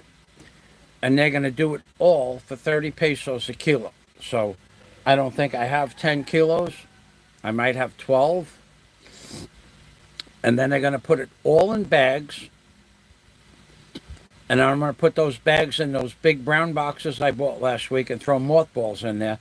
And I'm going to keep one or two work shirts and my work shorts and one or two pairs of shorts that I bought really cheap in this house, and then the clothes are going to disappear. I'm taking everything out because I'm getting ready to move the house, remember? Then I'm going to paint the tire on the machine tomorrow for the jet ski. I'm going to paint the tire, probably put the tire back on the machine. I might even fly the jet ski this week coming up. No. Got to go to the doctor. I have to bring the doctor the hard copy of my cardiac panel before or on Tuesday morning or before. I'll just go. Yeah, I'll do all that stuff I said tomorrow. I think I'll try to fly the jet ski if I put the tire on in the morning. I'll paint it for sure. Then try to fly it, which would only take about an hour and a half. And then I could turn the machine around. Oh, and when I fly the jet ski, I could put the anvil up on the roof. And then I can put the linoleum that I have on the roof with the bonding compound that I have to put the linoleum on the roof. So I have a lot of stuff to do, but I'm not in any big hurry. With this lockdown, you have no idea. You have no idea how things have changed here. No one is in a hurry to spend all their money building something they don't even know that they'll be allowed to use or build. Well, not build. We'll be allowed to build it, but will it be a successful venture? That's the question. So a lot of people, there's 2 hotels on my block being built, they just got put on hold. These people are not wanting to spend their money, burn up their existing fund supply for if they don't know what's going on. They just don't, and I don't blame them. We've all talked about this. We've all talked about it. If my hotel was done, would I have guests right now? Yes. The hotel next door is about 40% or 30% booked. That's about enough money to break even. So if I spent all of my existing savings to get up to the second floor, the return would not be enough to warrant to spend my existing savings. But I do have more money. It's just not available at this current time and date. So what you have to understand is that why the hotel has not gone full speed ahead is number one, I can't get a damn rebar bender here. Now 9, 10 months. 10 months now. I've tried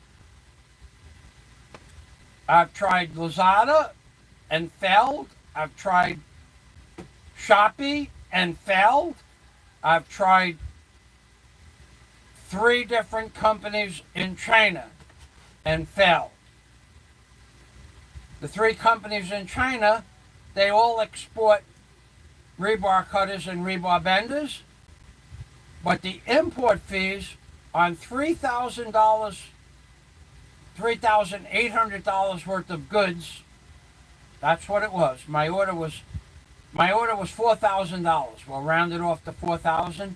They want $4,000. The import fees, custom fees, dock fees, shipping fees, trucking fees. So a $4,000 order went to $8,000. I canceled any thoughts I had in my head to buy $4,000 worth of materials and pay the Philippines $4,000 for various custom brokers fees, customs, import fees, VAT taxes, freight. They wanted, for 2 pieces, for 2 crates, 350 kilos, 2 crates, 350 kilos each. The import fees and 2 tools, $3,800. The import fees were $4,000 for $3,800 worth of purchased materials. So it would have brought it up to $7,800. They had fees that was still open. That was just an estimate, $7,800. It could have been anything. So I said, well, screw you, to the Chinese brokers in China. Sir, you just buy, they don't give a shit about you, these Chinese brokers. So I said, no, sir, we'll figure out a different way. I said, okay, if you could figure out a different way, but they never did. They never got back to me with that other way. So I can't get the rebar bender. I can't buy the rebar bender or cutter. Not yet. And then I still didn't move the house, and I still have to move the container. But I could have gone gung-ho ahead with this and cashed out early on something that I have, and then I would have lost $11,000 and still not have been able to get the equipment. So it's not easy doing business here. Not at all. This place is an effing nightmare to do business here. A total nightmare.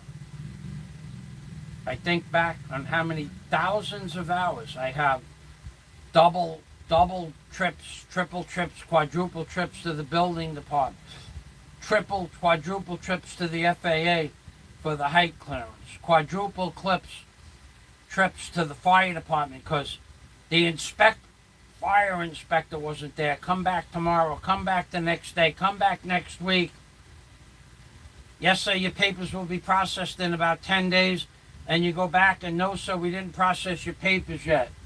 It's a nightmare to get things done here. And you got to get them done.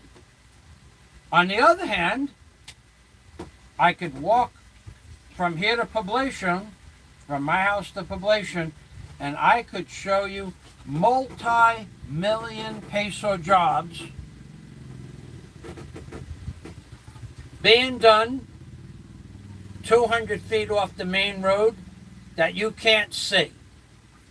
And the only reason why I know they're there is because I saw a 40-foot tractor trailer truck of materials going down a dirt road into basically a dirt path. And I followed it about a week ago. I said, what the hell are they doing back there? And when I got back there, they're building a building bigger than the Stanley House Hotel next door to me. There's no permit.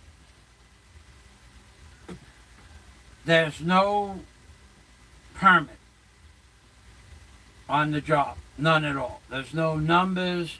There's no signage. There's nothing back there. They're just building a 4-story building with no plans and no permits. Now, do I care? Nope, I don't care. But I'm telling you, I jumped through all the hoops, and the locals, whoever this building that, is probably a cousin of the mayor or somebody like that. Whoever's building it has no legal authority to build a 4-story building, and yet it's being built. Well, they're not displaying a permit, and yet it's being built. So, that's a fact.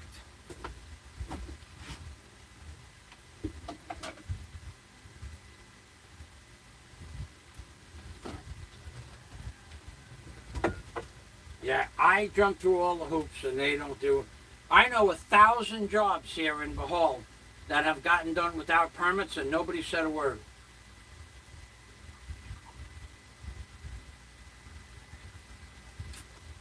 But in the same sense, when they call up on me, their complaints are going to go unanswered because they're just going to look up my permit number and say, well, he got a permit, sir. Eat shit and bark at the moon, asshole. Punk. Creep. Okay, I'm going to... Oh, it happened again. I got to go check the water.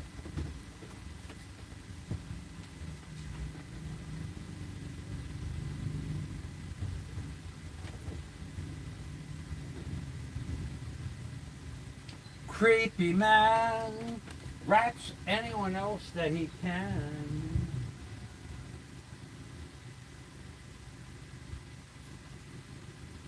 Creepy man. He rats you out if he can, the creepy man. The creepy man can rat you out. So, in 1 hour, not a drop of water has come out of the hose bib. All right, enough of this. I'm going to go outside. It's Sunday.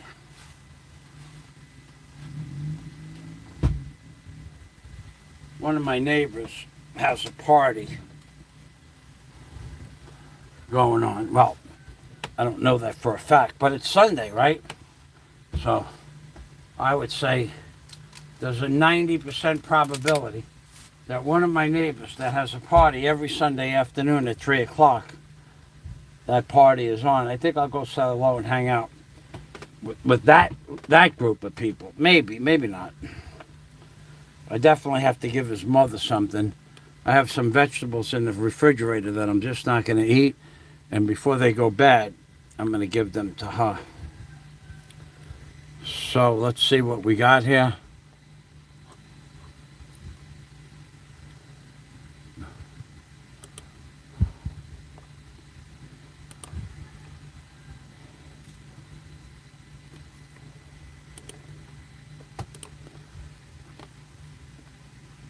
Oh, we were talking about John Boone Bean, right? Yep.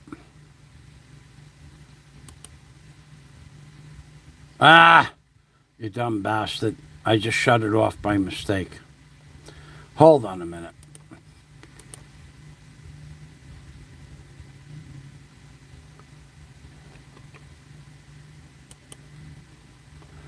The creepy man, he rats you out if he can, 'cause he's a creepy man. His life revolves around long forms and ratting people out. He's a creepy man, he does what he can to hurt other people's channels and their girlfriends and wives' relationships. He's a creepy man. He's a creepy man. Damn it, I did that twice. Okay. He's a creepy man. He's a creepy man. He's a creepy man. He does what he can.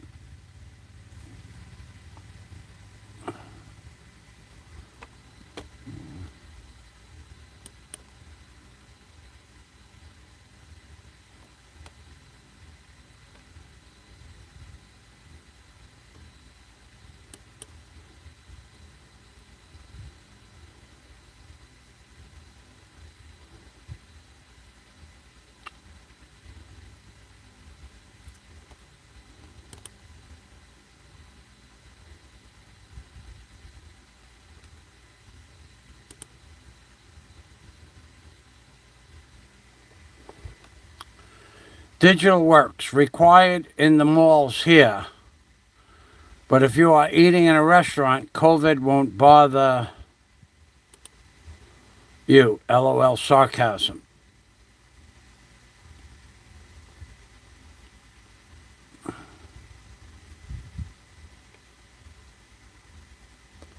Thank you, Jim.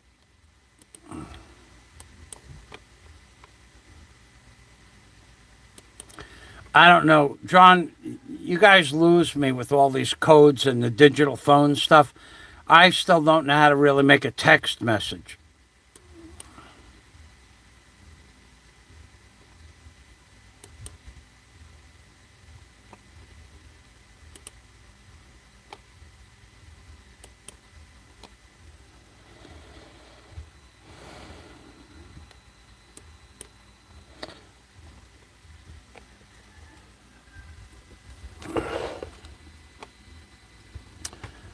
The cost of the buffet London walks was 400 pesos, $8, about $8.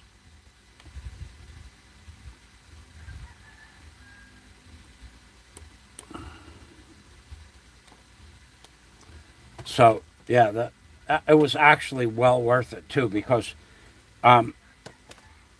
what I do is I don't eat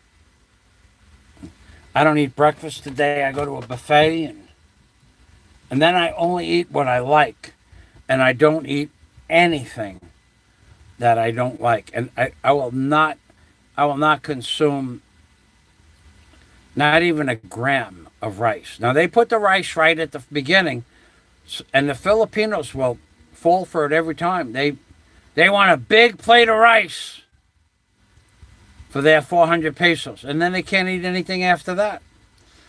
But me, I stuck to a really decent sized shrimp and a lot of them.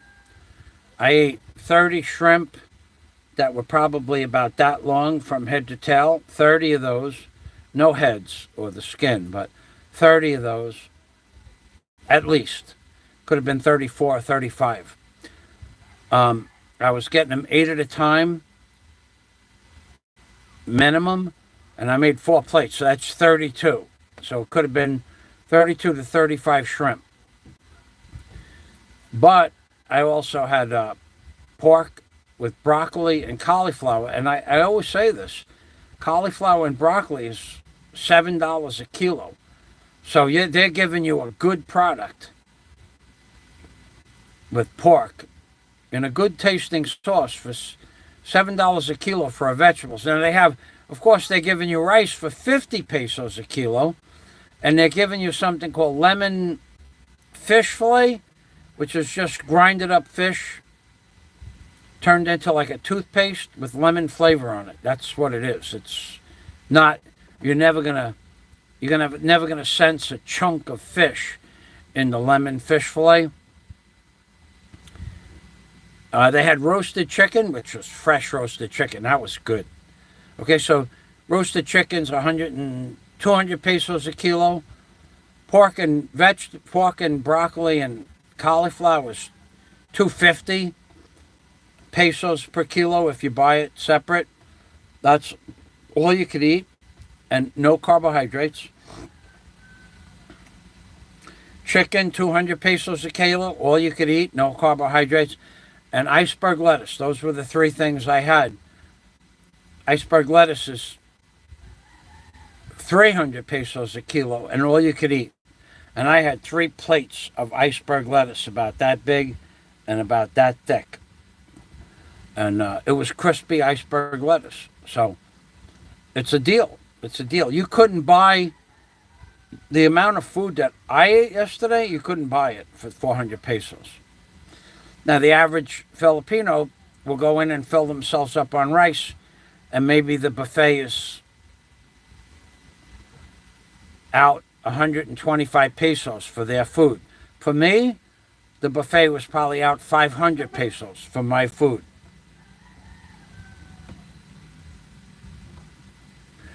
Christian!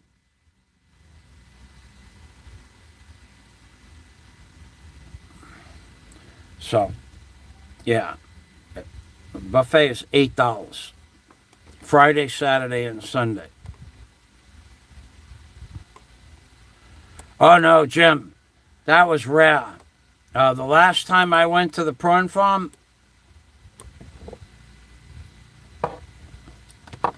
I don't know, a long time ago. A year? Might have been a year.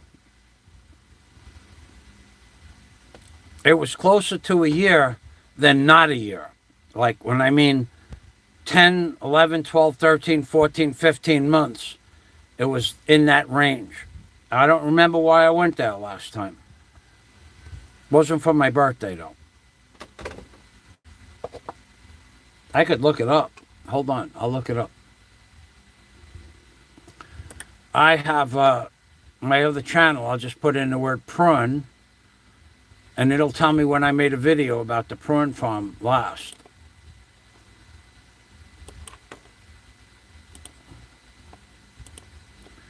I'll just go to my videos and put the word prawn, P-R-A-W-N, and it should bring me right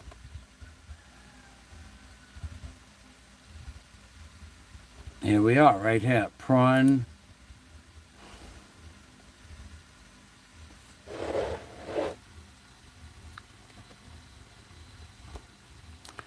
Prawn Farm Video Buffet. And we'll click on this link over here. And we'll see the date.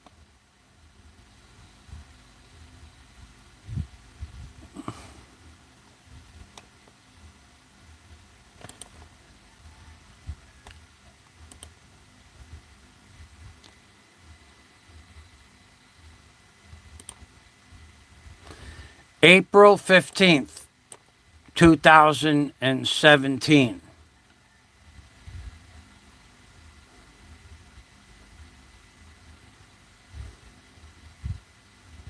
Huh. I guess it was closer. I guess it was closer to 4 years, 3.5 years. I don't go there a lot. 3.5 years ago. Yeah, I don't go out to restaurants that much. I do kind of believe I went there about a year ago, though, but I don't remember why I would have went there a year ago. Well, there it is, right there. April 15, 2017. I could look that. I wonder what it says on the wall, if it's...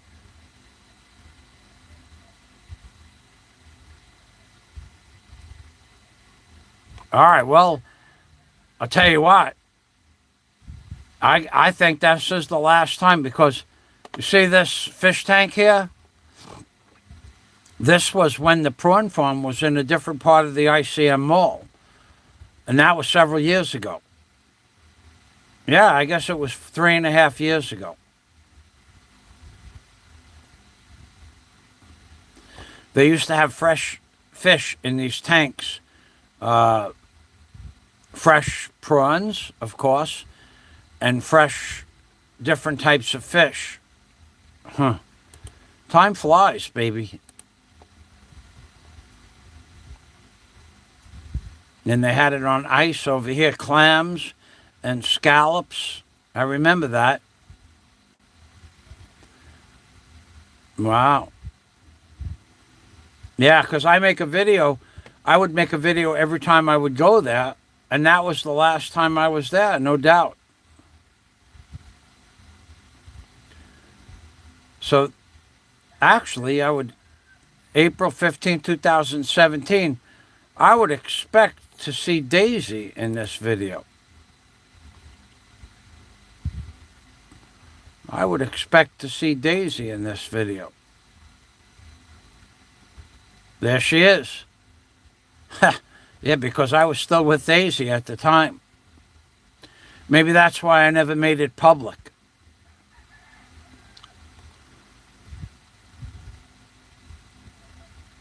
I forgot what she looked like.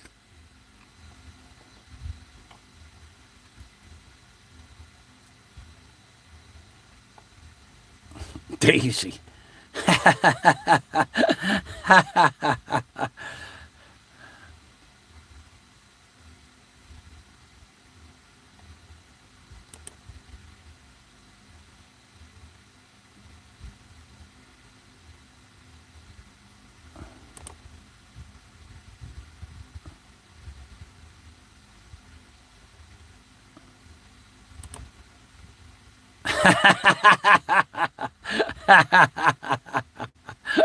Yeah, I guess it was 4 years ago. Yeah, I actually forgot what she looked like. I mean, I would know her if I bumped into her on the street, but I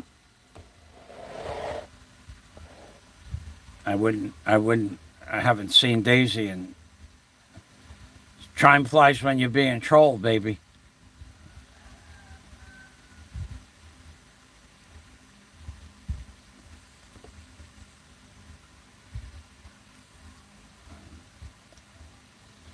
Yeah.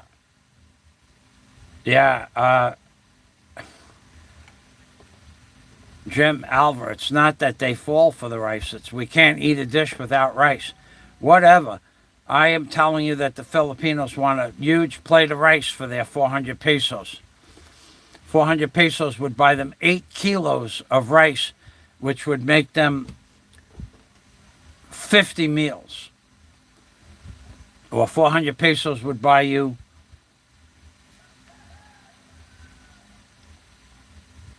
1 kilo of broccoli and cauliflower.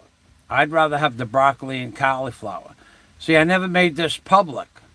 Probably I didn't make it public because Daisy and I had broke up shortly after that, and I never got around to making it public.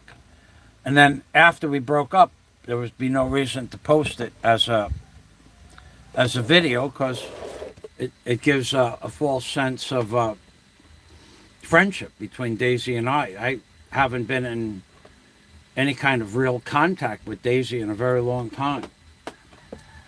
Not that I care, but I'm just saying that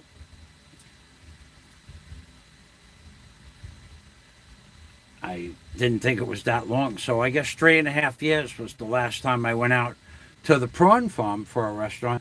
I did go. Now, I know for a fact the most famous YouTuber in Cebu, by far, I've been out to dinner with that YouTuber at least 3 times.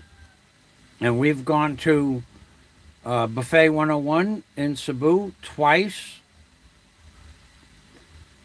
and the Henan Resort here in Bohol once. So, now the Henan Resort was just over 2 years ago. So, that was about 2 years ago and 2 months ago. 2 years and 2 months. When could it have been? Yeah. 2 years ago and 1 month, or 2 years ago and 2 months. I think it was July of 2019. In fact, the most famous YouTuber pretty much in the Philippines, and I have been friends for years, but we don't make it a public issue. We don't do that. I have a lot of friends that you'll never know that I'm their friend. In fact, some guy just asked me some stupid question on here.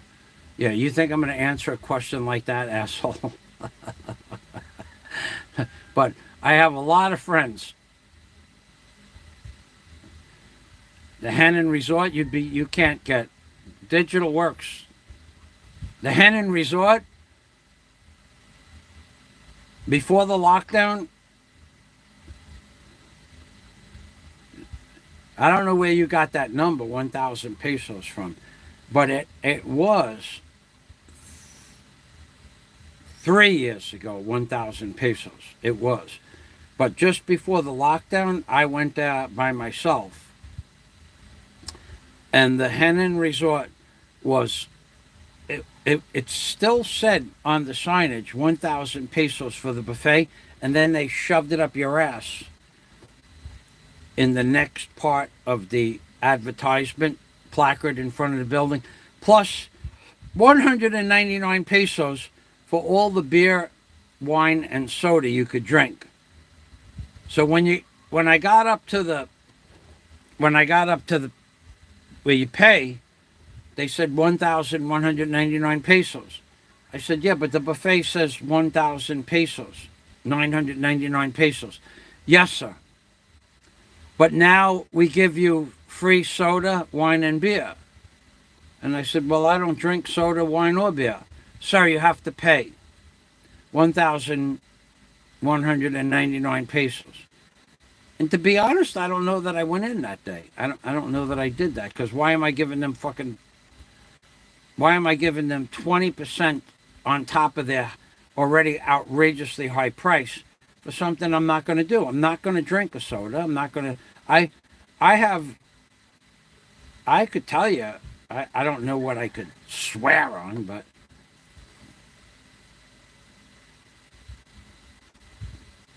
probably 3 or 4 years ago, I had a glass of Coca-Cola soda. Now, it was the last time I had soda, 3 or 4 years ago. And that was at a birthday party. Yeah, I was at a birthday party. And I had soda. I don't know why I had the soda. I don't drink soda. I love soda. I could drink a whole bottle of soda. I just don't drink that shit. It's just poison. But so I don't even know if I went into that buffet or not. I said, I think I did, but I don't remember if I did. Because it's not clear in my mind. I didn't make a video about it, that's for sure. It's not clear in my mind whether I went in or not. I outwardly object to paying for something I know I'm not going to use. I know I don't drink soda. I know I have not had a beer in 6 years. I know that for a fact. And I know I haven't had a glass of wine. I had a glass of what they call Chardonnay. No, Chardonnay, is that Chardonnay wine? I don't know. Some kind of fine Spanish wine.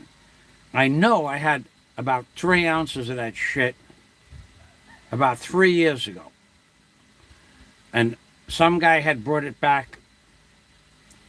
Some guy, the guy, some guy, I say, he's my friend, but I will never mention his name. He's one of the most famous people in the entire world. And he's a personal friend of mine. But he had brought some back. Sangria. He had brought some back from wherever he was. He was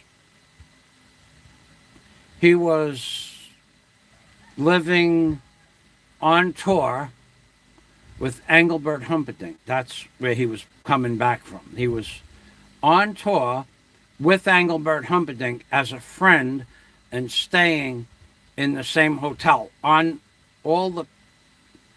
all food and drink were on Engelbert Humperdinck's tab. And he's been friends with Engelbert Humperdinck for 40 years. So he had brought some sangria back and called me up and to share that with me and Daisy at the time. So I had a glass, and he asked me if I would like another glass, and I'm saying, it was delicious. It was absolutely superb. I said, no thanks. I don't really drink much wine. And he said, okay. But I mean, he did call me up specifically to share that back that he got whenever he was on vacation with Engelbert Humperdinck. Apparently, Engelbert bought him some sangria. And then he wanted to come back and share it with his friends here. And we enjoyed each other's company immensely. Him and I spent about, it was more than just a friendly visit. He wanted to talk about me building my hotel on his property at that time. And I said, no, you're a little bit far away from the ocean, and there's a lot of mosquitoes here. I don't think I'd want to work in this kind of an environment. And he said, but you'd never have to worry about giving it back to the people you're going to build it on their property. I says, I'm going to be 80. I'm going to be 80 years old when that happens. 82 years old. When the lease runs out, I don't think I'm going to care about it.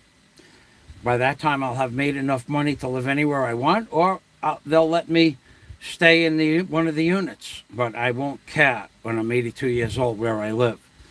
So we kind of laughed about that because he was just starting to build 12 units on his property. He's got huge amounts of property here in the Philippines. And him and I get along great. The only problem that we've ever had,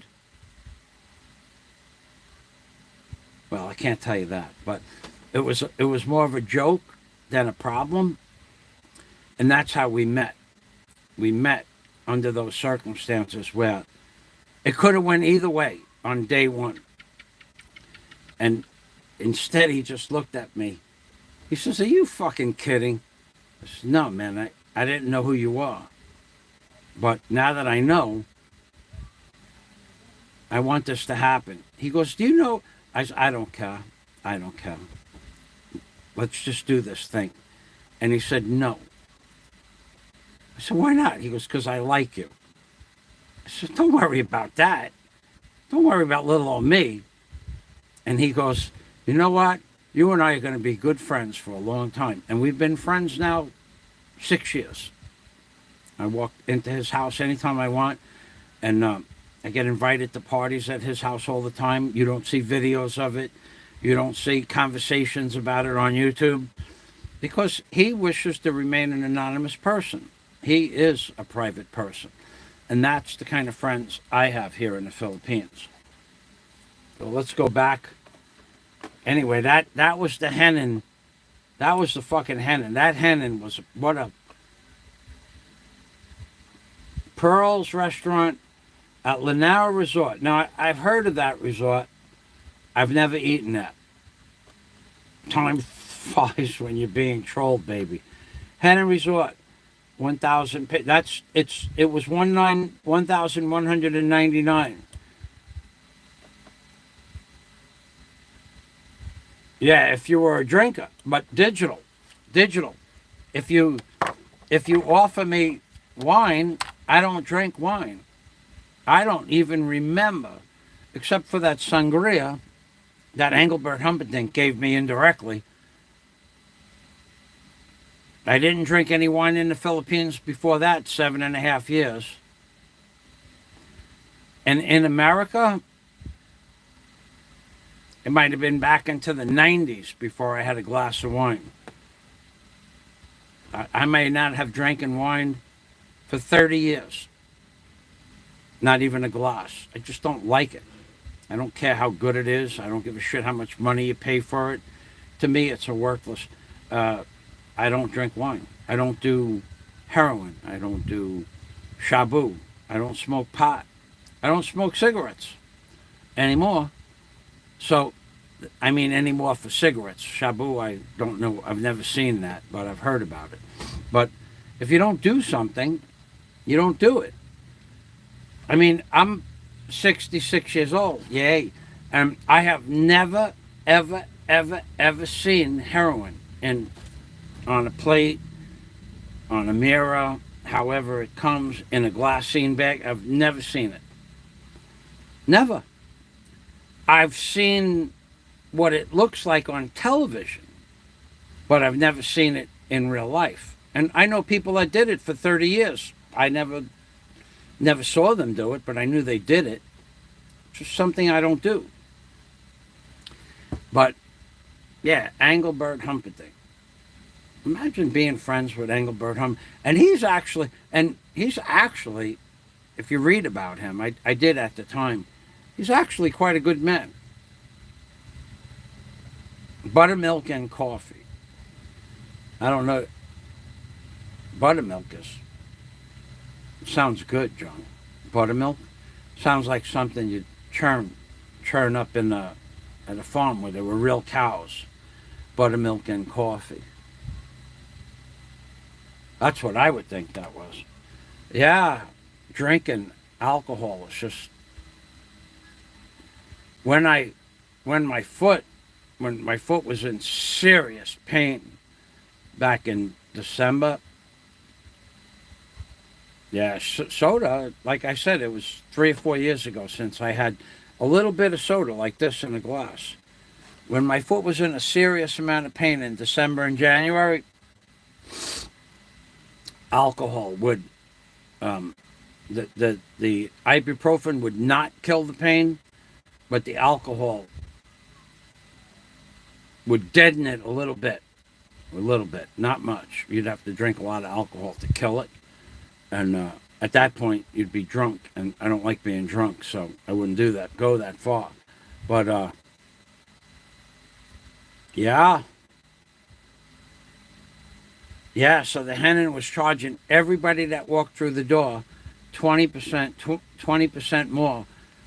Children, too. Over the age of 16. Children, and now you can't drink when you're 16, but they were charging you $4 extra. If you were, as an adult, they were charging you. They're just raping you. I don't know that I even went into the restaurant that night. I'm not sure if I did or not. And you know what pisses me off? This is another thing that pisses me off about the Philippines. These sons of bitches, and I mean sons of bitches, cheap, one-way son of a bitchin' bastard owners of businesses here in the Philippines. I made countless videos about the Henan Resort, their buffet, their food, their good service, their clean rooms. They know about my videos, and they would never give me even a 10% discount.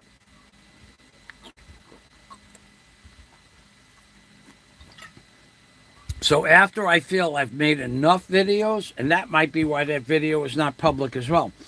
After I feel that I've made enough videos about their hotel, I'll ask them, you know my videos, right? To the man, oh yes, sir, we know your videos. Thank you very much. Will you give me a discount tonight for dinner? No, sir. We cannot do that, sir. But you're the manager of all of this. You have 700-800 guests here tonight, 1,000 guests.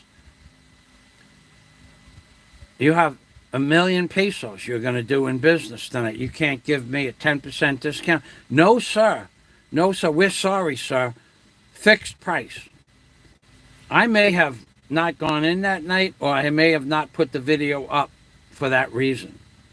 These people don't want to give you shit. So I had a restaurant that I made many videos for. Pizzeria, they're gone. I took them all down. I asked the guy for a free pizza one night. No, sir. I said, you know how many people? My restaurant reviews for your restaurant in Alona Beach got 3,800 views. And you won't give me a free... No, sir.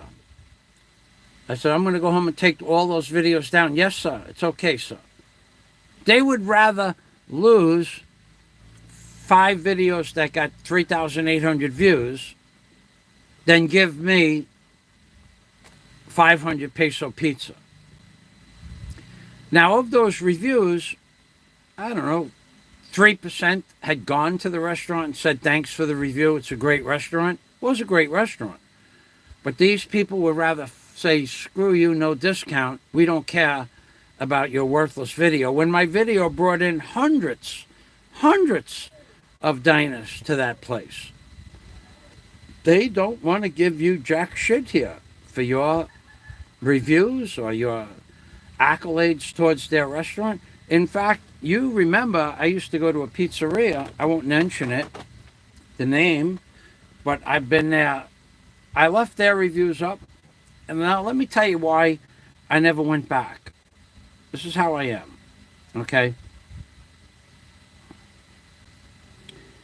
There's a pizzeria that I have several reviews up on. They're going back a year and a half now. Top quality reviews. The best, nothing but praising for the restaurant. So I went in there. Yeah. Burnt pizza reviews. Yeah.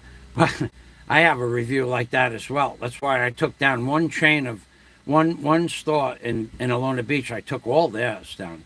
Cheap bastard. Anyway, so I went into the restaurant. I don't know how many times. Many times. I don't know. Many times for me is once every 2 months. But I brought in 1 or 2 people each time I came back. So always our meals were between 1,800 and 3,000 pesos, because I always took home a pizza. The pizzas that I took home were 500 pesos. And I always ate an entire pizza. That was 1,000 pesos just for me. And we always split a calzone. And the other guy, that was 500 pesos. That's 15. And the other guy, that I would go with, he'd buy a pizza, take home what was left of his. That's 2,000 pesos minimum. So we never spent less than 2,000 pesos, whoever I went with.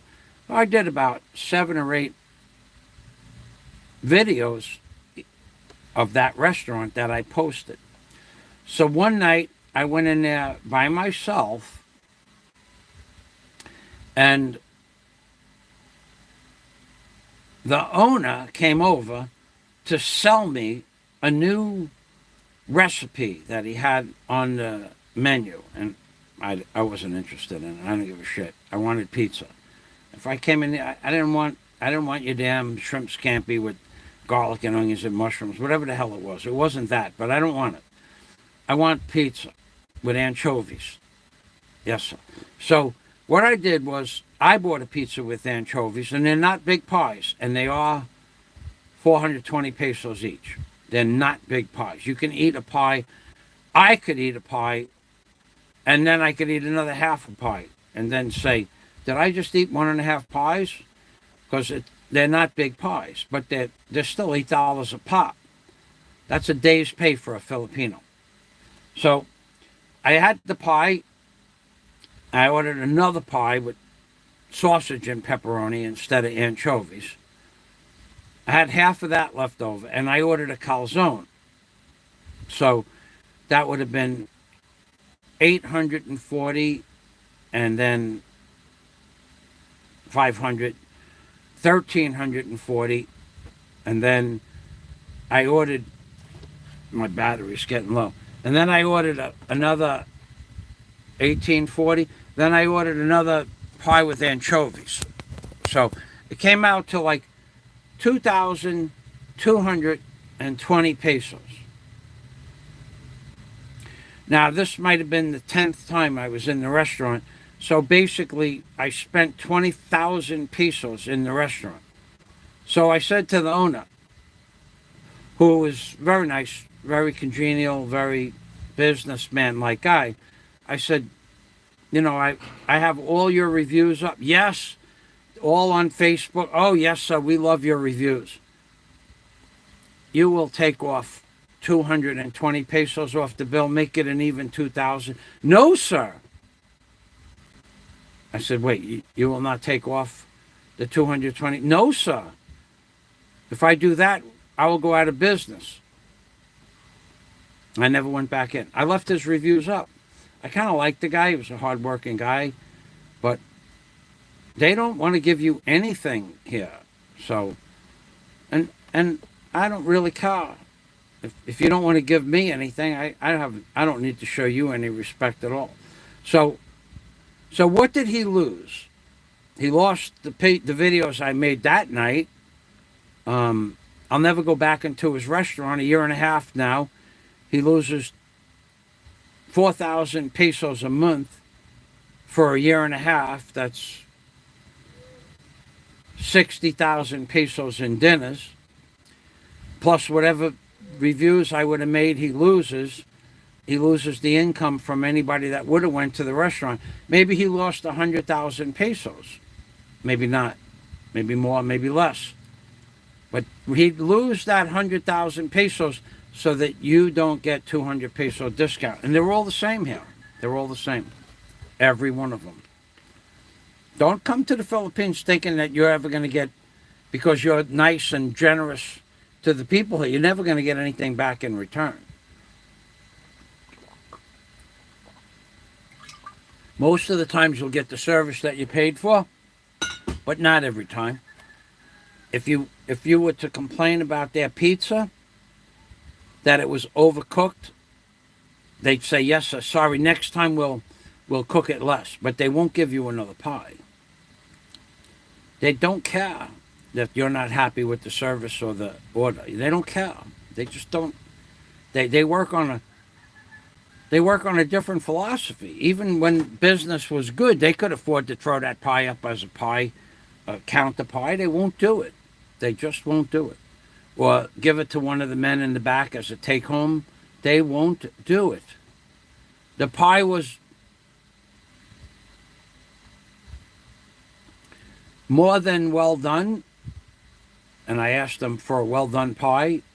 It was borderline not edible, but I ate it anyway, including the crust.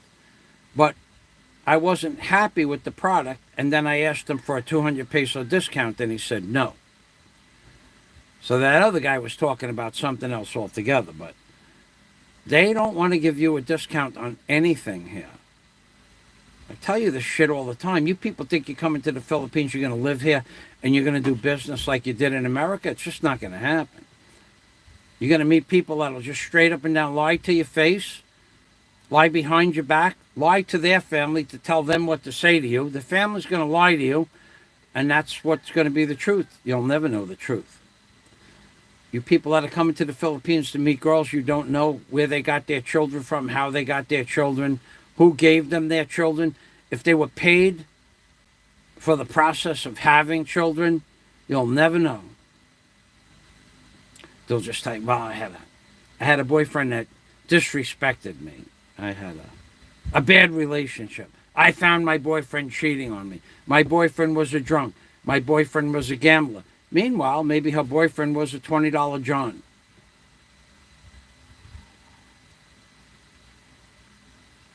Yeah? It doesn't matter. It doesn't matter. Your hamburger is, you want it rare and they send it well done. That's your problem. It's your problem that we cooked. Even when it comes to your table and you cut it in half and you say, I want it rare and this is well done. Yes, sir. Next time you come back, we'll make sure it's rare. They don't give a shit. You're going to pay for that. And that's one of the reasons why I don't go out to a restaurant.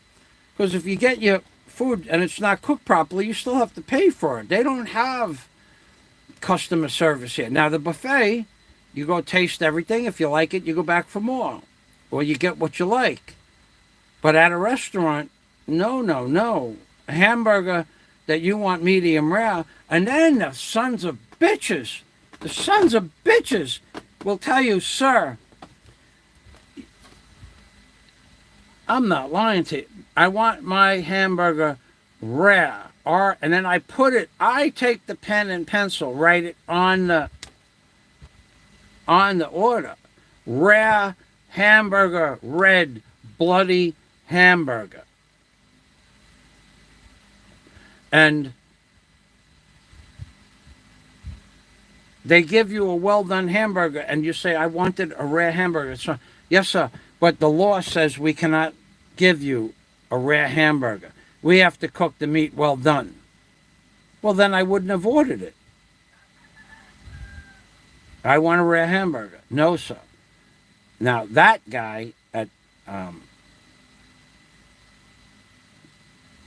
the Outback Steakhouse, not the Outback Bar and Grill.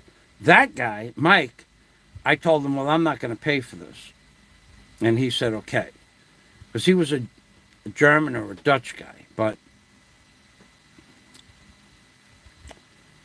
if it was a Filipino restaurant, they would want to get paid for it. Or they call the police, I guess. I don't know. But I don't know how that would have worked out. But these people, these sons of bitches here that own restaurants, they give you the wrong food. It's your problem, not their problem. Next time, we'll make it better, sir. And there ain't going to be no next time. They don't care about that either. Yeah, I am getting tired, actually. Not that I know you're looking out for my well-being. I am tired. I've been talking for now, 6 hours. God damn, that sucks. It must suck. It must really suck for that one guy that's got to review my video or listen, right? He's listening to all this Bakaku and Ka and the blah, blah, blah and the bula bula. And now he's got to review it and make notes. Dude, don't worry about your notes. You're going bye-bye soon. You're going to be ancient history. You're going to be blackballed from the internet, too. So you won't have to worry about your notes. And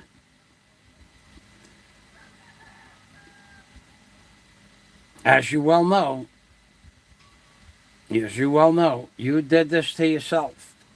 So thanks for, you know what, I think I will end the stream. Thanks for everybody stopping by. Thank you very much for the $44.46 in Super Chat. I appreciate that. And if you're a member of my Skype community, and I normally call you, I still haven't had my credit card turned back on from my credit card company. Probably happened by Wednesday. But you can call me on Skype, or you could leave messages on Skype. So everybody, thanks for watching, and God day to everybody from Mr. Congeniality himself in the Philippines. And remember, always remember these three things, ladies and gentlemen.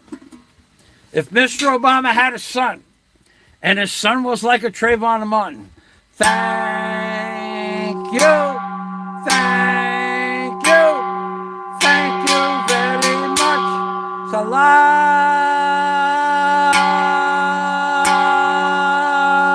Salamat. Salamat.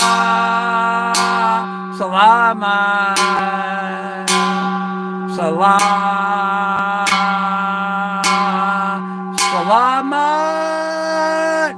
Thank you, thank you, thank you very much. Salamat.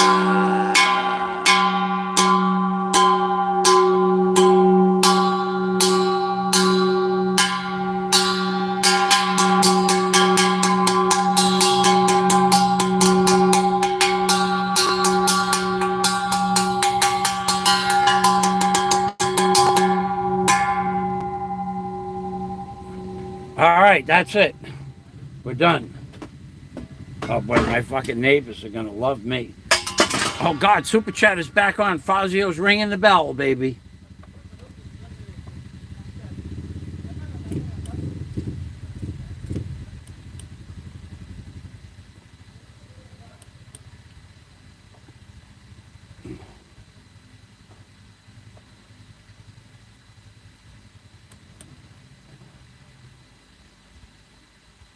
Yeah, it does help if you have a girlfriend here. That's definitely big digital works.